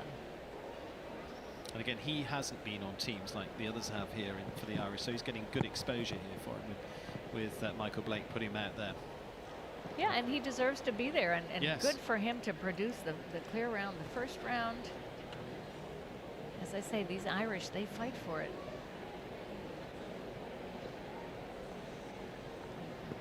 Michael Blake said to me they put something like 34 different Irish riders out last season on Nations Cups. That is great that they have that many, and then, Yeah, and then lucky again, them. Yeah.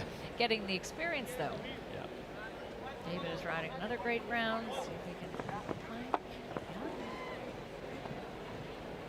Whoop. Time's going to run close. Run very close. He's not going to quite make the time. He's going to tickle the last fence. 71-44, so it's going to be a score of 2 for David O'Brien. So 4 and 2 for the Irish, so they will go up to a score of 2, but they're still ahead of the rest of the field. What did you make of that, Anne? Oh, I thought it was a great round. As you say, he doesn't have all the Nations Cup experience himself, but he got the time fault because he was trying so hard to be clean, and yet it worked. It worked. And the horse jumped brilliantly. And the closest team to Ireland, if we're doing some of the maths at the moment, would be Canada on 8. So they've got breathing, a little bit of breathing space there. Yeah. Just on the 2 time there for David O'Brien. There's how the scores sit at the moment. Ireland, if the 4 and the 2 were accounted for as 6 per se, they could finish on a score of 2 as it stands. Canada accounting for the 8 there on 16, but they could get to 8. Israel, they're going to have 17 in there, so that's going to take them to 21. To the teams also a little bit further down, we've got Team USA on 16 if they're discounting the 8 that's in play at the moment. This is counting all of the scores together as it stands on 24, and then to Brazil and on down. Mexico and New Zealand didn't make it through to this round. Australia down at the bottom of the pile on a score of 30 as it stands at the moment. To say this is accounting for all of it being added up together. And so we're going to take a short breather because it is into a maintenance break here as well. We're also going to catch up with those in the warm-up, down with Danny too. And our thanks to the US Equestrian and USEF Network as well that are supporting our big events here into the Winter Equestrian Festival, and our presenting sponsor tonight, the official supplier of our Kubotas, Florida Coast Equipment, official agricultural supplier to the Winter Equestrian Festival. Back in a few minutes after this break.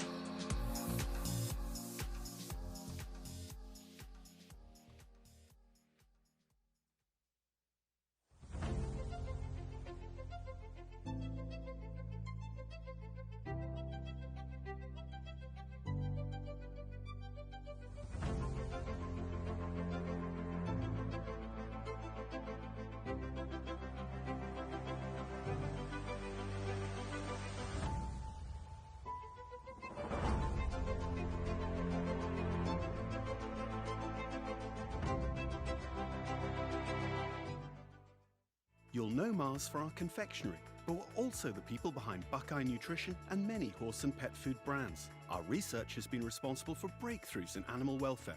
In fact, Mars has been part of the equestrian community for almost 90 years. We sponsor events like Kentucky and badminton, work with riders like Andrew Hoy, Lauren Nicholson, Ben Mayer. We even named one of our most famous brands after a horse. Mars Equestrian, building a better world for horses, pets, and people.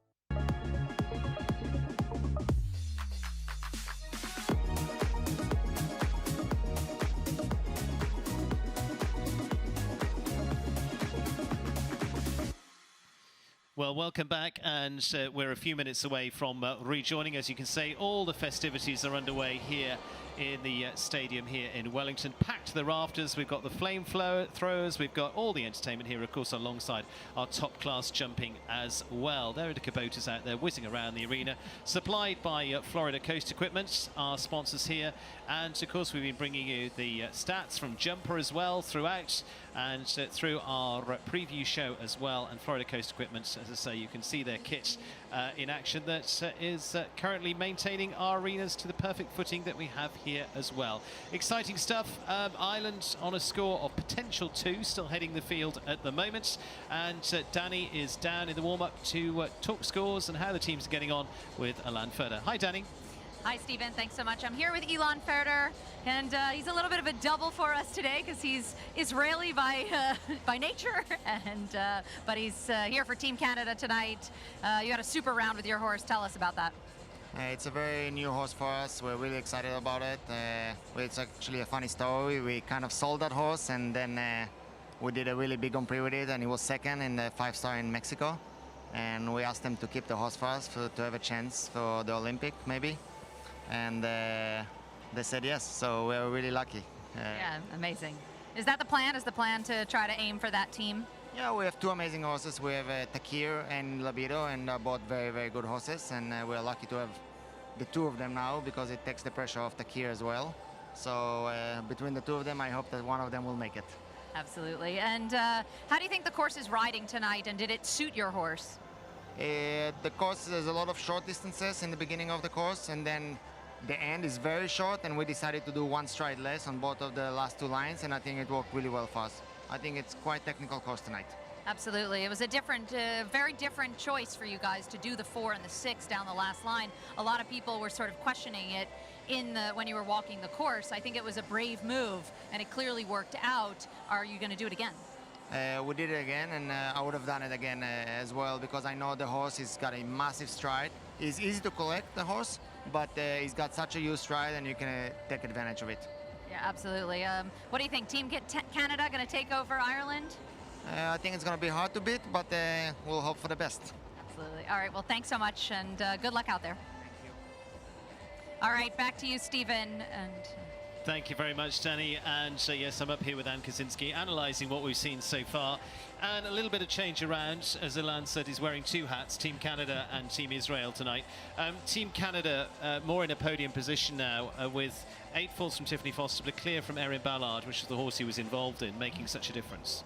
Yes, and that horse went really well. And we can see Beth Underhill, she can jump a clear, and Amy Miller already jumped one. They can reach up there. Ireland, we saw in there 4 and 2, so not the 0 scores, but still ahead of the pack. Like I say, potential score of 2 for the Irish. Full score if they go is 6, so they're still ahead of Canada from that point of view. The Irish, 2 time faults from David O'Brien. Derek Kenny just 1 fence down now. The pressure starts to play in, the experience of the horses starts to play in a little bit as well. Yes, and those guys that are coming up, again, Shane and Kian, they get Nations Cup jumping. They get 2 rounds and how the horses have to feel. So I hope we can move up and beat them. Well, I was about to say, Team USA are starting to make a little bit of a climb from that point of view. 4 from Laura Kraut, 8 from Zena Rizvi. If we drop the 8 out, you're sitting at 16. So you're still in a podium position at this point. So fingers crossed. Carl Cook and McLean Ward still to come. Yeah, and they both have experience. You know, Carl, second round, hopefully can bring home a clear like he can do. Which he did at the Pan Ams. He did exactly that. Yeah. And hopefully McLean can do it again with his new horse and see how that one goes under the lights. Yeah, pressure on McLean once again with Elix. And Elix, as we talked about, very impressed with that horse into the first round. Has not been in this position before, but McLean has. Yes, and McLean loves him, and McLean loves the pressure. he lives it. for this, I think. What is it wrong with you people that you love pressure? Yeah, that's the fun of it. Did you enjoy the pressure like that? Oh, I did. Yeah, that's all. That's a big part of it. I know it's a high, it's a rush, it's a I say pressure is a privilege. Yes. From that point of view. So that's great stuff from them. A couple of teams then starting to drift back. Great Britain, 2 4s from them. So not bad rounds from Jessica Mendoza and Tim Gredley, both on the 4 faults. That was okay. Okay and consistent. Yeah. Brazil, 8 and 16, got a little bit more inconsistent there, but again, they might be dropping off the 16 for a score of 21. So they're still not too far off the pace. Colombia, unfortunately, tough one for them with the elimination of Mark Bloom, and Uberluck not too keen to go down that arena at this point. No, and that is show jumping. That's horses sometimes. You know, you can pray that it's going to go well, and yeah, excellent. So we're going to resume. We're going to head back to our seats, and we'll be back in action any second. Scores, as you can see, I say these are the full scores based on the fact of no discard at this point, but that will be coming into play a little bit later on, so I'm going to give it to you. But Ireland, whichever way you add it up, are at the top. They're either on 6 or they're on 2. They could be on 2 yet. Canada into second spot on a score of potentially 8. As I say, they're counting the 16 at the moment, but potentially 8 there for the Canadians. Israel going up the scores to 21 from that point of view. Great Britain, potential score of 17 yet, so they're accounting for the 2 4-faulters there for Jessica Mendoza and Tim Gredley. And Team USA a little bit further up the order. They're actually potentially sitting in 3rd on a score of 16 if we're looking to discard the 8 of Zaina Rizvi. Then again, we're all into hypotheticals at that point. So all the scoring, I can sit there and ponder and pontificate all you like, but it's what it comes out at the end. Yes, you got to get out there and do it and see what happens. So just the final touches there into the 2nd and 3rd riders for each of the teams as we're getting close to the conclusion of this Florida Coast Equipment Nations Cup here. And it's a special Grand Prix week and Nations Cup week here. And from that point of view, Nations Cup, 23 years of the Nations Cup here. It's been a builder over those years, and it's become very important. It is very important. I remember the beginning, the original ones here, on the grass, palm trees. The lighting in the practice ring was awful out there in the warm-up. I mean, this has grown. It's not even the same. You wouldn't know it was the same place. And to see the crowd tonight, I mean, this really is very important. And these European riders that are here, and a lot of them getting ready for Paris. I mean, the pressure, the level of jumping, and a tough course by Steve Stevens. I think it's fair and it's jumpable. But that's why they come, because it is special. And it is special, and what you like, and for you, talking as assistant chef to keep for the US, is that you don't get many events, and you've got to go and find those events with a big atmosphere like this, which is what you're going to get at a championship. Yes, exactly. Even some of the European Nations Cups don't have quite this much. I mean, this under the lights and the crowd. It's a very intimate crowd as well. Yes, and for the horses and the riders. Yes. To be okay with that, because when you get to a championship, that's what it's all about. Yeah, it's going to be flag waving and cheering and all of that that goes with it, which we look forward to, especially if you're like me. In my role there, I'm not riding. You have a much more pressurized role.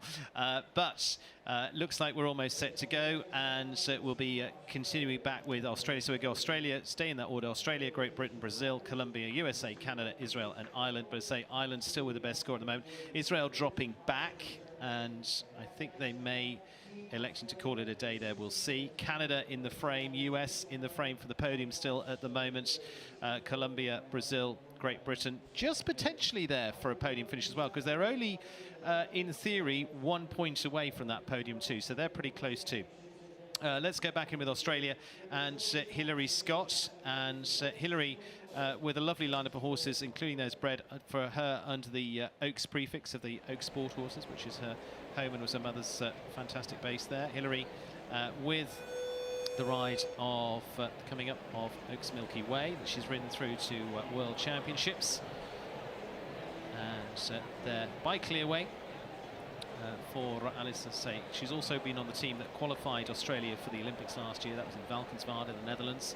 Rode at the 22 World Championships and Nations Cups previously as well. But the Australian's not getting so many opportunities, so this is a good one for her. Now, she jumped around for just 4 faults in round 1. Yeah, she had a very good first round with just 1 rail down. I thought it was a good round, and she does have experience, and yet, as you say, the Australians don't get the chance that the Europeans get to jump Nations Cups all the time. So whenever they can get in there and do this, it's a very good jumper, and she rides really well.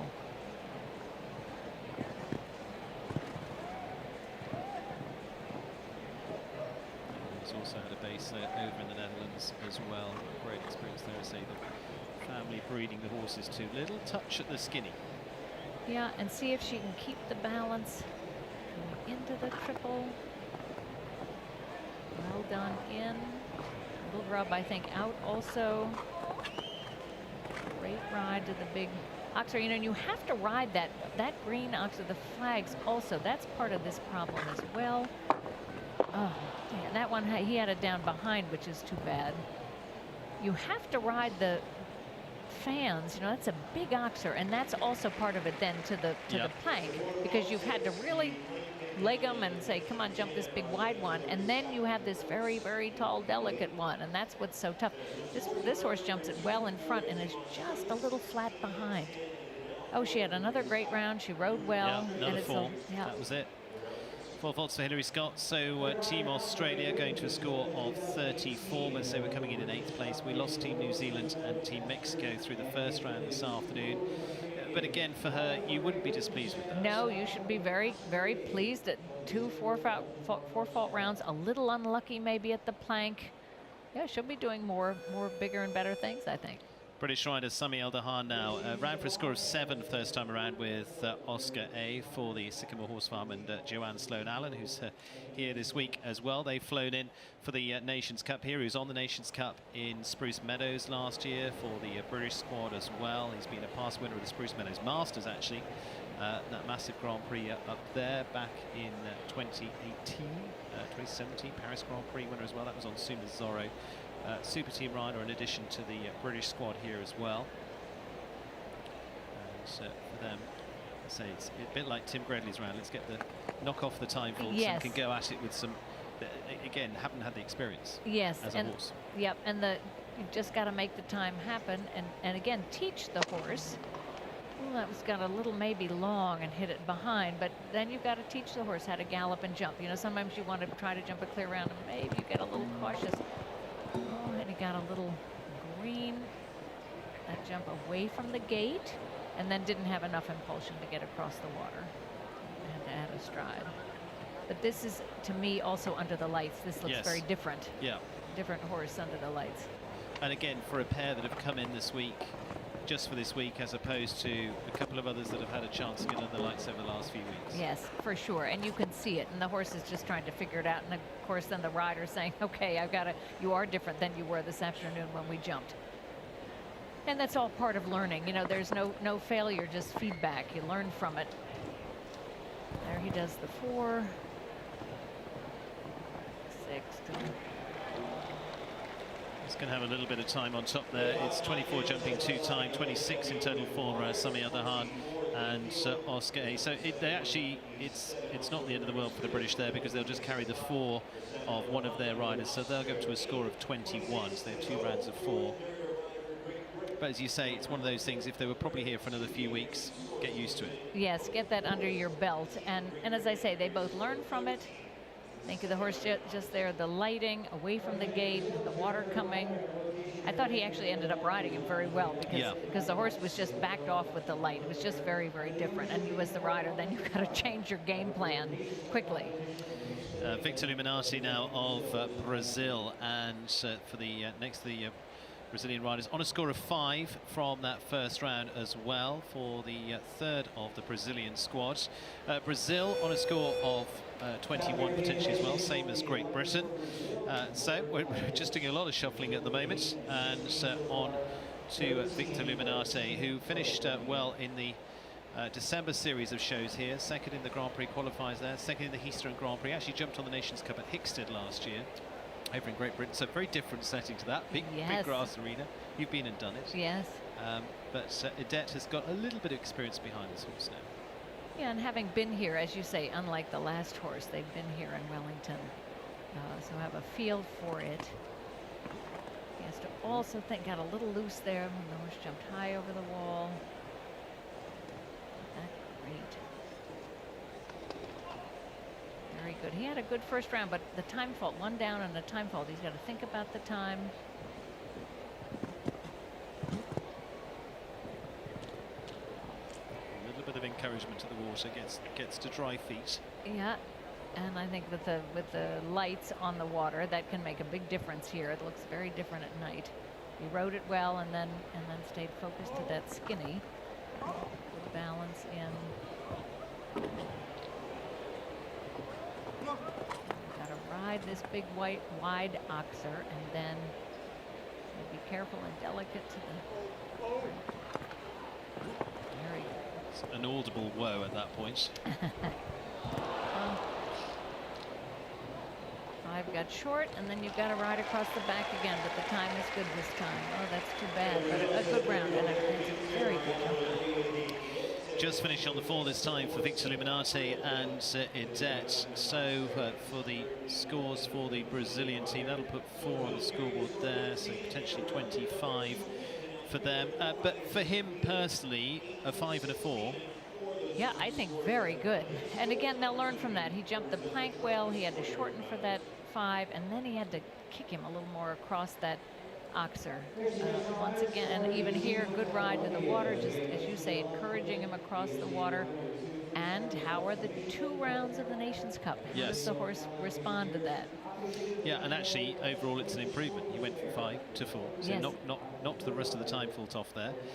Let's go on to Colombia and Alarm Blumen next for the Colombian team. Colombia elimination for their first, 5 for the second, so on a score of 17 at the moment, which is still, as I say, within a time fault of actually potentially where the podium's sitting at the moment. So if Ilan and Roberto could then go and pull some clears out of the bag, we'll see.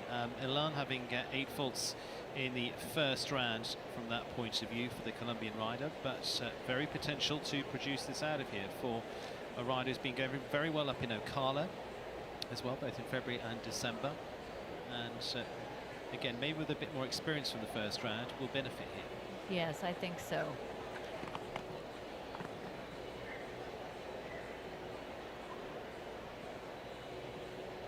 Very good ride to the yellow oxer and jumps that double great. He's thinking about the time.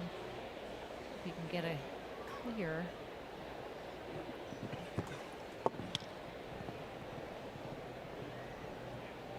Shot down to the water. But as we say, they've been generous enough to give you space to get to the skinny. It doesn't sort of come up after 7 strides or something on a direct line. No, Steve gave him a nice just to get him back and get him balanced, which hopefully gets him balanced to the end of that. But then got a little too forward to see. A and B was good, and good balance there, and see if your horse jumps up at the plank. Might have even had a little rub, but got away with it. But then not enough push to the Lugano fence. And I mean, bearing in mind, okay, you here is a 9-year-old with a lance, so I mean, this is a very different setting for a 9-year-old horse, though, finishing on a score of 12 for them. Yeah, and you get experience. The horse looks confident. Ilan rode him very, very well. Should come back hopefully better. And that's just making also a young horse. 9 is kind of young for this kind of class, like you said. Takes the team score up to a score of 29 with 12 added there for Colombia. But again, as you say, there's some good parts to take out of that for a young horse under the lights tonight. Yes, for sure. And to do the 2 rounds, that's all part of making horses. Carl Cook and the US rider now back in for a second time. Carl's score of 12 in the first round for the Pan Am team rider. $1 Million Grand Prix winner back into December. Super group of horses with Kalinka and this horse, but he's got a bit of building to do from that first round, hasn't he? Yes. And I'm looking at the assistant chef to keep here. Well, he has to keep his focus. This horse has all the experience and ability, and then keep the focus. And And I mean, he had an amazing year last year. He won the American Gold Cup, won up in, as I say, the $1 Million Grand Prix, the Coachella Cup in California, and a lot more besides. yeah, and then being part of the team, you gotta be able to make that happen. Yeah. Produce when you're on the team, not just the Grand Prix. A little more bend in that. Maybe he added a stride that time. He wasn't totally counting and then hit it. Yeah, because he was straight into it last time, wasn't it? But yeah. Its focus he just had before.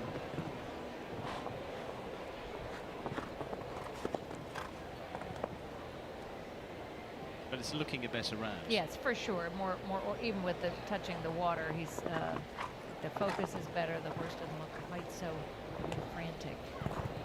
Great effort at the Lugano. Just a little roll at the end, but it's going to stay up there, finishing on just the 4 there for Carl Cook. And so team score of 20 for the USA. That is a step forward for yes, that. Yeah, definitely an improvement. 2, 3,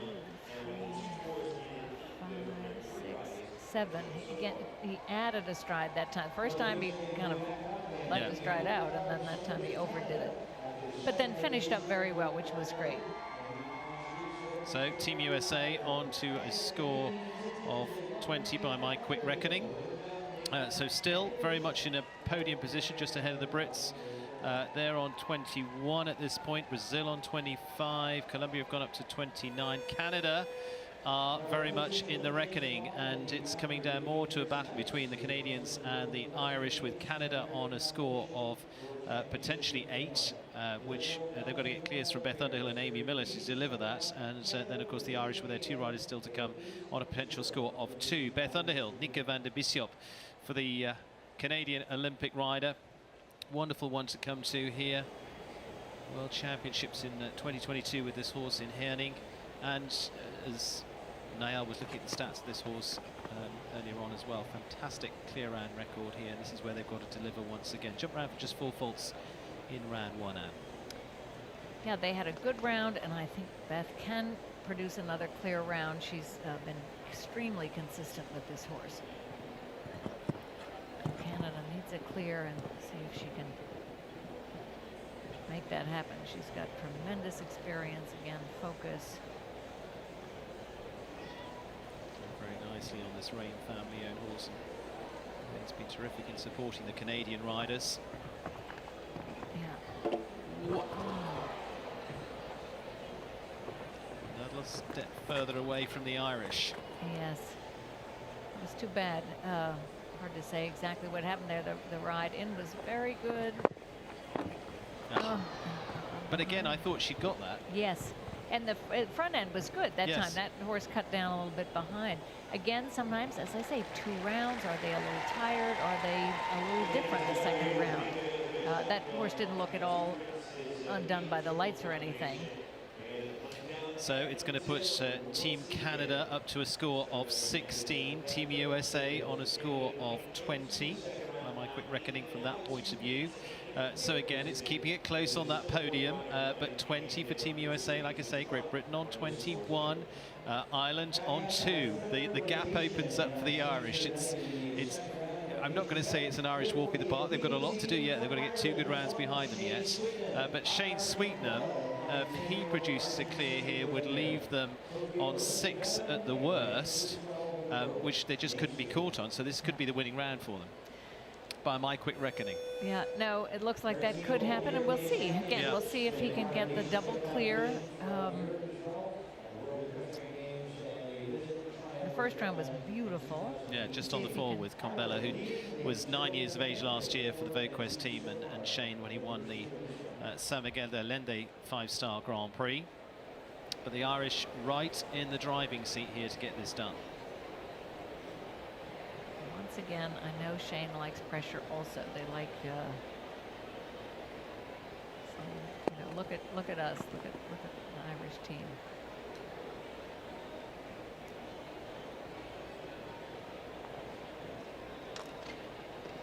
This mare is light. Ooh, little bit got low there. I was just going to say, I love the first round. You know, she's light. She's very catty and thoroughbred-like. But that first in and out does get short, and again jumping the 2 rounds.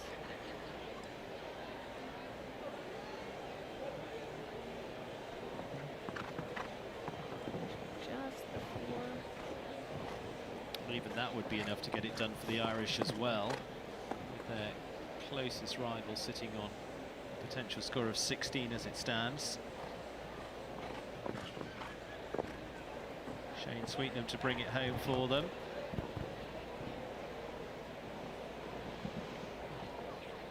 And there it is.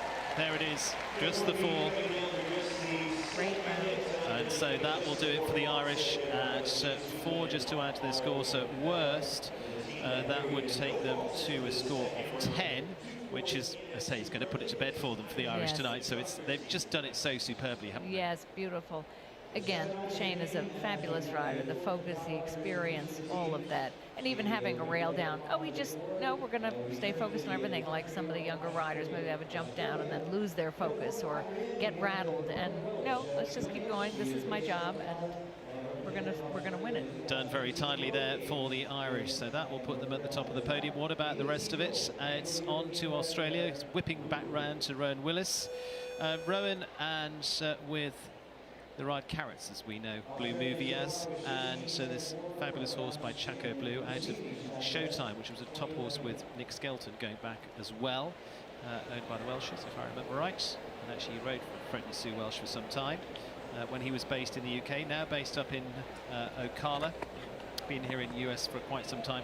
Now again, has brought Blue Movie back in, because Blue Movie had just set down late in the first round and said no thank you very much partway round as well, so he wants to get this done and get back in there. Yeah, and we'll see what happens. You know, he just had the A element of the double down. Good for him for coming and giving it a try. He knows this horse. He's ridden this horse for a long time, so I think that's why he wants to give it another shot. We'll see what happens. This is where he had trouble the first round.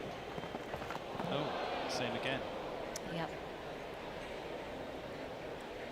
And sometimes they just a little bit like the horse away from the in-gate just says, no, I don't want to do it. It's not my night.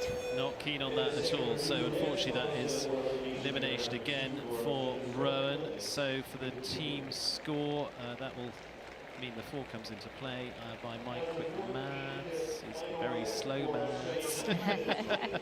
It's a lot for Team Australia from that point of view. So unfortunately not to be for them. So that's going to give them a score of 50 by my quick adding up. That'll be confirmed by the Boffins. Yeah. But either way, it's going to leave Australia at the bottom of the pile, I'm afraid. That's a shame. Yeah, it is a shame. And you know, they all get experience. And yet I'm sure Rowan and this horse will get back on track, you know. As I say, they've been together a while, and it's one of those nights that's part of show jumping. Ben Mayer, the world number 2 with Ginger Blue, jumped double clear in the first round as well. Like I say, the British could still be going for a podium spot here. We just got 1 point difference, potential score of 21 there, US potential score of 20, Canada with the 16 there as well, going for the podium.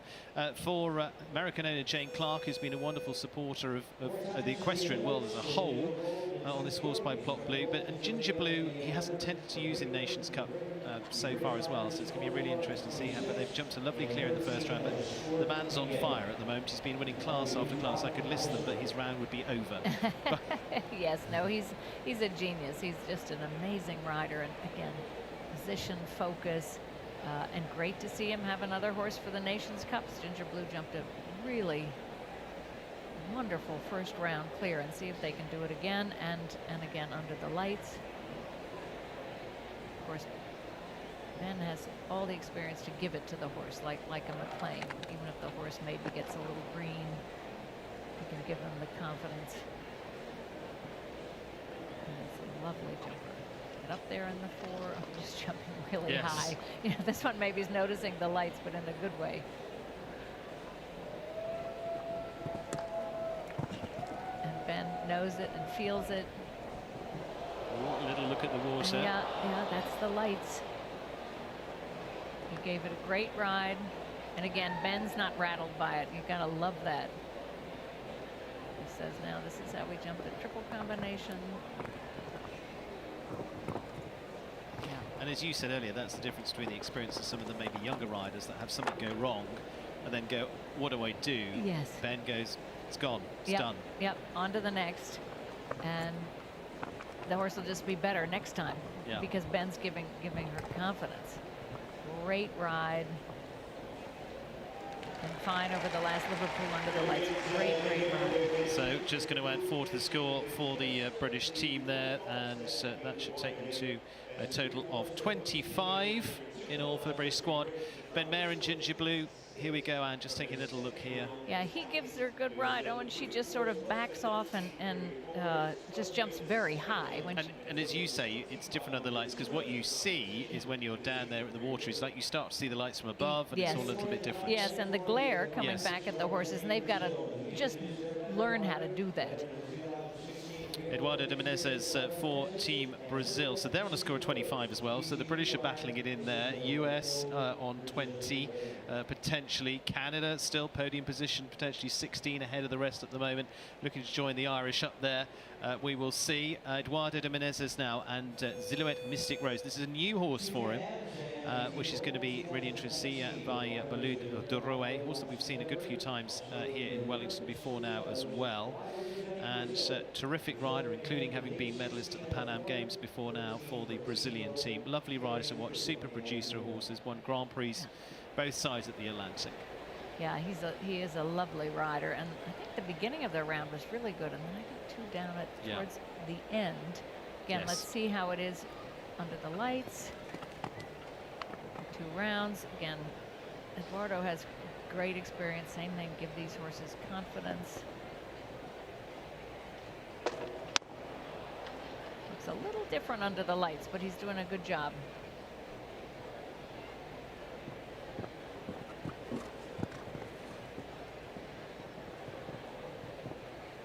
A little spooky at there, but Eduardo said, of course you can do this. You did it before. Give the confidence. Yes. And that's so much of it, isn't it? As you as a rider, sitting there giving the horse confidence to say we can do this. Yes, and it'll be easier next time and next time. And again, like Ben, keeping the focus afterwards. You know, he had to ride hard and then now slow down for the triple combination. Yeah, beautifully ridden. See about this flank. Nice and careful.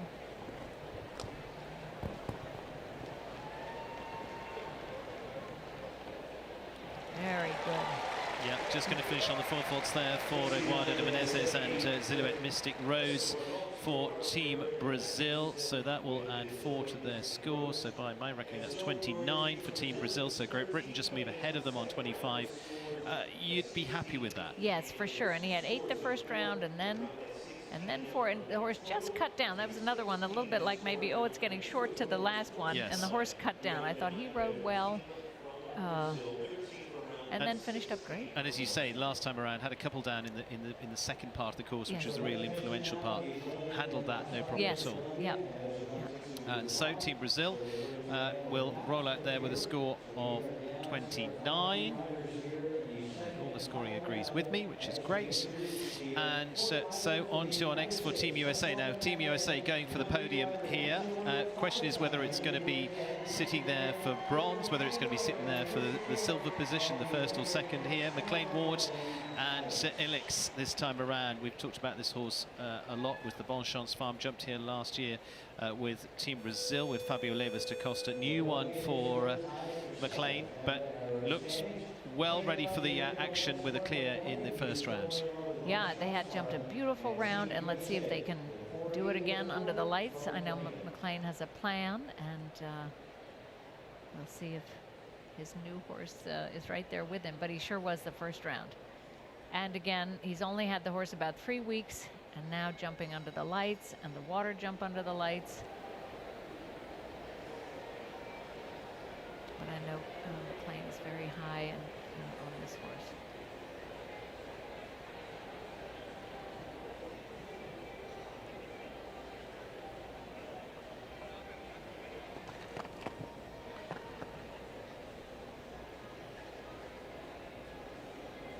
Really impressed as part of last year's Nations Cup. So again, the horse has been there and done it, but I mean, okay, we're swapping out for McLean Ward. It's not a step downhill at all. No, and a different ride. Yeah, different ride. But they seem to get along well. Jumps the heck out of the water jump.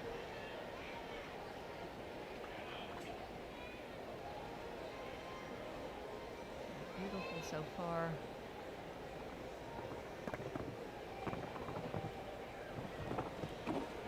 Oh, very, very good in, and needed a little more support there, or again, getting to know each other.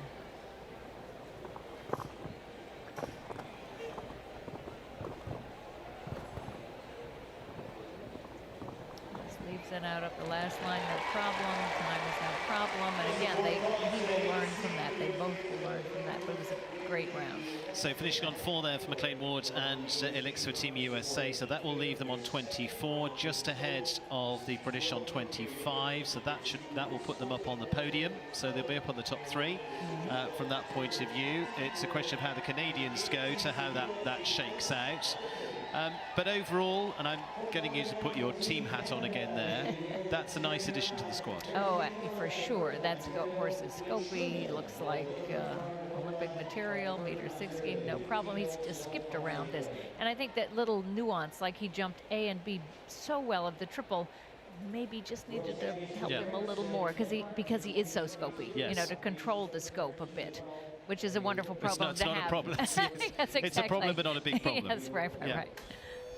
Okay, so final rider for Canada is Amy Miller, and Amy with Truman. Again, stats coming from everywhere, how good this pair is. It includes a Pan Am team silver last year. They were so close to an individual medal as well, and she's been through Olympics 2 back to 2016. Father Ian Miller, chef de keep for the Canadians, and he's going to make sure they're in there scrapping for this podium finish. Yes, and Amy can fight for it also. She's been here and done that.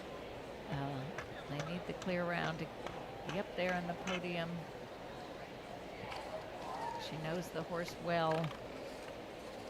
And she really sat up during that. Yes, helping the horse get balance there, helping him jump up, not taking anything for granted.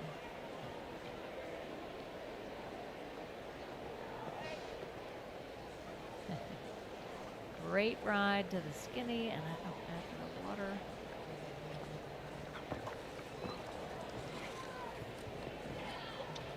Nicely done, Amy. Yeah, she's fighting for it. See if she can keep it up on the way home. Really good riding. Canada going for second tonight in the Nations Cup. Ireland have got it done. Oh, and the 4. Delicate plank. Just leave the last. Should still put them in that second spot for Amy Miller and Truman, and they're going to be over it. Time's going to be okay at 66.83, so 4 to add to the score for the Canadians. That should take them up to a score of 20. Does complete, puts them in second place. USA in the third spot. Ireland don't need to send their fourth rider out, Cian O'Connor.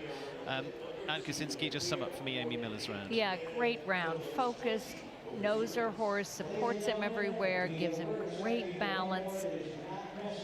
As you say, sat up here in the combination, really gave it a great round, and it looked like she rode that plank all right. It looked like she rode it well, and it was just a tough jump tonight. There's the final lineup. There it is. Ireland, I say, Cian O'Connor is not coming in because he doesn't need to come in for the Irish. They finish on a score of 10. It's a gap of 10 to the Canadians on a score of 20. Final score, USA make the podium in third. Great Britain in fourth place on a score of 25.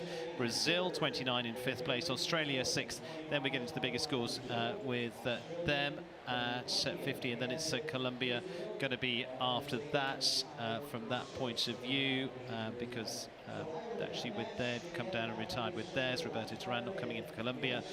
Israel withdrawing at that point. Mexico and New Zealand didn't make it through to the second round, and so Ireland is our winner tonight, and they add that to their list, so that is 5 wins for Ireland here in the Nations Cup here in the US. It's 9 so far for Team USA. They're catching you up. No. Just tonight. Just tonight. Just tonight. There's a long way to go. Yes. It's a marathon, not a sprint. That's exactly right. That's exactly right. And from your point of view, lovely to have you alongside.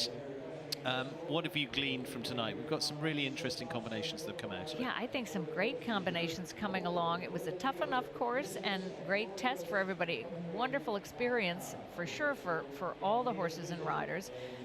What to go home and work on if it didn't go well, what to keep doing if it did go well. I think McLean and his new mount are extraordinarily amazing. I mean, they're really some wonderful rounds. Yeah, absolutely. Well done to those. Erin Ballard producing a clear into round 2 for Team Canada to put them into second place. Made a big difference to them from that point of view. Ireland so strong. Dara Kenny 4 this time. David O'Brien on 2. Shane Sweetnam on 4. Cian O'Connor didn't have to come back. Yeah, they were brilliant tonight for sure, Ireland, David O'Brien, you have to, I'm picking out the pack because the others we've talked about a lot. Yes, and he rode great, focused. I'm very impressed with David. I've seen him a bit, but tonight was a real test, and he did a great job. Clear and 2 from David O'Brien in there. Canada, like I say, Erin Ballard 4 and clear. Beth Underhill, Amy Miller and Tiffany Foster making up the team that finish into second. Team USA, Laura Kraut, Zaina Rizvi, Carl Cook and McLean Ward. McLean, as we talked about there, but I'm going to flip back to Laura as well with Bisquetta. Yes, and great to see that one do 2 beautiful rounds, ready, great Nations Cup. I think it's a lovely horse, but great to get these 2 rounds under her belt and do it so well. Zaina Rizvi, it'll be a good experience for her. For sure. You're going to see a lot of her. She's young. She's not going away. She's going to keep working on it. And she's got you behind her as well at those teams, just driving them on, which is great. Yep, for sure. Looking forward to that. You've got a lot of very good young talent in there, which is going to be exciting. Yes, I am excited. But I think we have a good, strong future. We certainly do. And so, Team USA are heading in adorned with their medals and with the coolers as well in place as tonight's winners of the Florida Coast Equipment Nations Cup. Congratulations to Team Ireland, as it is posted all around the arena there as well. Derek Kenny, David O'Brien, Shane Sweetnam and Cian O'Connor. So we're ready for the presentation. Remains for me to say, Anne Kosinski, thank you very much for taking the time to be with us again tonight. It's been wonderful for you to be with us for the last few seasons of doing this. Well, and thank you for having me. Loved it. And good luck for the rest of the year. Fingers crossed. Thank you very much. Big year ahead. Big year ahead. Thanks. And so thank you to Anne, and thank you to all of our lineup that have been with us tonight as well, to Niall Nassar and the team that were with us earlier on, the jumper team. And it is a team event, and there is the team win for Team Ireland. Cian O'Connor was there as the anchor man if needed, and the team were on such good form. He jumped clear in the first round to make sure they finished round 1 on a 0 score. Derek Kenny got them off in the right footing with Eddie Blue. David O'Brien, as I say, stepped up for the team and jumped into his place, as he has done over the last few weeks, with really solid performances here in southern Florida. And Shane Sweetnam, well, can never look past him too far, and he brings out R.R. Combella. Of course, he was part of the team that won silver at the European Championships as well, and he hasn't even had to bring out James Cancruz. So, nicely done by the Irish squad as they go to elation. We're coming up for the presentation in a few moments' time as the Irish take a salute from the crowd and hand over a few ribbons. There we go. Catch and enjoy. If you are here in the stadium throughout, remember after each of the presentations, the riders will be along there to hand out ribbons and a few gifts along the way as well too, as we're ready for the podium here tonight from tonight's Florida Coast Equipment Nations Cup. It's going to be coming up for you in just a moment. And as I say, a reminder of what's coming up tomorrow as well. It'll be Grand Prix tomorrow afternoon for the Nations Cup as well. And Danny and I will be in the seat there for the 50 riders that we'll see. That's going to be late morning. I think that's around about 10:30. So it's morning and just touching into the afternoon for them as well. And then next week we're into another 5-star week. It just keeps coming here in Florida too, as we're going to be into week 9, into the Bainbridge sponsored week. They're the grooms. Just going along to their fabulous mounts as well.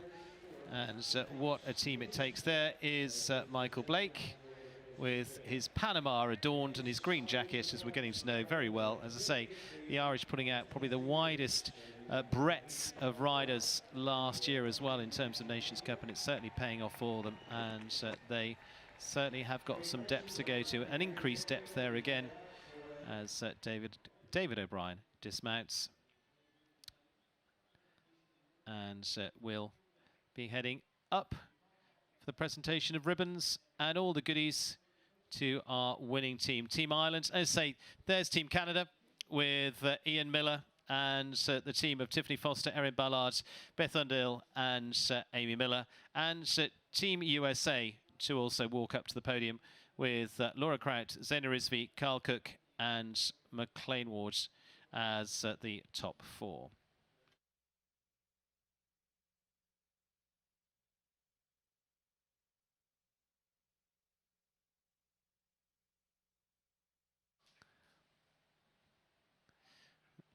And just walking up is Team USA with Robert Ridland in deep discussion with McLean Ward, as usual, as they ready for the podium. And so in third place, Team USA, Laura Crouch, Zaina Rizvi, Carl Cook and McLean Ward receiving their congratulations. And also be the presentation tonight of the Dennis Quinlan Trophy. In recognition of Dennis, who did so much in the development of Wellington International here.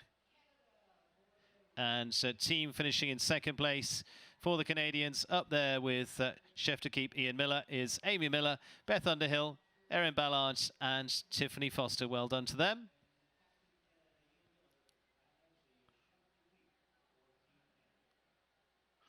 And the winning team, as I say, for the 5th time here in Wellington. 23 years of history. And it is the Irish that will hear their anthem once again here in Wellington. Well done to Dara Kenny, David O'Brien, Shane Sweetnam and Cian O'Connor. And of course, their chef to keep, their Michael Blake. We'll get a shot of the winning lineup. Top 3 teams here tonight. And the Dennis Quillen Trophy being presented by President of the Winter Equestrian Festival, Michael Stone.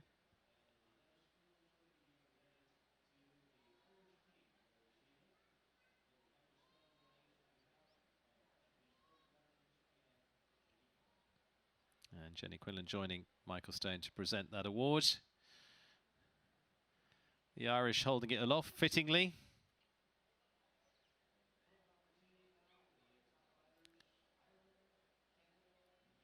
And well done to the top 3 teams as they give a salute to the photographers in the crowd.